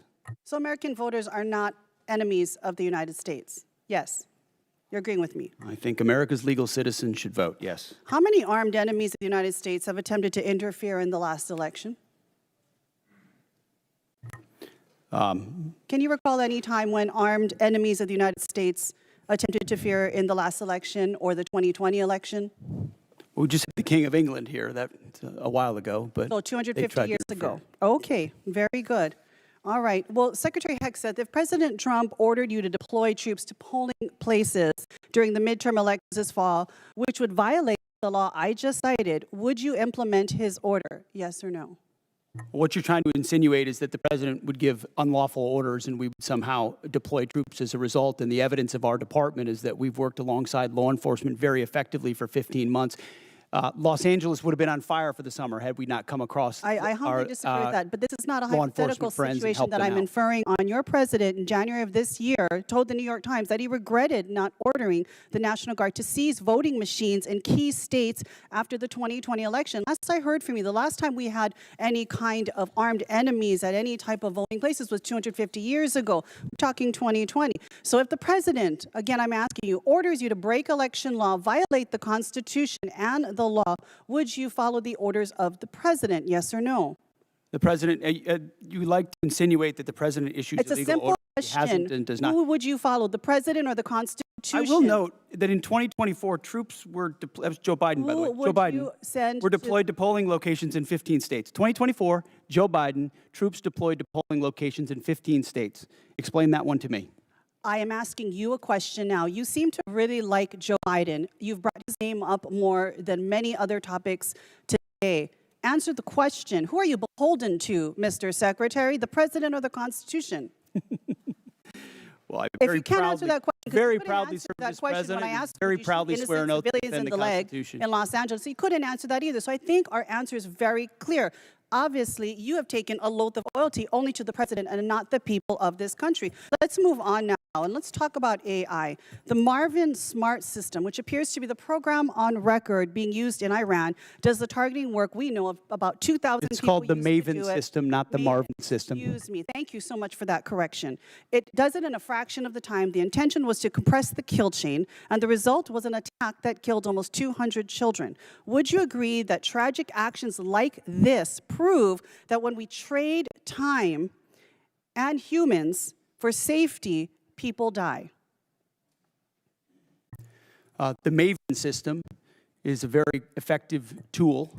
And inside that, we have very prescriptive processes by which we ensure as much precision as humanly possible in very complex battlefield environments. So you think we took every absolute effort to make sure that innocent civilians did not die in this attack? I know that there is no country on planet Earth that takes more measures to ensure that civilian harm or civilian casualties are minimized than the United States of America and this War Department, and that is a fact in human history. And yet, Mr. Secretary, you eliminated the Department's civilian harm reduction staff. You eliminated for a country that makes great efforts to make sure human casualties are reduced or eliminated. Don't you think that goes actually counter to what you just said? Would these children not still be alive if you had not eliminated all of these staff working within CENTCOM? We didn't eliminate them. We made sure that those things that they normally accomplish are at the field level, which they are, and all of these processes are in place Would you at not every agree level. that something clearly every has single failed, level. whether it's our implementation of AI, whether it's understanding our human dependence on AI? Would you not agree something failed because almost 200 children died in Iran as a result of our bombing? You're insinuating something where an investigation is not complete. Gentley's Thank you, Mr. time's Chair. expired. Chair now recognizes the gentleman from Georgia, Dr. McCormick. Thank you, Mr. Chair. Gentlemen, I'm happy to have you here today and really excited about the things you've been able to accomplish. I'm going to summarize just sitting here for a few minutes, listening to everybody politicize what we've done. I'm just going to break it down as best as I can, and then I'm going to let you answer a couple questions. First of all, just since the short period of time that the Trump administration has taken over, we've handed over control of Ukraine's destiny to Europe, where it belongs. A conglomerate that has a $20 trillion economy versus a $2 trillion Russian economy, to actually take care of their own country in a very good way, their own continent. We've kept Iran, who is talked about raining down fire from heaven and talked about us being the great Satan, from becoming a nuclear power. We've reshaped the geopolitical space in the Persian Gulf. We've reestablished the Monroe Doctrine in the Western Hemisphere. We've basically executed two of the most amazing raids in history, almost flawless, that will be studied for a generation at least. We reduced senior administrative billets, thank you. We've defeated Iran with under $30 billion spent, with minimal civilian casualties compared to any other war. People forget that in World War II, in one night we lost 100,000 civilians, totally innocent, in firebombings. That's before we dropped the nuclear bombs. War is a horrible thing, but I think we've executed it as best as possible in a very hard and consequential environment. That's just to sum up a few things, not to mention the recruiting that went from dismal and really something that could have crippled our military to now a surplus just by a change in administration. That's pretty impressive for a short period of time. Thank you, and I commend you for your hardship, overcoming those hardships. A couple things that I wanted to get through. One thing is we talked about the Incentivized Savings Act, which is something I wanted to apply to all bureaucracies. But when I was in the military, as both an operational officer and a logistics officer for my squadrons and my dump places, we got to the end of the fiscal year. If we didn't spend it, what happens? We lose it, we get our budget shrink. Everybody knows that in the military. Everybody knows that in every bureaucracy in America. One of the things I came up with is, at the end of the fiscal year, if you don't spend it, you don't have anything. You know, we save 10% of our budget for emergencies like we're facing right now. If you don't spend it, instead of spending it, you actually can save half of it. 49% rolls over to the next year. 49% goes back to debt and deficit. 2% to reward the people for being good administrators of the money. I don't see a downside. This is the way that we reinvent government, the way we spend money. And I just thought, I wanted your opinion on something like that. I thought was thinking outside the box because I've seen wage, fraud, and abuse. We're trying to address that. This should be a bipartisan, bicameral approach to actually doing something right as we expand the budget, but also give us some wiggle room for putting money back and being good stewards of people's money. What do you think about an idea like that? I very much like an idea like that, which creates all the right kinds of incentives. And I would just add, in addition to that, which is the type of thing our department would support, the deals that we're cutting with these private sector companies on munitions ensures they build the plants, they build the assembly lines, which is exactly the right kind of incentive. If you spend on facilities, you're going to make sure you make money on those facilities and the munitions that you produce. There's ownership in that stake. There's the right incentive. Overturning the entire way the department does business. So I agree with that. We're pointing at the defense contractors that the president has and saying, you need to do your business differently. This is not a gravy train of the government. You need to you're beholden to us, actually. So I think the spirit of that is infused into everything we're doing at the department. And I think it's right in line with what you're talking about, running it more like a business where we have accountability and we're pointing in the right direction. We do have a lot of old programs that we need to update. One of the things you talked about is a 5 to 7 year period of time of updating. I think almost year by year now, it's going to be how we're going to have to look at how we budget things and contract because the technologies are so dramatic, as General Kane pointed out. I know I'm running out of time real quick, but I want to also revisit the fact that you are still invited down to University of North Georgia, one of the elite 8 schools. We're looking forward to PTing with you. Appreciate you guys being here today. God bless you, and God bless our military service members. With that, I yield. Sir, I gotta say, this guy over my left shoulder is a University of North Georgia graduate. He doesn't want me to tell you that, but he is. The president would be very happy. The president of the university, he's great. President Shannon would be very happy to hear that. Gentleman's time's expired. Chair, I recognize the gentleman from North Carolina, Mr. Davis. Thank you, Mr. Chair. Also, thank you, Mr. Secretary, Chairman Kane, and Mr. Hurst. Shout out to Winterville. 13 U.S. service members killed, 13 families forever changed, 13 heroes who put the uniform on and paid the ultimate sacrifice. We owe remembrance, those families. I just want you to know we see you, we stand with you, we'll never forget. There are Gold Star families who are here today sitting in the room carrying the honor and remember flags. Remember the sacrifice. And when we do so, words can't fully capture it. April 3rd, F-15E Strike Eagle pilots were rescued because we live by a simple promise: we do not leave anyone behind. The same spirit must be extended to those who are killed in action. That's why I arise again today and raise this question of the importance of passing H.R. 1363, Honor and Remember Flag Recognition. Mr. Secretary, I raised this with you before, and actually I come today to thank you for the response from your office and actually engaging with us in this. I rise again today and bring this up because we must never lose sight of the true cost of war. As we commemorate 250 years in this country, the first call for independence, Halifax County delegates moved forward with the first official action in my district. Our service members are the reason we are here today. They've delivered freedom, and I believe it would be amazing if we could deliver for their families, those who've sacrificed this flag, something to help them, ideally by Memorial Day, or at least commemorate their families. I would simply ask, do you have any thoughts whatsoever how we continue to lift and honor those who have been killed serving our country? Well, thank you for what you do on that topic. I think first and foremost, we do it by doing right by the legacy of those that we lose, whether it's those 13 from this conflict or any other conflict.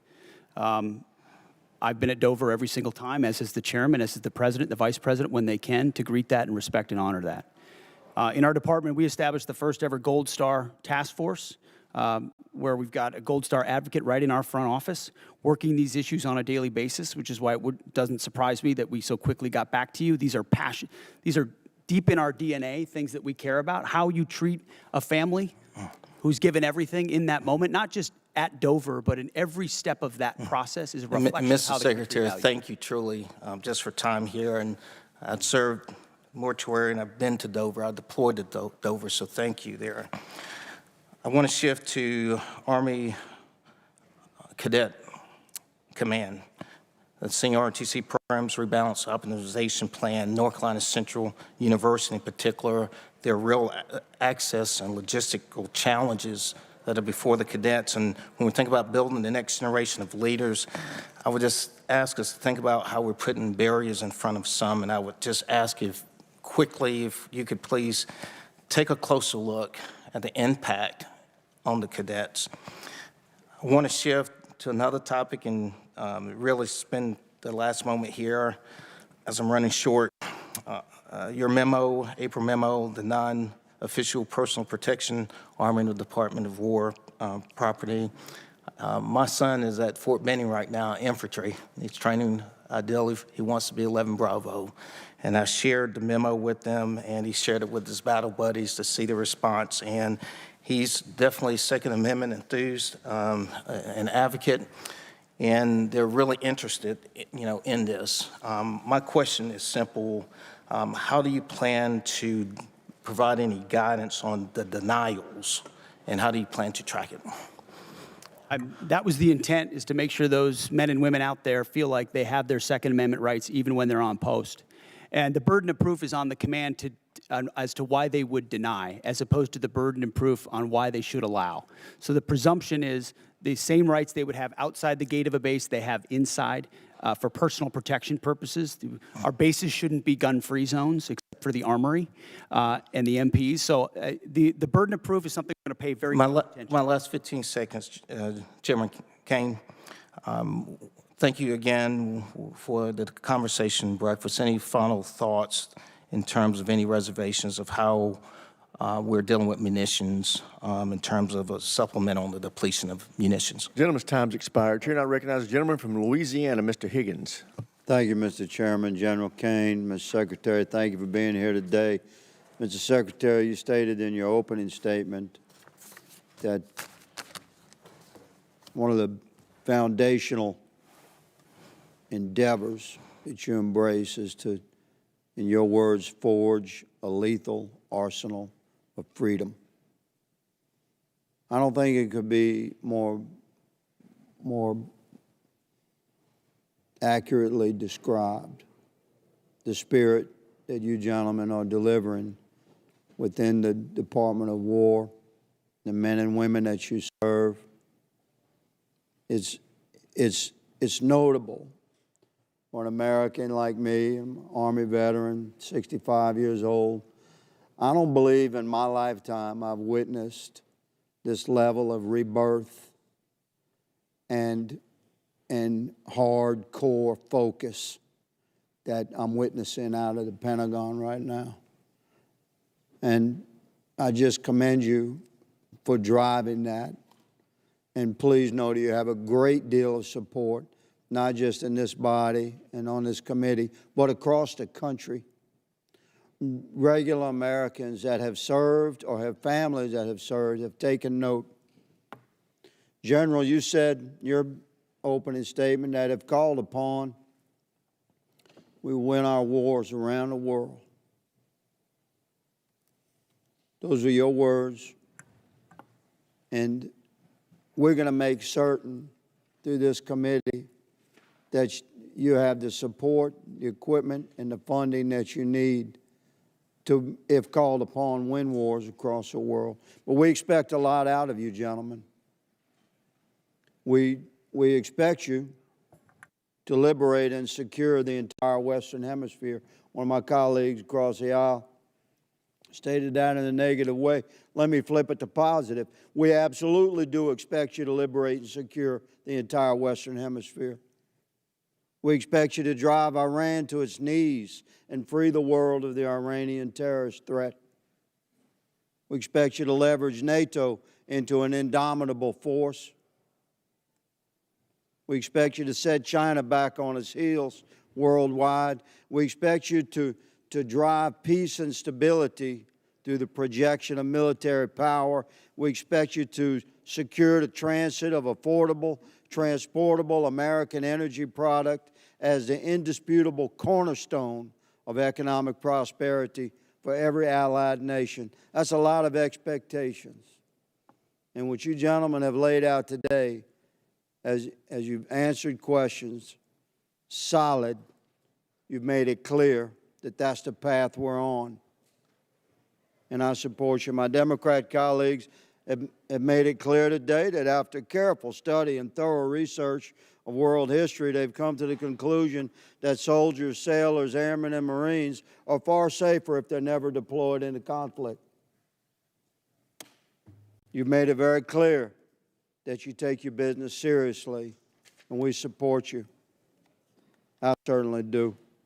Mr. Secretary, in consultation with your staff, reflective of your goals and your mission and your stated intentions, in consultation with your staff and personnel and readiness, I propose legislation to codify your guidance that combat fitness standards must be rigorous with no separate scoring scales, adjusted standards or accommodations, but there to be only a single uncompromising standard, not to exclude any American from any opportunity, but to ensure we have the best, most capable Americans in the most critical positions.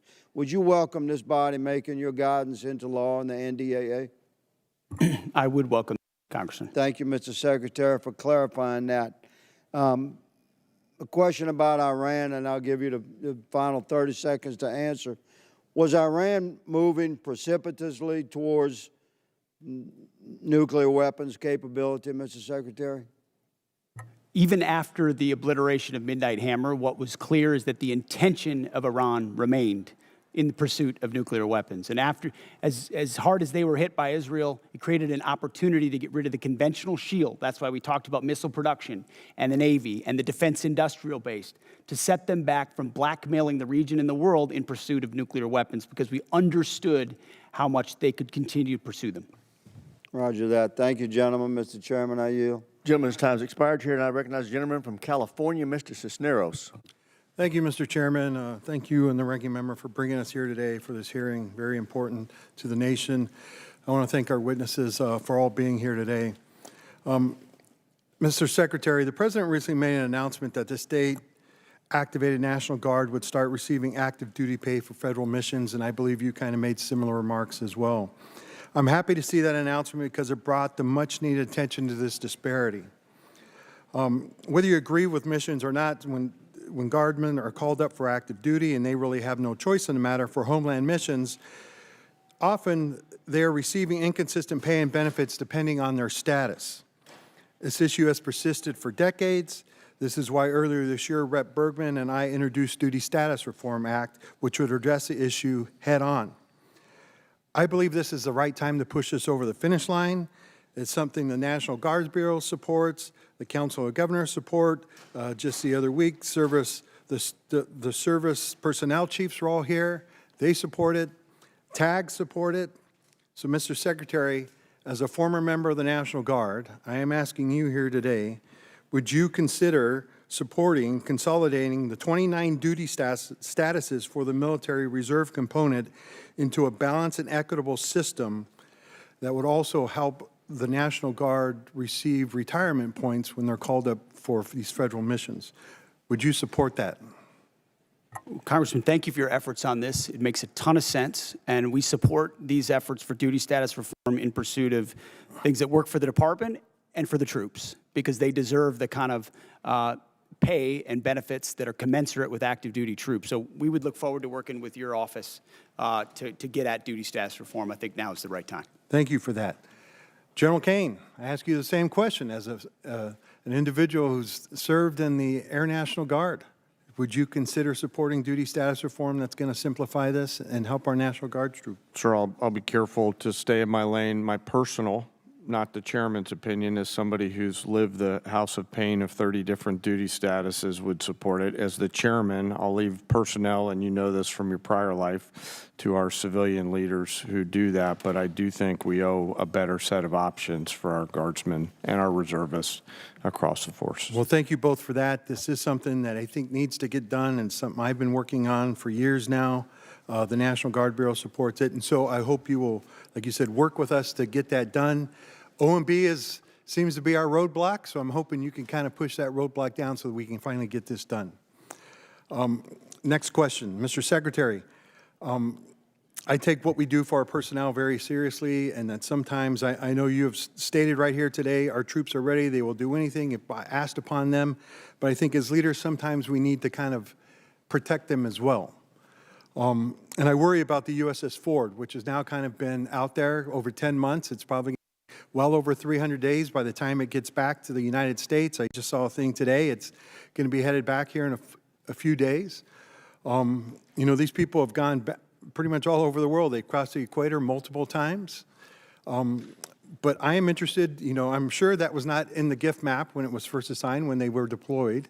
And so what were some of the concerns, you know, that the Navy had when you made this modification, when it was brought forward to you that, hey, this is what extending them out to past 10 months is going to do. This is, you know, both on the troops and on the ship. What concerns did the Navy bring up for this? It's a very fair question, and I can tell you every week I stare at an orders book where I'm looking at troop movements or asset movements, and multiple times that included the Ford.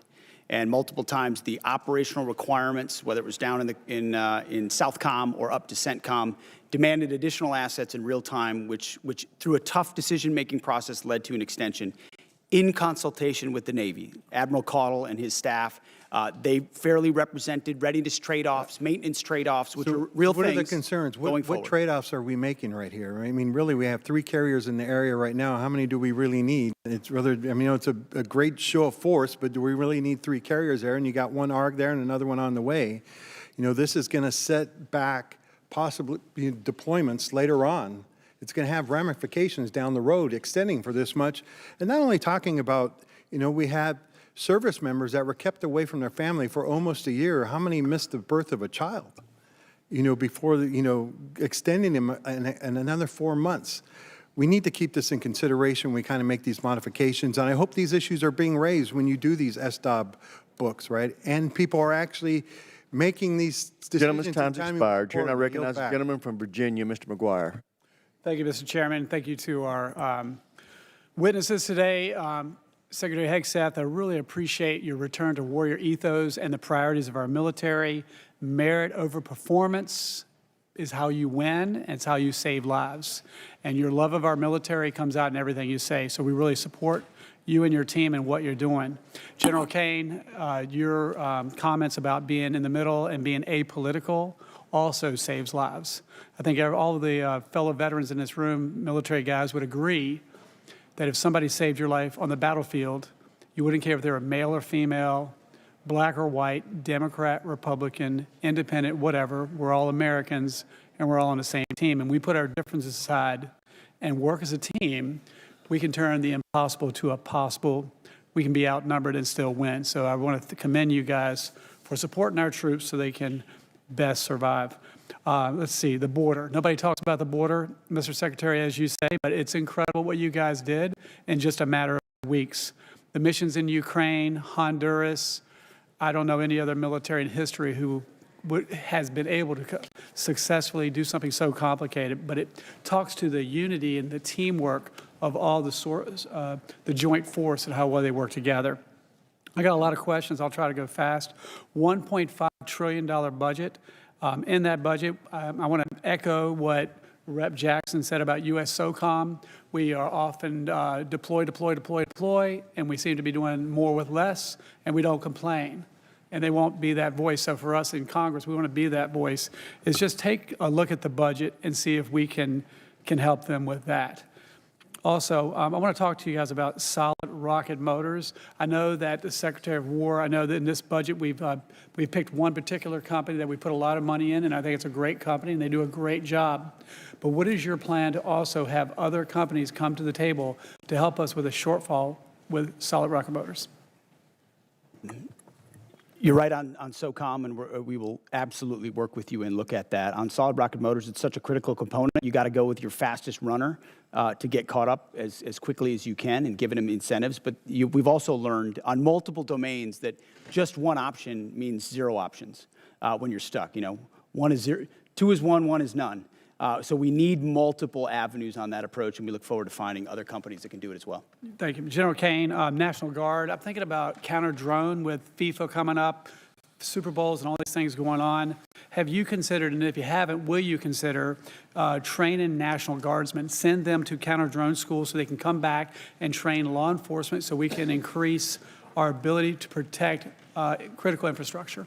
Sir, for sure. They may already be doing that. Please let me take that one and come back to you. I know the Title 32 force, in advance of all the domestic things that are on the horizon here with America's 250, are looking at a range of capabilities. So if you'd be okay, we'll get back to that. Thank you. On Ukraine, whoever could answer this is, they have 60% enriched uranium. They say they have enough to build 11 bombs. Even at 60%, is that enough to make a dirty bomb? Is that a yes or no? Does anybody have an answer for that?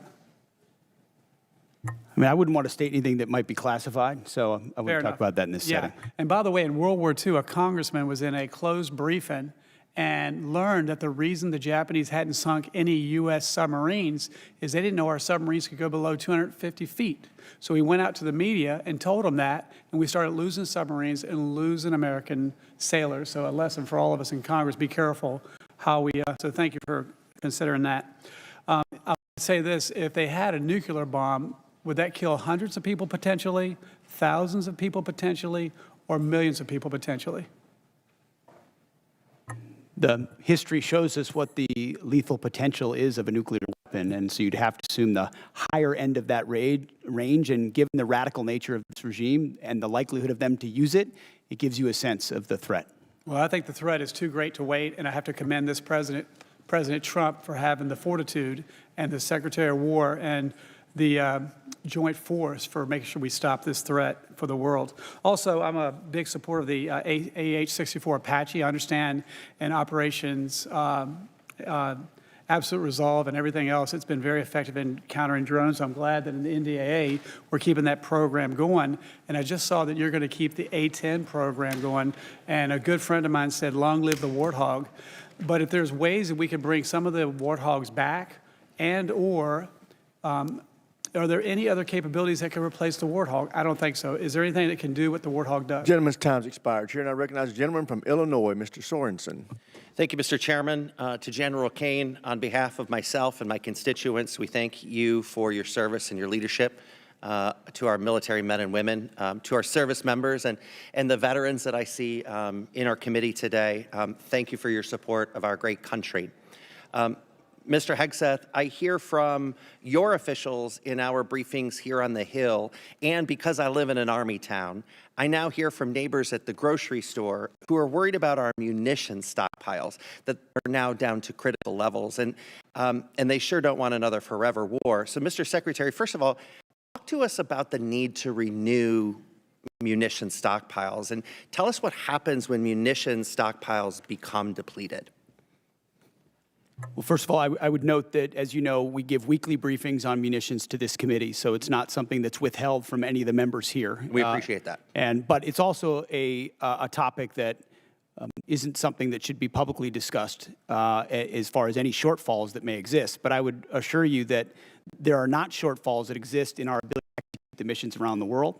And the reason we're investing in the defense industrial base with $1.5 trillion is to make sure the greatest companies in the world, which have been falling behind for decades, are running faster than ever before to give us 2x, 3x, 4x of the critical munitions, your Patriots, your THAADs, your SM-3s, every other standard missile, and my neighbors work really hard to make sure that we can. It's jobs in America. It's what our warfighters need. So could you tell me why we're firing the people at Joint Munitions Command for no cause other than just telling them they're overhired or they're surplus employee?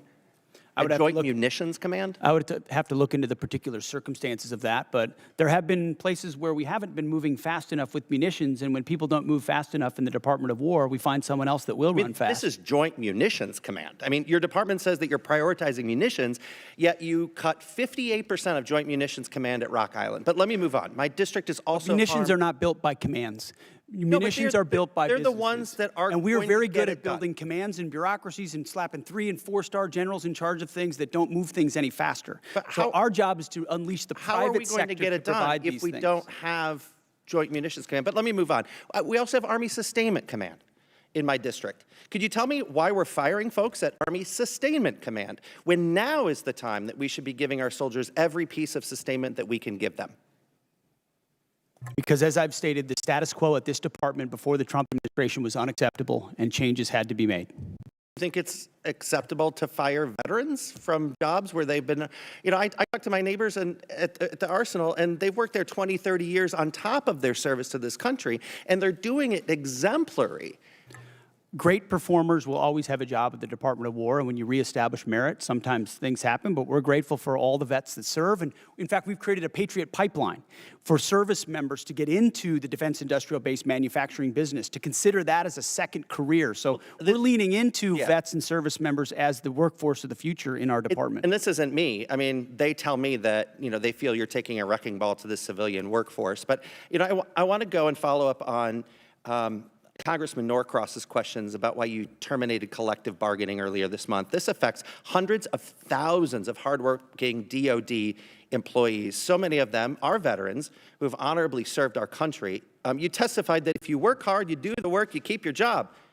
But that's not what's happening. And you allege it is being done to maximize efficiency? Explain that. I thank you for asking that question. I'd love to clarify. I fundamentally believe the Department of War should not be subject to collective bargaining, full stop. So people shouldn't be able to fight for good wages and being treated well? I think our department does a great job evaluating and providing pay and benefits for folks I across would the spectrum. love to invite you to the Rock Island Arsenal so you can look these patriots in the eyes and tell them that. How does creating chaos for long-term civilian workers actually maximize efficiency? Do you have any comment on that? There are plenty of examples of shipyards and other manufacturing plants where there are restraints that limit the hours, limit the ability of leaders to ensure we're meeting the goals we're supposed to, and I don't think we should live to those constrictions. Okay. Well, you know what? I want to use the rest of my time to the men and women of our armed forces. Please go forth with the integrity and the morality that you've carried before this administration took us down a path that has allies turning away and American citizens objecting. Do what's right, even if you're asked to do otherwise. Mr. Chairman, I yield back. Gentleman yields back. Chair, and I recognize the gentleman from Florida, Mr. Mills.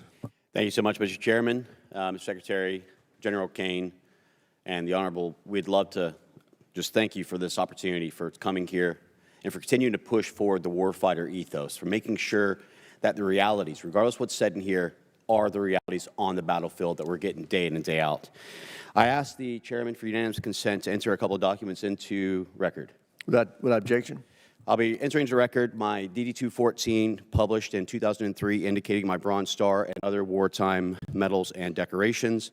I'd also like to present the document provided by the Department of the Army in 2024 that also authorizes vets and verifies all medals and/or awards, as well as a document by Paul Savitsky, former Special Forces member, that annotates the 2 explosions that I was involved in Baghdad. Without objection, so ordered. Mr. Secretary, as you know, you're pretty familiar with the ideas of slander, defamation, and attack on character. So I apologize for having to take that moment to be able to go ahead and correct the record, but it was necessary. I would also note that my OMPF file that was FOIA'd by the Department of the Army, or that was FOIA'd, was actually released by the Department of the Army the same day as yours was. So everything is sitting on the actual website itself if people aren't too lazy to look at it. Secretary Hegseth, thank you for your testimony and for the time that you have here today. As the chairman noted, President Trump's incredible $1.5 trillion investment into our national defense is set to reverse the years of atrophy that our defense industrial base has faced over time, especially small, innovative businesses and needs of a solid demand that signal that our War Department is ready to buy American. I witnessed myself as I was with you in Merritt Island, Florida, as we went on the Arsenal tour, and unfortunately I didn't get to do the cool things like fly in a jet really quick and buzz around while we were all actually doing hard work here. But I wanted to just say, Mr. Secretary, that can you detail for us how the Department of War has eased the path for American small businesses to contract with the department? Well, Congressman, thank you for the question. That has been core to our mission, is the recognition that we have a problem at the department, previously the Department of Defense and now the Department of War, and that problem is us. That problem is our bureaucracy, our process that is meant to block out new competitors and protect existing primes. And there are great primes that provide great products, and we continue to support them. But to build an arsenal of freedom, you need more than just 5 or more than just 6. You need an entire network of small, medium, and large companies contributing to the U.S. manufacturing and supply base, delivering weapons ahead of schedule and under budget that don't only have defense business, but also commercial business. And when we need something, can move quickly and adapt accordingly because there are multiple options. So our acquisitions transformation, a speech and memo and directive we rolled out on that, the Arsenal of Freedom tour, going out there with the hard hats and saying, you are part of the workforce, you have the backs of our warriors, just changing the entire dynamic to say, you shouldn't have to sue the department in order to get a contract with the department. We're opening the doors with small business loans, whether it's SIBR Sitter or DIU or OSC. The Office of Strategic Capital hasn't even been discussed today. $20 billion that gets levered into $200 billion so that companies can invest in ways they otherwise wouldn't have the capital to do, and it's not on our balance sheet. So we've got businessmen, the Deputy Secretary of War, who should be deemed a national asset for what he understands and how he works. We're opening the aperture of our department in historic ways, and I think I know our manufacturing base is going to see the benefit from it. Well, thank you so much. I also want to thank you for your due diligence in making sure that task force audit will come forward, and we will see the Department of War for the first time in 2028 with a clean audit, something that the previous administration was never able to do, and many before that. I believe it was 28 years, if I'm not mistaken, Mr. Secretary, since we've had a clean audit. That is right. And this is not a thing we just announced. We've been doing it for 15 months. Jay's been integrally involved. We just launched a joint task force audit. We are going to pass an audit as a department by 2028 because the tax base. And this is why we're so honored to have you as our Secretary of War, and General Kane. We're honored to have you as well, leading our forces. Mr. Secretary, with the last few seconds I have, from ships to bombs to bullets, our industrial base is in dire need of support. Even as these defense markers are strengthened, as a former small business owner, I understand how bottlenecks can hold up good contracts and move from the speed at which we need for our warfighters. Mr. Secretary, can you detail how the department has moved to promote diversity in our defense industrial base? Well, if you will, can we submit for record?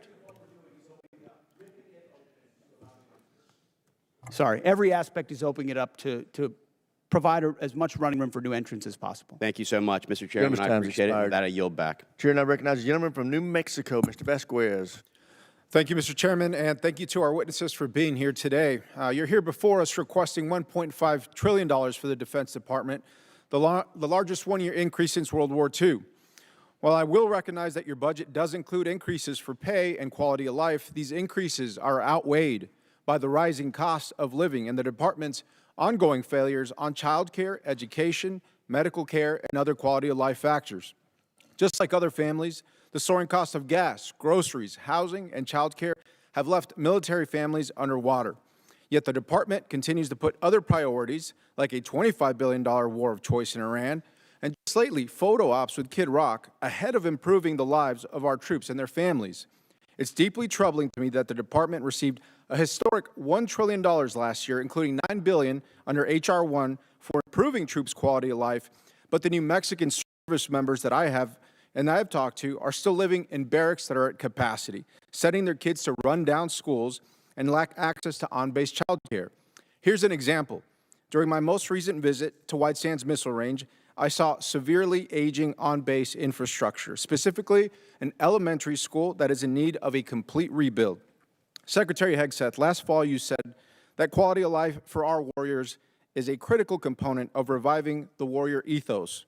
In a video you posted to social media last November, you said that the places where our warfighters reside need to be safe, comfortable, and clean. And in your opening statement today, you said quality of life is front and center in this budget.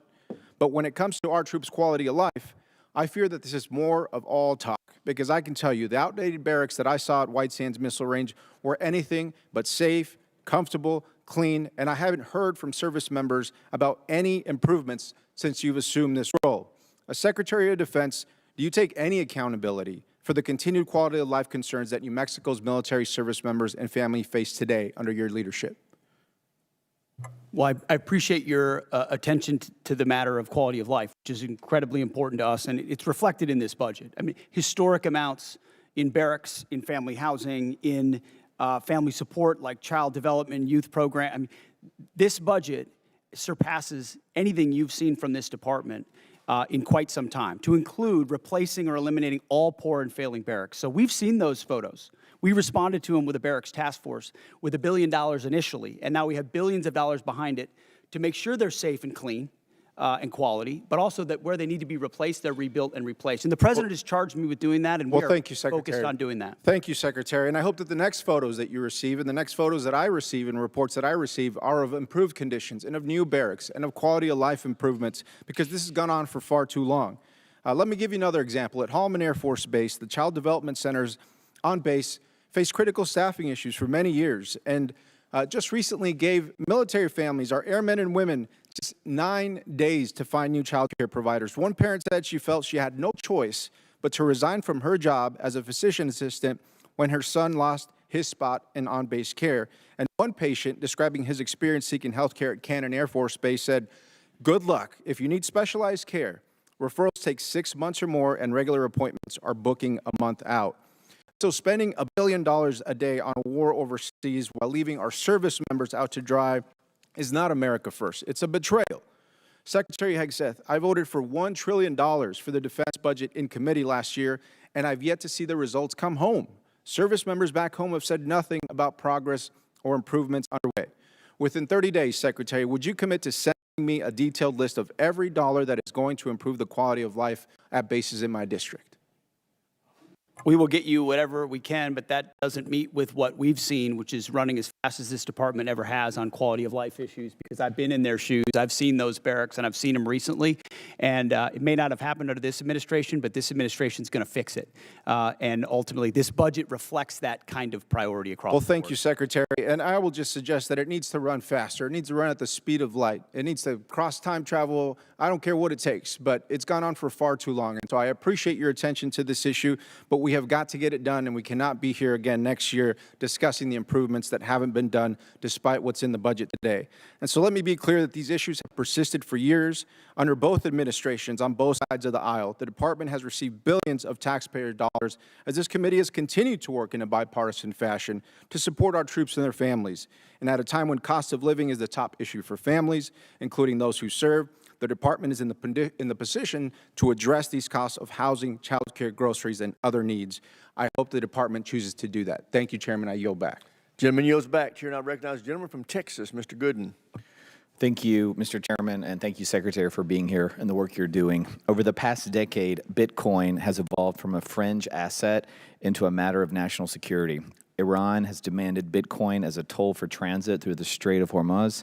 North Korean cyber actors have leveraged it in ransomware campaigns, and China is believed to be stockpiling substantial holdings as part of a strategic reserve. Just last week, Indo-PACOM Commander Admiral Paparo stated that Bitcoin has direct implications for power projection, and he noted that Indo-PACOM is operating a node on the Bitcoin network in furtherance of that mission. Secretary, do you share the opinion that Bitcoin is a tool to project power, and are there any department-wide initiatives to ensure the U.S. secures a strategic advantage in Bitcoin and combats China's digital authoritarianism? I guess my short answer would be yes and yes. Long an enthusiast of Bitcoin and crypto potential, and a lot of the things we're doing enabling it or defeating it are classified efforts that are ongoing inside our department, which do provide us a lot of leverage in a lot of different scenarios. I appreciate that, and I share your views. I thank you for that. I also wanted an update with our operations in Qatar. How are those going since the Iran war, and how has Qatar been as a partner to work with over these last few months?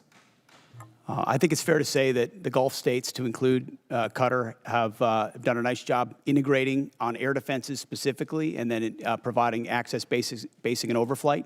Qatar being one of them, UAE, Saudi, Kuwait, Bahrain. They've lived the threat of Iran.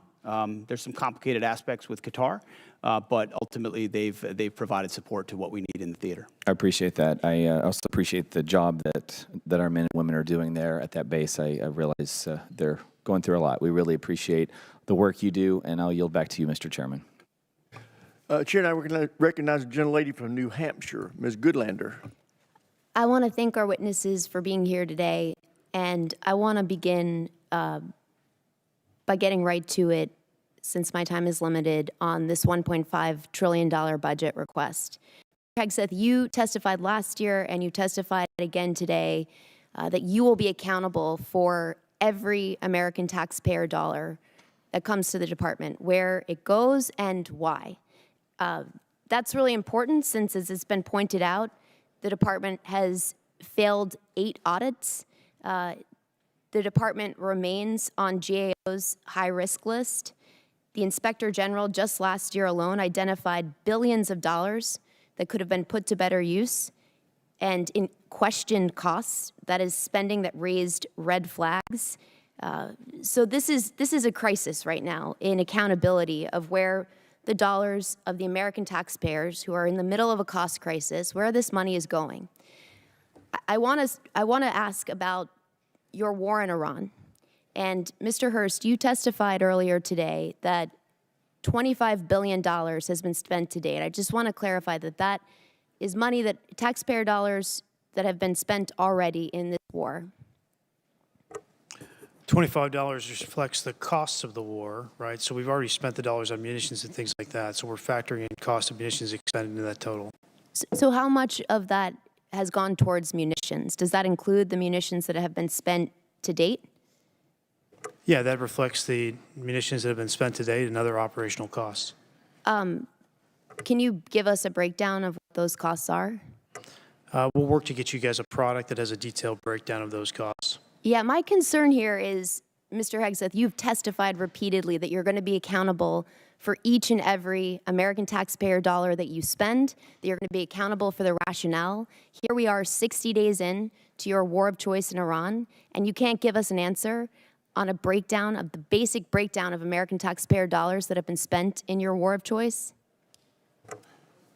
That's a question for Mr. Hurst. Right now, as you sit here now, you We're cannot. happy to give you a breakdown. We'll provide you a product after this hearing. Well, I would love for you to give us this breakdown now and explain to us, was this unbudgeted costs, or was this something the department planned for in advance, since you were appropriated $1 trillion last year?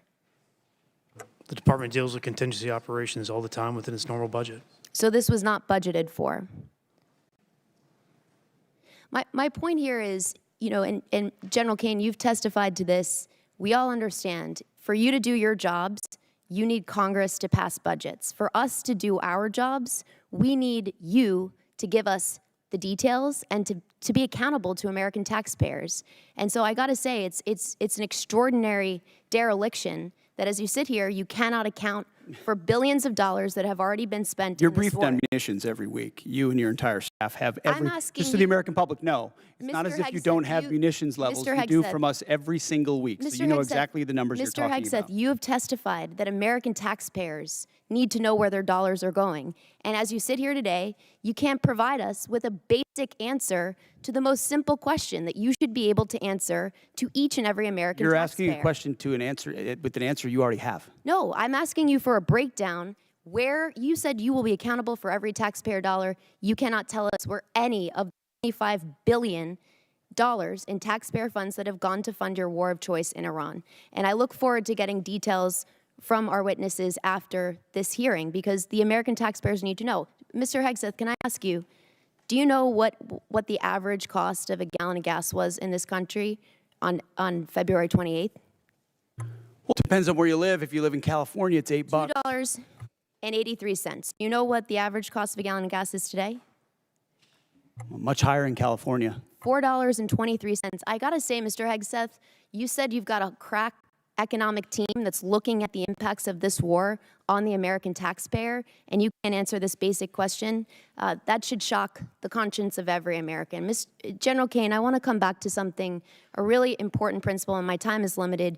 You testified to an important and bedrock principle of American law, that our service members follow lawful orders and lawful orders only. Is that right? Do you agree with the statement, quote, the military won't follow unlawful orders? I do. Mr. Hegseth, do you agree with that statement?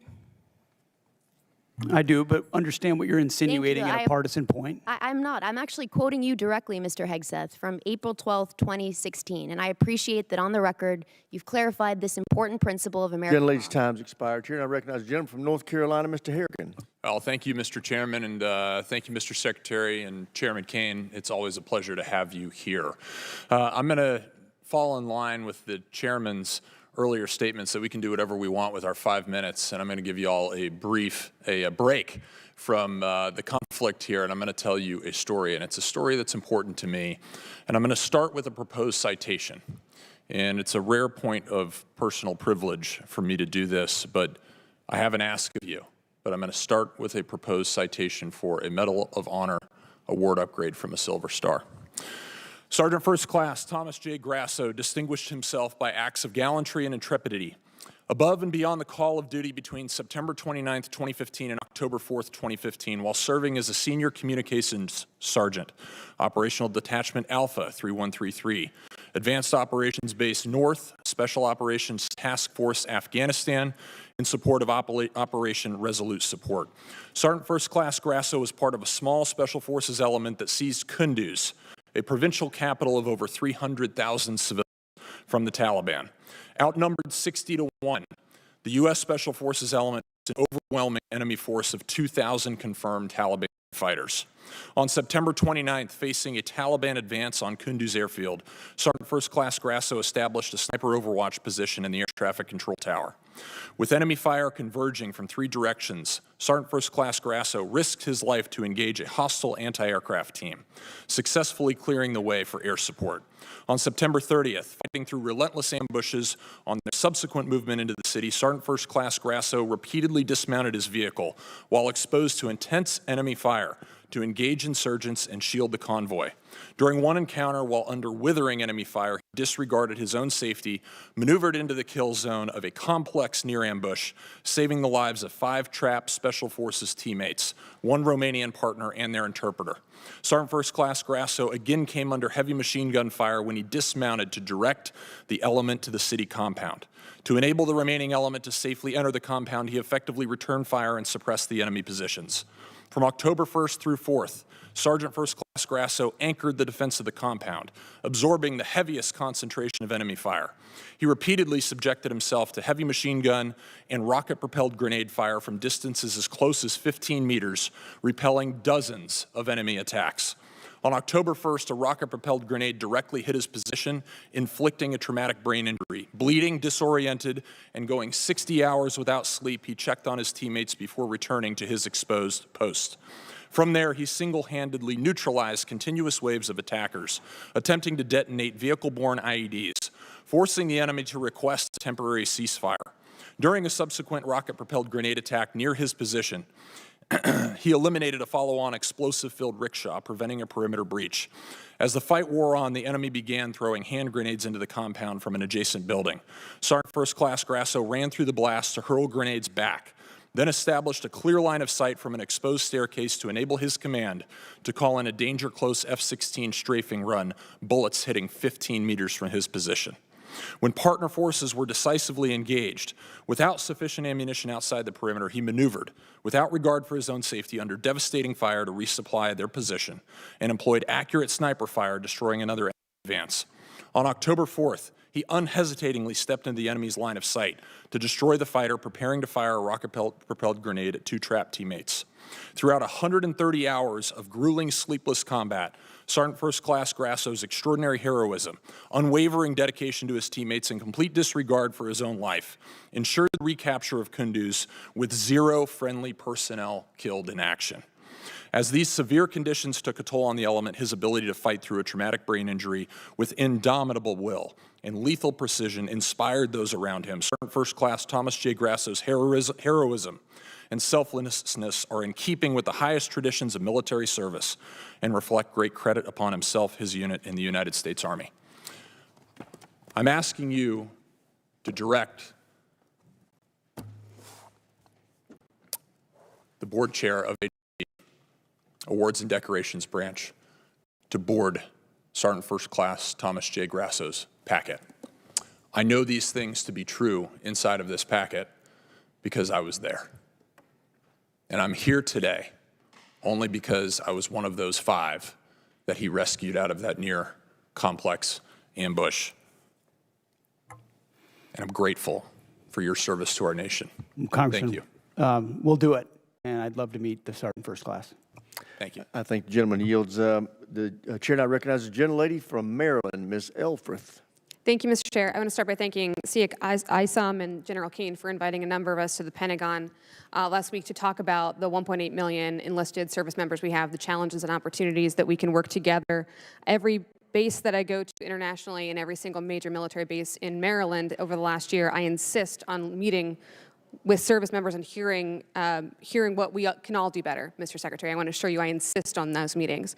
There's a whole lot we could talk about today, war in Iran, and I too want to thank the families of the 14 service members we have lost in this war so far, both strikes in the Caribbean and the East Pacific, firing of a number of people we all respect on this dais on both sides 61 days into this war. But I want to start with those quality of life issues, Mr. Secretary. A number of members of this committee met with survivors of sexual assault at Fort Hood, enlisted members and family members. You sat here last year and you said, quote, "I applaud Congress for the efforts that have been ongoing to address sexual assaults, which we do need to drive down to 0. That funding has not been reduced." I appreciate that. but the budget we have before us is level funded from last year, which you would agree is a realized cut year over year. So I want to give you the opportunity to talk about how you're still going to drive those sexual assault numbers down to zero via flat funding. I'm told we've added 5%, so it's actually not flat, but we remain committed to that. And I think you've seen throughout the force reductions, not enough. We want more. We want to go to zero, but we remain committed to that. We're going to hold you accountable for that. Thank you. I want to move on to Ukraine. I don't normally agree with Mitch McConnell, but as you know, the department is withholding approximately $400 million in appropriated security assistance to Ukraine. Despite some public belittling, Ukraine has stepped up perhaps more than any other ally for us in the Middle East. They're harnessing the superiority that they have generated from a hard-fought war with Russia. They are intercepting Iranian drones that threaten U.S. and partner forces in the Middle East. But Mr. Secretary, I'm very concerned about that $400 million. Can you please let this committee know, folks watching at home, the Ukrainian people, when they can expect that $400 million in Ukraine support passed by Congress bipartisanly last year to be released and put on contract for its congressionally intended purpose, the defense of Ukraine? So the department recognizes that $400 million was allocated for European capacity building, and as of yesterday, it has been released. As it released, and under contract released as of yesterday. How would you describe it, Jay? Not under contract, but released to be put under contract. Let me ask you a different way, Mr. Hurst. When will it actually be on the ground in Ukraine? That depends on what they buy with the money. And Okay. we're going to take the advice of the EUCOM commanders. We employ those funds for best use. Okay, we're gonna keep on that because it's incredibly important, as we heard from everybody, including the King of England yesterday. I'm gonna stay on our allies here. It's clear that the president did account for the Strait of Hormuz being closed, global market, oil market disruption, gas prices skyrocketing. Mr. Secretary, gas in my district, Maryland, not California, $4.11. The president did not notify allies abroad or Congress before he went to war. He has repeatedly berated and belittled our NATO allies, and I am not interested in Twitter diplomacy. I'm interested in our actual exit strategy from this war. So I'm actually going to pose it to General Kane, if I could. Well, the president did understand the risks and had the courage to undertake the endeavor less, which the American people voted for, that kind of courage in taking on that Iranian nuclear threat. General Kane, have you, or what have you formally and specifically requested of our NATO allies and European partners for operations in the Strait? Can you tell me escort duties, air defense, peace enforcement, specific requests of our NATO allies? Both us and state have reached out through a variety of mechanisms to pulse our international partners, not just in Europe, but in the Pacific as well, to see what capabilities could be brought to bear down there, as this is largely this is largely a we don't move much trade through there. I'll defer to energy, commerce, and treasury to But we've been comment on. specific with our allies about what we need. We have. Okay. Can I ask you for specificity on another issue that's been brought up today? From a military perspective, not a policy perspective, what will it require of our service members to actually eradicate any Iranian nuclear threat? Can you help us understand that? There's such a wide range, ma'am, of options in there, all of which are classified. It would be out of my swim lane, but we always deliver the full range of options, the associated risks, and the advice to go do the things that we would be asked to do. There's many. I can't speak for everybody on this committee, but I know we would like more gentlewoman's details. time has expired. The chair now recognizes Mr. Mesmer from Indiana for 5 minutes. Thank you, Chairman, and thank you, Secretary Hegseth, General Kane, and Comptroller Hurst for being here today. Congratulations to all of you for rolling out the $1.5 trillion defense budget. I'd like to offer special thanks to Mr. Hurst and his Comptroller team for the work that it takes to put this budget together. It's a monumental task and important for our nation and our well-being. Secretary Hegseth, as you know, the theme of this year's NDAA is expanding the defense industrial base, and one of the key bottlenecks to that expansion is our workforce size. We are not producing enough skilled young workers, and too many regions with strong manufacturing potential remain underutilized. Would you support Congress working across committees on a national defense strategy workforce strategy that promotes technical training, apprenticeships, and proven school-to-industry pipelines? Absolutely. I think you'll find our budget fully aligned with the theme of the NDAA. And when it comes to skilled workers, whether it's DODEA schools, whether it's the Patriot Pipeline or any form of trades, we're investing in that because we need those folks invested in our industrial base. Excellent. I'd look forward to working with my team to ensure those efforts align with the department, defense, and the industrial workforce priorities. So my office will be reaching out. Also, Secretary Hegseth, we are in a shipbuilding crisis as the department implements President Trump's vision for a larger fleet. Should the Navy leverage a model of distributed modular shipbuilding that taps industrial strength outside of traditional shipyards, such as in the Midwest, in the Great Lakes and Ohio and Mississippi Valley regions, to help expand capacity, to ease pressure on overburdened shipyards, and cut down on maintenance backlogs? In short, yes, and including international options where we can work with partners who have specific capabilities that would speed up the timeline on shipyards that are behind in our own country. But you'll find $65 billion in this budget on shipbuilding, a lot of which builds on those types of capabilities. Excellent. Would you also agree that platforms like unmanned surface vessels, tenders, and other support ships seem well suited for production outside traditional shipyards? Absolutely. And in fact, some of those facilities were precisely the ones we visited on the Arsenal of Freedom tour, USVs, UUVs, where you don't need the same capabilities you would in a traditional shipyard, or you can invest in a new type of shipyard, specifically tailored to those more bespoke capabilities that can be scaled for the fight of the future, for sure. Perfect. Thank you. Secretary Hegseth and General Kane, many from the department have reiterated support for the nuclear sea-launched cruise missile, and I believe President Trump needs more support options in the form of expanded theater nuclear capability. From your perspective, what specific deterrence problem does SLCM solve that current capabilities do not, and what risk do we assume if that capability is not fielded? Take it first. SLCM provides, it's part of the multiple layers of nuclear deterrent that any president has to have at their disposal that creates dilemmas for enemies who are either nuclear capable or not, and ensures the kind of leverage required and defense required, deterrence required, that the nation that sort of underwrites everything we do. So more options on that the adversary can't account for is only good for us. Only thing I'll add is, as we mentioned a little bit earlier, sir, we continue to modernize the full range of the triad. This is another tool in that regional normally, so it's something I support. Thank you. As we look beyond the current program, should the department be thinking about a future sea-launched nuclear system with greater survivability, maneuverability, and potential hypersonic capability? Yes, and I know we are. Okay. Thank you. Secretary Hegseth and General Kane, one of the major bottlenecks in expanding the defense industrial base is test range access. Companies are waiting too long for range time, and that slows fielding at speed modern conflict demands. What is the department doing to expand and modernize the testing architecture?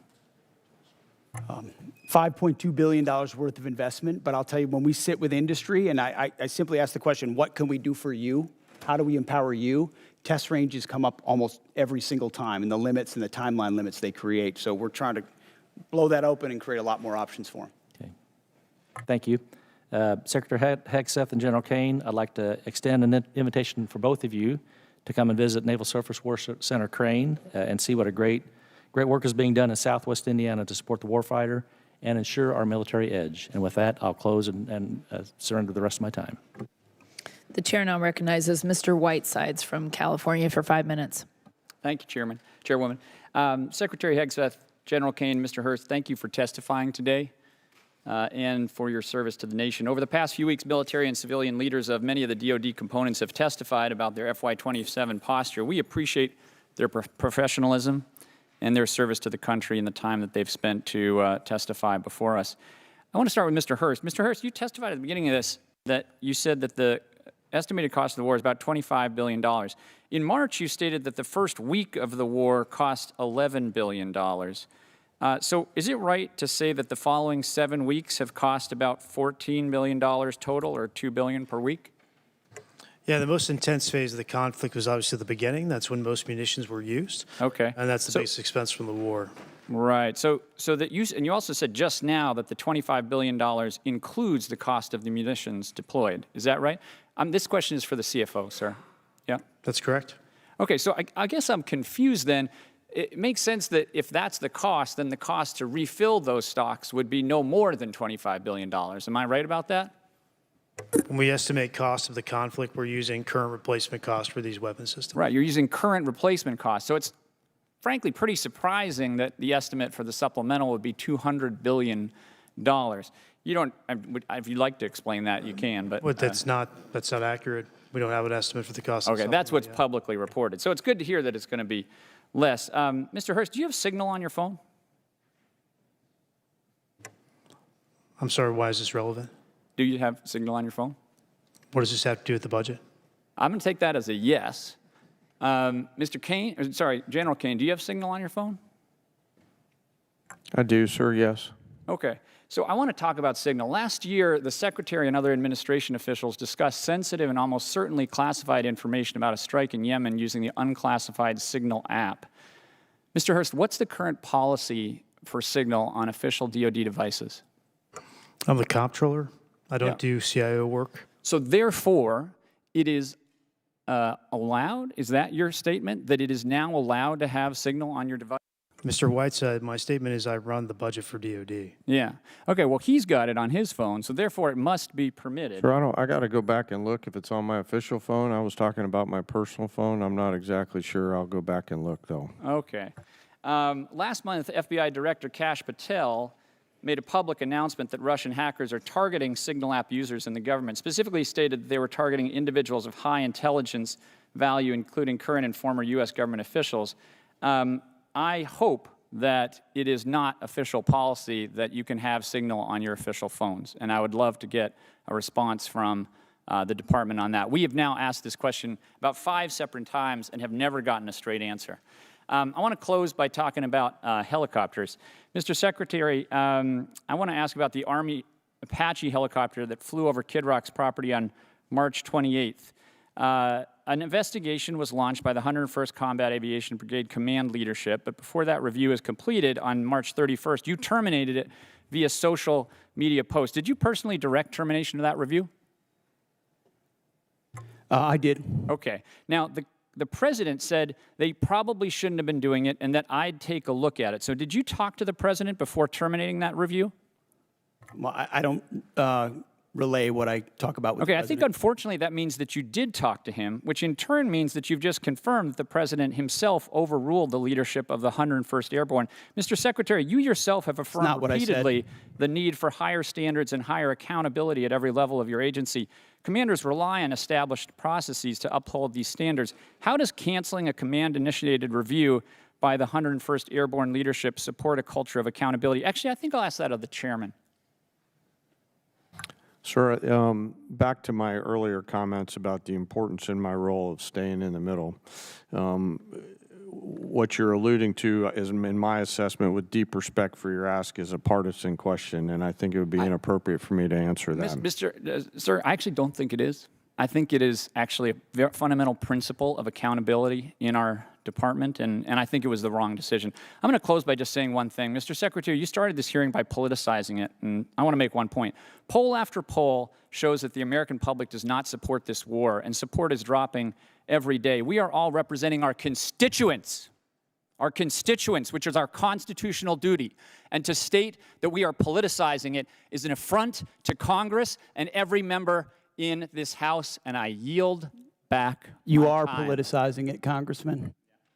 The gentleman's time has expired. The chair now recognizes Mr. Schmidt from Kansas for 5 minutes. Thank you, Madam Chair, and I want to thank all 3 of our witnesses for being here today and answering our questions.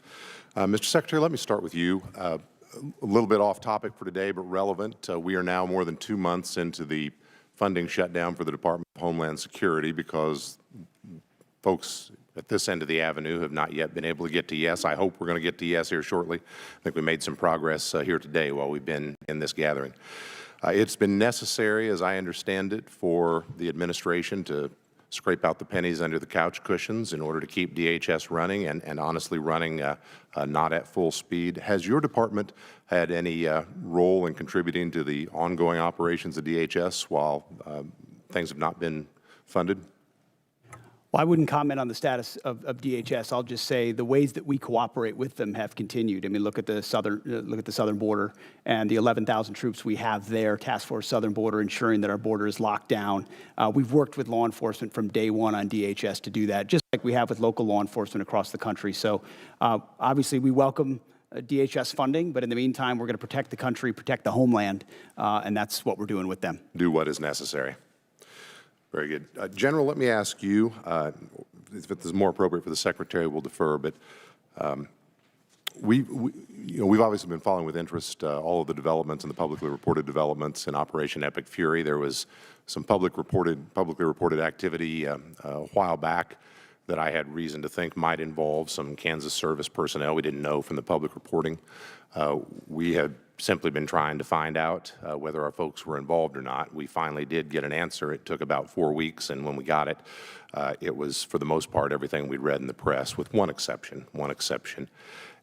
It's a bit unsatisfactory when we're just trying to do our job and figure out whether our folks are implicated and whether we need to be doing something to help them, their families, or their folks back home. I know you take seriously the importance of providing that information, but can you just offer some reassurance that you do take those inquiries seriously and that was perhaps not? We do, sir. I'm not exactly sure the situation you're talking about, but I'll get the teams together and figure out what broke down there and fix it. Appreciate it very, very much. Mr. Secretary, let me come back to you. In talking with Kansans who either have been deployed or are in support of folks who have been deployed, I am under the impression that there has been a particularly high, especially early in the operation prior to the ceasefire, particularly high amount of concussive activity, and that we might be well advised to be prepared when folks come home for concussive injuries, for combat-related PTSD, perhaps at levels we aren't expecting, at least those of us watching from the outside of the operation. Can you say anything either about that in particular or more generally about what types of health and post-combat related health issues we ought to be preparing for when folks come home from this operation in particular? Well, I know, Congressman, all of that is tracked very closely. As it pertains to this budget, there's $70 million for more research on that. But I would note that as it's tracked and identified, also 90% of those with injuries in this conflict have returned to duty. But that doesn't mean there couldn't still be a lingering effect, which is noted and will be continued to be tracked throughout. And can I follow on that? I appreciate that answer very much. With respect particularly to Guard personnel who have been deployed, and when they come back, they return to their civilian roles. They may be in communities far from a military post. They may be in communities that don't have dedicated healthcare services, that may be particularly focused on concussive damage or post-traumatic stress damage. Is there particular thought on things we ought to be doing to prepare to serve that population when those men and women come home? I think the biggest one is identifying it up front, doing that testing up front to identify what has occurred, and then the ability to track those service members. I know as a frontline leader that became part of my responsibility as well, tracking those who may be more susceptible to it, whether they have a formal network to address it or not. So definitely something we care about. TRICARE, ensuring they have increased access in places where there aren't military facilities is an important part of it. Thank you, Mr. Secretary. We care as well. We want to be helpful in that front when our folks come home. Last question, particular to some folks in Kansas. When you were here last year, Mr. Secretary, I talked about cooperation between the Veterans Health Agency and DHA and some work we've been trying to do at Irwin Army Community Hospital at Fort Riley. This committee and the Congress and the President enacted into law a provision that causes some cooperation between the two to happen, and we are very excited to report are looking very good out at Irwin. The reason I raise this with you today, some of the folks who made that happen were the Commanding General at the 1st Infantry, General Roan, who's about to deploy to Europe, I believe in early June. His Chief Medical Officer, who's about to leave for a different assignment. The gentleman's time has expired. Can we get those things signed before they leave? The chair now recognizes Mr. Tran from California for 5 minutes. Thank you so much, Chairwoman. Thank you, Secretary Hegseth, General Kane, Mr. Hurst, for being here today. You know, after I was honorably discharged from the Army Reserve, the GI Bill helped me go to school and ultimately become a lawyer. My focus was representing clients who were wrongfully terminated or faced discrimination and harassment at the work. Mr. Secretary, if I were in the courtroom trying to prove that you discriminate against our military heroes, I wouldn't have to look very far or very hard. In just 16 months, you have fired more than a dozen senior military leaders. You've delayed or canceled the promotion of even more. Your chief of staff told the Secretary of the Army that President Trump would not want to stand. That's not true. That was totally false reporting. I'm not getting You to my know it. question yet, Mr. Secretary. You told the president, the Secretary of the Army that the president would not want to stand next to a black female officer at the military events. But, you know, despite all of this, I remain very hopeful that you can and will do better for the men and women who have dedicated their lives to protect our great country. You're here to ask for $1.5 trillion. That's a huge budget, and I want to make sure that you have the ability to manage it. Secretary Hegseth, you would agree with me when I say that we want the most qualified people in every position of our military, correct? That's a question. Yes. Thank you. General Kane, you would want the same? Yes. Thank you. You know, I share the bipartisan concern about the firing of General George. And what I and the American people want to know from you is, did you ask the president for his permission before you fired General George, Secretary Hegseth? It is my responsibility to confer with the Commander-in-Chief on especially high-level personnel matters. And ultimately, I won't relay what was discussed, but he was aware of the action that would be taken. Okay, great. Thank you for that. And when you made the decision to fire General George, did you consult Secretary Driscoll? There had been multiple consultations over a year, yes. Do you and Secretary Driscoll have a good working relationship? Yes, I appreciate the work he's doing for the Army. And for the record, would you agree that Secretary Driscoll is doing a great job as the Secretary of the Army? I appreciate the work that the Secretary is doing and made the personnel change based on the Chief of the Army. In fact, he was so good that at his job that the president sent him to Ukraine to negotiate a peace deal. Do you know why the president chose to send him over you?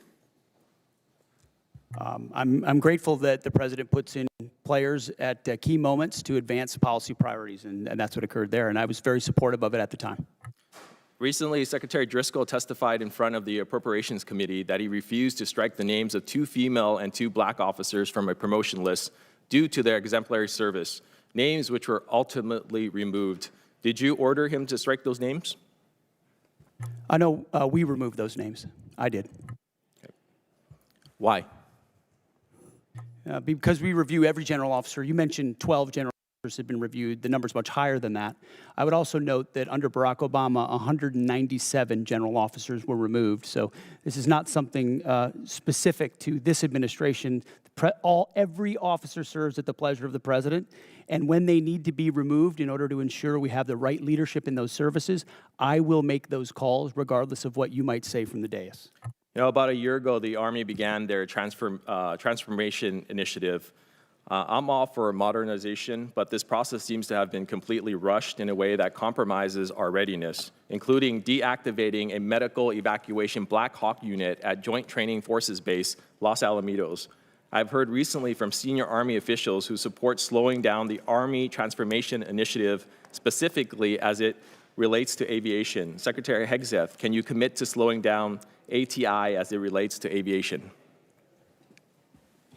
There are multiple places inside ATI that we are reviewing to ensure that we do not create capability gaps inside today's Army based on the fights we have today and the fights of the future. And this budget reflects ensuring that we don't have any operational gaps in the Army or any of the services. Mr. Secretary, during your opening, you brought up this beautiful slide, and you talked about the Arsenal of Freedom. It's the Arsenal of Freedom slide, talking about private investment, you know, from the $1.5 billion. RTX was on there, Boeing, GE, L3 Harris, Lockheed. My question to you is, do you or your wife have any personal investment in those companies? No. Thank you. The gentleman's time has expired. The chair now recognizes Mr. Crank from Colorado for 5 minutes. Thank you, Madam Chair. Mr. Secretary, the Department's FY27 military construction request includes plans for a new $250 million Space Force operations facility at Schriever Space Force Base.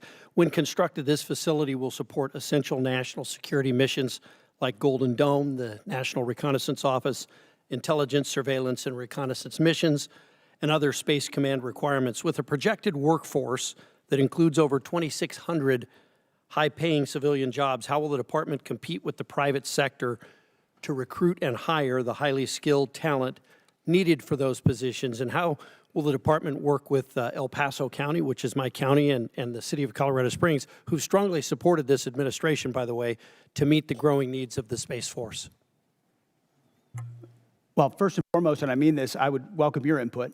That's usually what I say when I'm on the road and in the field with commanders is, okay, you ask me, we meet with battalion and brigade commanders all the time. They ask me a really detailed question, and the first thing I say is, what do you think?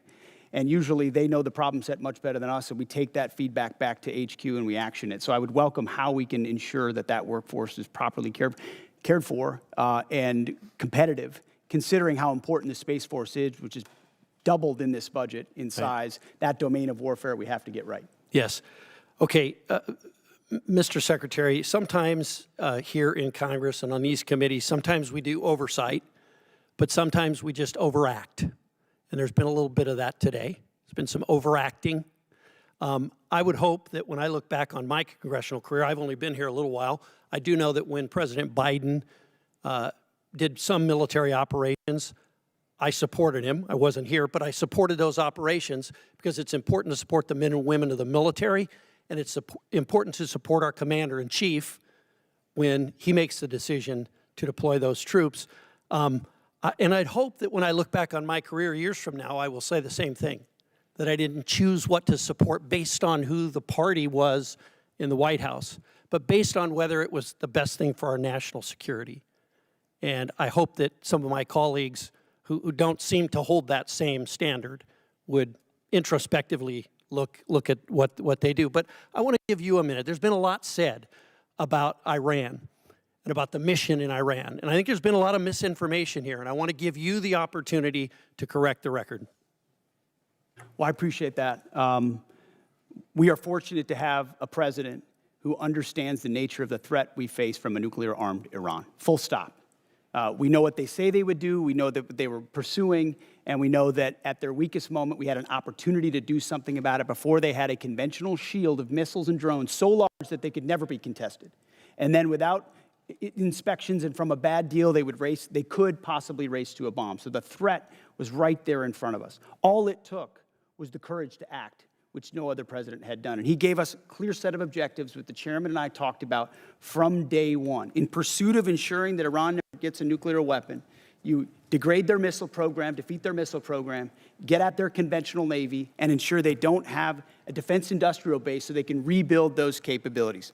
That's what we briefed from the podium. That's what we talked about. That's what we were focused on. And in service of that, had overwhelming military victories in pursuit of it. I mean, we've never seen an air campaign like what we did alongside the Israeli Air Force, not to mention the rescue of those two pilots and the professionalism of that joint force that went downtown twice, once in the day and once in the night, to leave no man behind. That is a call the commander-in-chief makes, and he had the guts to make it. And as a result, we're in a ceasefire, in the middle of negotiations, in a very strong place with a blockade that will ensure that when this is done, when a deal is set, it's a deal on the president's terms to ensure Iran never gets a nuclear weapon. That's a fight worth having. And if the American people remember 47 years, Americans remember 47 years of what the Iranians have done to us, targeting and killing Americans. If they had a nuclear weapon, they would use it. This president has unleashed his military to do something about it. We've had historic successes. And if we need to go at it again to ensure that success, we are prepared to. But we're hopeful over time that a deal will be compelled and compelled quickly. So this talk about endless wars or forever wars, the president points out rightfully what this town tolerated in Iraq and Afghanistan and Vietnam. That is not this. This is a discrete mission to pursue U.S. objectives, and we're doing it in a historic fashion. I support this president's operation right now in Iran. I supported President Obama when he said he opposed a nuclear Iran and would do what was necessary to do that. And I supported President Clinton when he did the same. It's time to act, and I'm glad that this president did. Thank you. The chair now recognizes Mr. Vindman from Virginia for 5 minutes. Thank you. Earlier, Secretary Hegseth, you talked about flexible realism. So let's see if we can figure out how much of it is realistic and how much of it is just flexible. Secretary Hegseth, last year I asked you some questions about Indo-PACOM and threats in Europe. and you had a hard time answering those questions. I'm sure you prepped better this year, and I'm hoping you can answer some of these basic questions since now we are at war. Do you know what the price of oil is today? I don't know where it's gone as this Within a time few of this bucks. hearing, but roughly $100 a barrel. It's actually closer to 120, 117. Well, it depends on the index you're looking at. I'm looking at Brent. Do you know what the price was the day before of Brent, the day before we went to war? It was certainly lower. You understand you're taking some economic risk, but I would note a lot lower. The energy Thank you for dominance answering this my president question. has Let me- unleashed let has me put get us in an to my incredible question. position. Thank you. So it's $72, and so now we have a 62% increase. By the way, the department obviously will be paying those extra fuel costs. That's going to be not insignificant, but so will the American people. Now, at its narrowest point, how wide is the Strait of Hormuz? I think it's about 12 miles, but I'd have to check. It's 24 miles, but 12 miles is actually the relevant number because that's the navigable channel. That's So the international water navigable channel point. And do you know how many barrels of oil transited the Strait of Hormuz each day before the war started? I don't know the exact number, but you're looking at over 100 oil tankers usually transited a day, or 120 a day would transport the strait. Yeah, and so 20 million barrels a day, and right now they're at an 81% reduction. So it sounds like you've done your homework. You're tracking pretty well what the strategic situation is. So a couple of questions. Were you aware that if we struck Iran, that they would most likely close the Strait of Hormuz?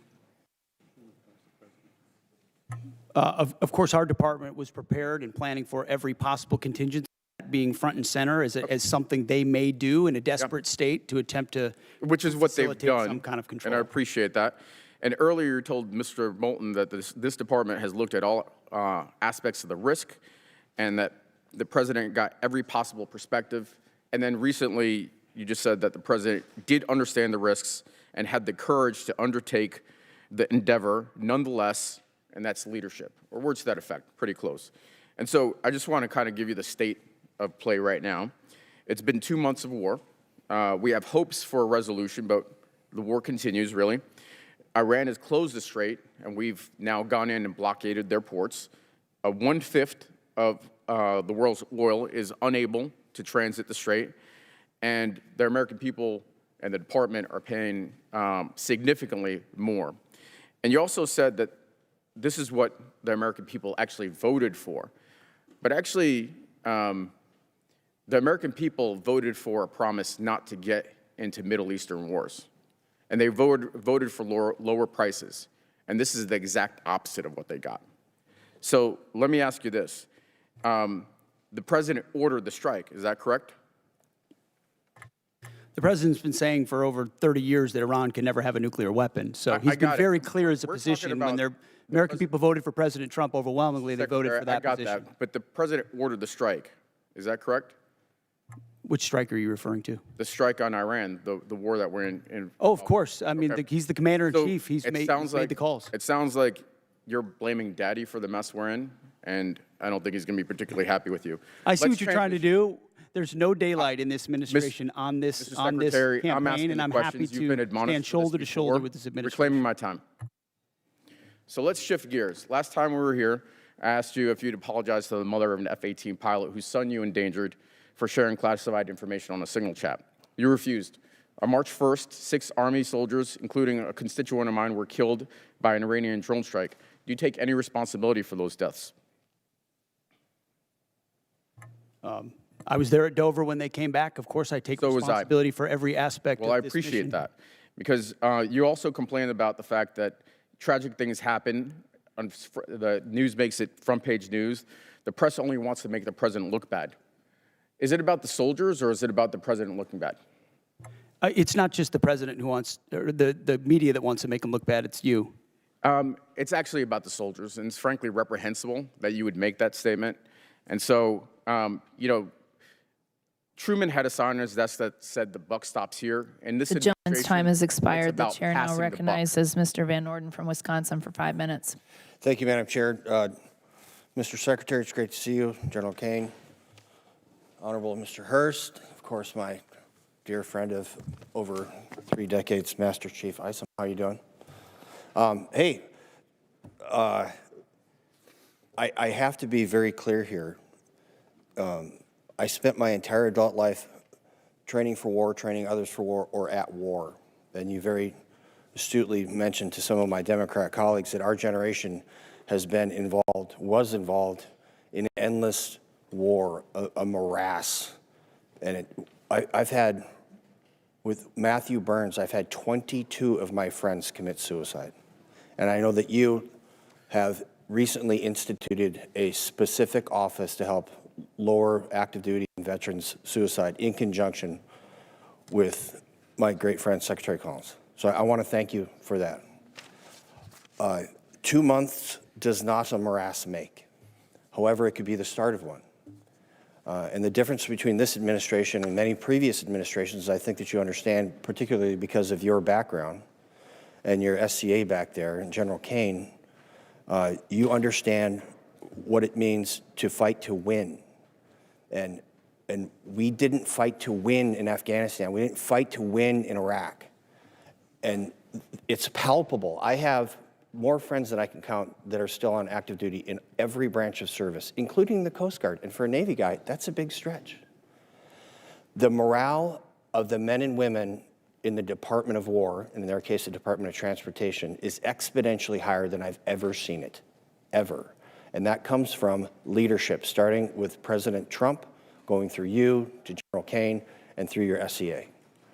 And what some of my colleagues refuse to admit is that that's how you win. It starts with the man. It's the first soft truth. Humans are more important than hardware. And I want to thank you for setting that environment. I don't want to be at war, but Iran declared war on the United States of America 47 years ago, and those bastards are responsible for killing and maiming many of my friends. So this is not some esoteric political argument for me. This is a fact that President Trump, by using you as the Secretary of War and General Kane as CJCS and Master Chief Isom, what you're doing is you're going to end a war that was declared on us.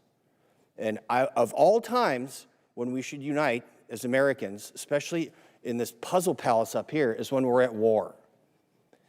And it is a war of choice by the mullahs. That is who chose to fight this war, and we're going to end it. I don't really have a question for you. I trust your judgment. General Kane, I trust your judgment. Master Chief, I trust your judgment. And when you're coming here with a request for a tremendous amount of money, I understand that there's no fluff in there, that this is what's required to end this war that the mullahs chose to declare against us. And I'm telling you right now, we have your back. And there are a lot of my Democrat colleagues that do also. They're just afraid to say it out loud because they'll be crushed by the left of their party. And that is reprehensible. So with that, whatever you guys need, you just holler. Okay, Mr. Secretary? I couldn't say it any better. Thank you very much, Congressman. You're welcome, sir. With that, I yield back. Gentleman yields back. Chair, and I recognize the gentleman from Missouri, Mr. Bell. Thank you, Mr. Chair. Mr. Secretary, I don't trust your judgment. You made the comment to my colleague that there's no daylight between you and the president, which calls into question your role and, again, accountability. And so I got to ask, has there ever been any time that you disagree with the president on this war or anything in general? I would never betray conversations that we've had. Okay, The commander so you can't in chief even deserves acknowledge candid that discussion you've ever in even private. disagreed with the man, like his choice of tie, that dance, anything. You haven't disagreed on anything. I've never relayed the discussions I have with the commander in chief. Okay, because it seems to me that rather than being Trump's Secretary of Defense, that sounds like you're just being Trump's secretary. And we need someone who's going to be there that is actually advising, that is also pushing back when necessary and serving the country as opposed to the president. So you said you've never called him out privately or publicly, because we know that hasn't done. But have you ever said the words, and you don't have to tell me what it was about, have you ever said the words, Mr. President, I disagree with you? As I said, I don't relay the private conversations that a commander in chief deserves. You can't even acknowledge that, like if you've just said, Mr. President, you're wrong about this or you're wrong about that. You can't even acknowledge, you can't even admit that if that's happened. You can ask it again if you want, but I don't relay the private conversations that a commander-in-chief The deserves. objectives of this war have constantly shifted and changed. You see that, though, right? Like, you can acknowledge that. Because 1 minute it was to dismantle the Iranian nuclear program. But how, I don't know how that objective has not now been the listed objectives as far as I understand. Then there was regime change. Trump even said when announcing the start of the war, the hour of your freedom is at hand. It's yours to take. He also posted on Truth Social in January, help is on the way, to the Iranians posting in the street. Do you still believe in this particular objective? The objectives have been clear from the beginning, and I've supported the president throughout in having the courage to take on this threat. Okay, so then let's talk about what else has he said. So let's talk about the Trump doctrine. So on November 6th, the president said he was all about ending wars, not starting new ones. Yet in the so-called doctrine, the conflict has not answered why we're in the war. The objectives have changed. We're not sure about the exit strategy. This, to me, is the definition of open-ended or forever war. And you cannot claim to end forever wars while engaging in one. And then here's the one that really gets me. So I don't know when it's over when I feel it in my bones. So, Mr. Secretary, war decisions should be based on defined military objectives. You agree with that statement, correct? It's the commander-in-chief makes the call on behalf of the American people when our objectives are completed. There should be clearly defined military objectives. That's safe to say? Ultimately, the commander-in-chief makes the decision about it's when our not safe to objectives are say. achieved. Okay, because I'm just trying to figure out, like, what kind of analysis, evaluation are we looking at with objectives when it's just what the president feels in his bones? Like, are we talking about like some Da Vinci Petruvian man or what? Like, what are we talking about when we just talk about feeling it in your bones? Because my thing is, we're not set up here to trust anyone's judgment. We're here to represent our districts and the American people. And so my next question is, the problem that I'm concerned with is that Iran continues to increase their negotiating leverage with us. And so we've been told that we've won this war, it'll be over in a few days, but now they didn't control the Strait of Hormuz, and now they do have leverage in the Strait of Hormuz. I remember even in the strikes in June, after the strikes in June, I should say, they struck Al-Udeid, and we never responded to that. As a matter of fact, Trump even said he knew that strike was coming and he allowed it. Do you agree with that? Ultimately, the president's been clear about his objectives, and if Iran thinks they're going to outdeal the best deal maker on the planet, they got another thing coming. But they struck us and we didn't strike back, and you're okay with that? He even said he authorized, he allowed it. He said that, and you're okay with that? The president has done many bold things for this country to ensure Iran never has a nuclear weapon. Okay, well, allowing another country to attack us, isn't that treason? Allowing Iran to get a nuclear weapon. Time's Obama was expired. willing Chair to now do. recognizes the gentleman That's what from you want. Arizona, Mr. Amadei. I want to thank your team behind you for having the discipline and stamina for being here. I know what work was involved in doing this type of hearing, so thank you all. Mr. Secretary, I want to ask you about the A-10 Warthog. How effective has it been in the war in Iran? As I'm sure you know, it's a very effective platform. Yes. And so why is the Air Force, I mean, they've been trying to retire this platform for 40 years, since 1984. And it seems like it keeps proving itself no matter the technological advances that we have in the military. So why is there a need or push to retire this platform? Well, the push to retire the platform was from previous administrations, based on mostly requests from the Air Force. But given how, anybody of our generation knows how impactful, important, and significant the A-10 and the Warthog has been. And that's what you want when you need close air support. Full stop, everybody knows it. To include when you've got down pilots and you need to go downtown Iran. and it was incredibly effective in those missions. Now, there are other places where it's less survivable, and I understand that, but there's still most of the world where it is the most effective close air support platform. That's why I got with the Air Force Secretary. We extended it to 2030, and we're, per the President's guidance, going to look at other options, maybe other variants and ways at which we can keep the A-10 capability or platform on the battlefield for our warfighters who want that kind of close air support. Thank you. I appreciate that. Just, you know, as technology advances, sometimes we forget, sometimes the old school machinery we have works just as well. I know you just, you know, got the Apache helicopters. I mean, that's a 50-year-old frame. If you look at the AK-47s, my God, it's one of the most effective rifles, and from 1947. So I don't want to lose sight of that. You know, I think too much is spent on so many defense companies coming in here selling us the newest, greatest product, but warfare ultimately is about killing the enemy, and we know that Warhog does that. I want to shift focus a little bit to actually kind of old school as well. I know the SOF and PSYOP right now, there's been 3,000 positions cut, mostly on PSYOPs and civil affairs. How is, you know, I've been wondering, we have air superiority in Iran, and it seems like there's no internet connectivity in Iran. Are we doing any leaflet drops over there?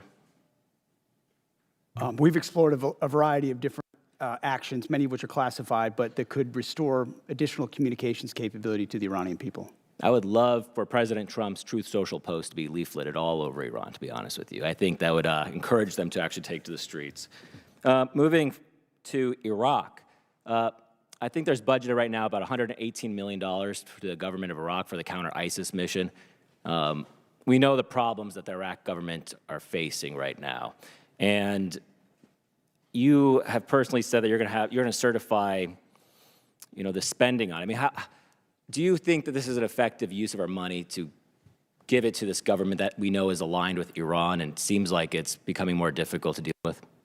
It's very much an open question. We're paying very close attention to the new government there and the counterterrorism efforts, some of which have been successful over time and others of which have not in this conflict where Iraq has not stepped up in those efforts. And we're reviewing funding, basing every aspect accordingly, just like we did in Syria. The president directed that we leave Syria. We had 8 bases. We went down to 4, 2, and then 1, and now ultimately are in northern Iraq. And we'll review our posture throughout the region. Great. With that, I yield back, Mr. Chair. Chair now recognizes a gentleman from New Jersey, Dr. Conaway. Thank you, Mr. Chairman, and thank you and Ranking Member Smith for holding this hearing today. Thanks to the witnesses for presenting themselves to us to answer questions. At the outset, let me say that I'm proud of the work that our service members do every day to keep our nation safe, and I have profound respect for those who voluntarily put on the uniform to serve and protect our country. The Trump administration's reckless military actions are driving up costs for everyday Americans. This war, as you know, is not supported by a significant majority of the people in this country. The administration has increased military operations around the globe, including strikes in 8 countries, and the war in Iran is costing taxpayers billions of dollars. Estimates are by the time it's over, it could cost $1 trillion to the American people, a lot of that off budget. It's estimated that the first 6 days of the war cost around $12 billion alone, and we are now hitting 60 days of war fighting without a plan to exit this conflict. The administration has failed to transparently tell the Congress or the American people what the costs of the war are and why we are at war, and expects Americans to keep footing the bill. The comptroller has, and thank you for coming, sir, given us an incomplete number, and I understand we're in the midst of war and there's you do have some challenges in that regard. But Congress, I think, my colleagues would have appreciated a more thoroughgoing cost estimate so that we may properly conduct oversight as is our duty. I would agree with my colleague, Ms. Goodlander, about the department sharing the full breakdown of the cost of this war and understanding where every dollar is going. That number does not likely reflect the full costs of war, as you know. There are many estimates out there that say that this war will cost much more than you and the administration are putting before the American people. If you look at our past conflicts, when we went to war in World War I, and this has been mentioned, Wilson went to Congress and called for the American people to help pay for the war. Franklin Roosevelt went to Congress, asked for a declaration of war, and the Americans pitched in to pay for this war. Conflicts after that, sadly, too many of them are off budget and are leaving Americans with trillions of dollars in debt. Average Americans are suffering the consequences of this war in Iran, including increased fuel prices in my home state of New Jersey, where gas is now on average $4.20 a gallon. Diesel is almost $6 per gallon. In addition to increased fuel prices, everything costs more: groceries, housing costs. And the people have to pay for it, have not asked for this war, and I think are a little bit bewildered as to why we're in this war. I'm not disputing the fact that the Iranian regime is a malignant, dangerous regime that has killed its own people and indeed has killed Americans over the decades. I think where we disagree is what's the best way to get at Iran. Do we negotiate with them and control their access to nuclear weapons in a multilateral way that included even Russia in the deal and the agreement that President Obama brought forward, or do we go and try to and engage in a costly war in order to get at those nuclear weapons? I think that's where the principal conflict lies. How do we achieve the same goals, costly war or through negotiation? And we've seen that apparently there wasn't a plan to deal with the action that Iran had to take, that is to close the Strait of Hormuz, because it's the only thing you can do when you are the weaker country in an asymmetric conflict. Of course, they were going to do that, and I wonder whether or not the President was apprised of this before he took the actions that he has taken. So let me just ask this question. And before this, make this comment too. This war is just 60 days so far. And this thought that Americans wish to bear the consequences of increased fuel prices, I don't think is borne out by the fact that, those costs impact people on a weekly basis, bi-weekly basis. Mortgages come and have to be paid. Groceries have to be bought on a weekly basis. And those gas prices are squeezing the American public. So can you tell us whether or not there was planning to deal with in advance, to deal with the closing of the Strait of Hormuz, given the likely impact on world fuel prices? That will have to be for the record, because the gentleman's time has expired. Chair now recognizes the ranking member for any closing comments he may have. Well, first of all, I want to thank the chairman for conducting this hearing. Obviously, there's a lot of passion on both sides, a lot of partisan stuff being thrown around. I think on this committee, we're all trying to serve the men and women who serve us as well as we possibly can. You handled it very well in a difficult time. I appreciate the fairness of that. And yes, we have a lot of issues, but at the end of the day, the Iran war is the biggest issue that we face. And I hope that you gentlemen, would take seriously the concerns we have about where it's going and how it's going to end. Yes, it has not yet lasted as long as Vietnam or World War II, but we're also told it was going to last 4 to 5 weeks when it started. We were given an idea of what the mission has been. It's clearly gone beyond that. We did not contemplate that we would have the Strait of Hormuz shut down or that we would have to implement a blockade. So how we get to the result is something we are going to want to hear from all of you about on a regular basis, and what role the service members who are over there, some 50,000, are going to play in that. And we all agree, Mr. Secretary, that Iran should not have a nuclear weapon. Is this really getting us there? That's the connection we want to see. And you can say, well, we had to start a war to stop the nuclear weapon. That in and of itself doesn't make it true. How is the war and the military action actually stopping that nuclear weapon? How does it put us into a better position? I think that's what we really need to hear, and what we'll have to continue to work on long after this hearing. But I thank our witnesses for coming before us. It is the democratic process. Part of representative democracy. I have never met too many people at the Pentagon who loved coming over and talking to Congress. I get that. But I hope you understand how important and how necessary it is that the people's voices are heard, and we do have an opportunity to question and challenge the decisions that are made by our executive branches. We have a right to do under the Constitution, actually an obligation to do under the Constitution. So look forward to continuing the conversation. I thank the chairman again, and I yield back. I thank the ranking member, and I thank the witnesses. Thank you for your service to our country. Thank you for 6 hours of tough duty, and you've done a great job. I want to end this hearing the way I started it. This is a historic budget request by this administration. We are in unacceptably low levels of spending historically, and this president is meeting the moment with a budget request that meets the requirements that we have to meet if we want to remain at peace. This is about peace through strength. This budget will help us have peace through strength, and I urge my colleagues who are not in this chamber to pay attention to what we talked about today. This department, I think, is done an admirable job of defending the budget. And with that, thank you for being here. This hearing is adjourned.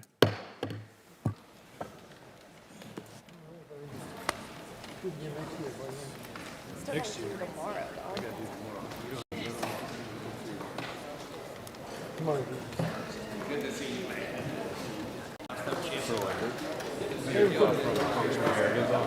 what's up? Oh, somebody on the secretary? Yeah, I'll take it with me. Okay. Absolutely. Yeah, it was beautifully read and written, so make sure we take care of it. Thank you. I appreciate it. Thank you.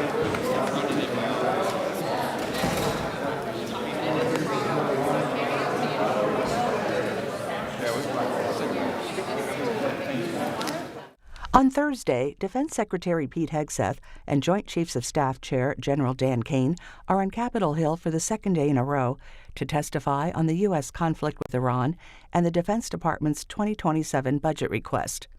Watch the Senate Armed Services Committee hearing live at 11 a.m. Eastern on C-SPAN 3, C-SPAN Now, our free mobile app, and online at cspan.org.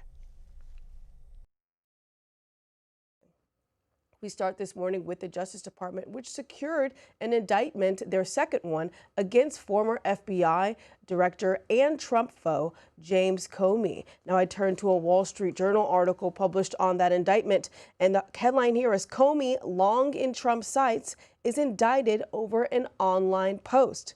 It says that this is the Trump administration's second attempt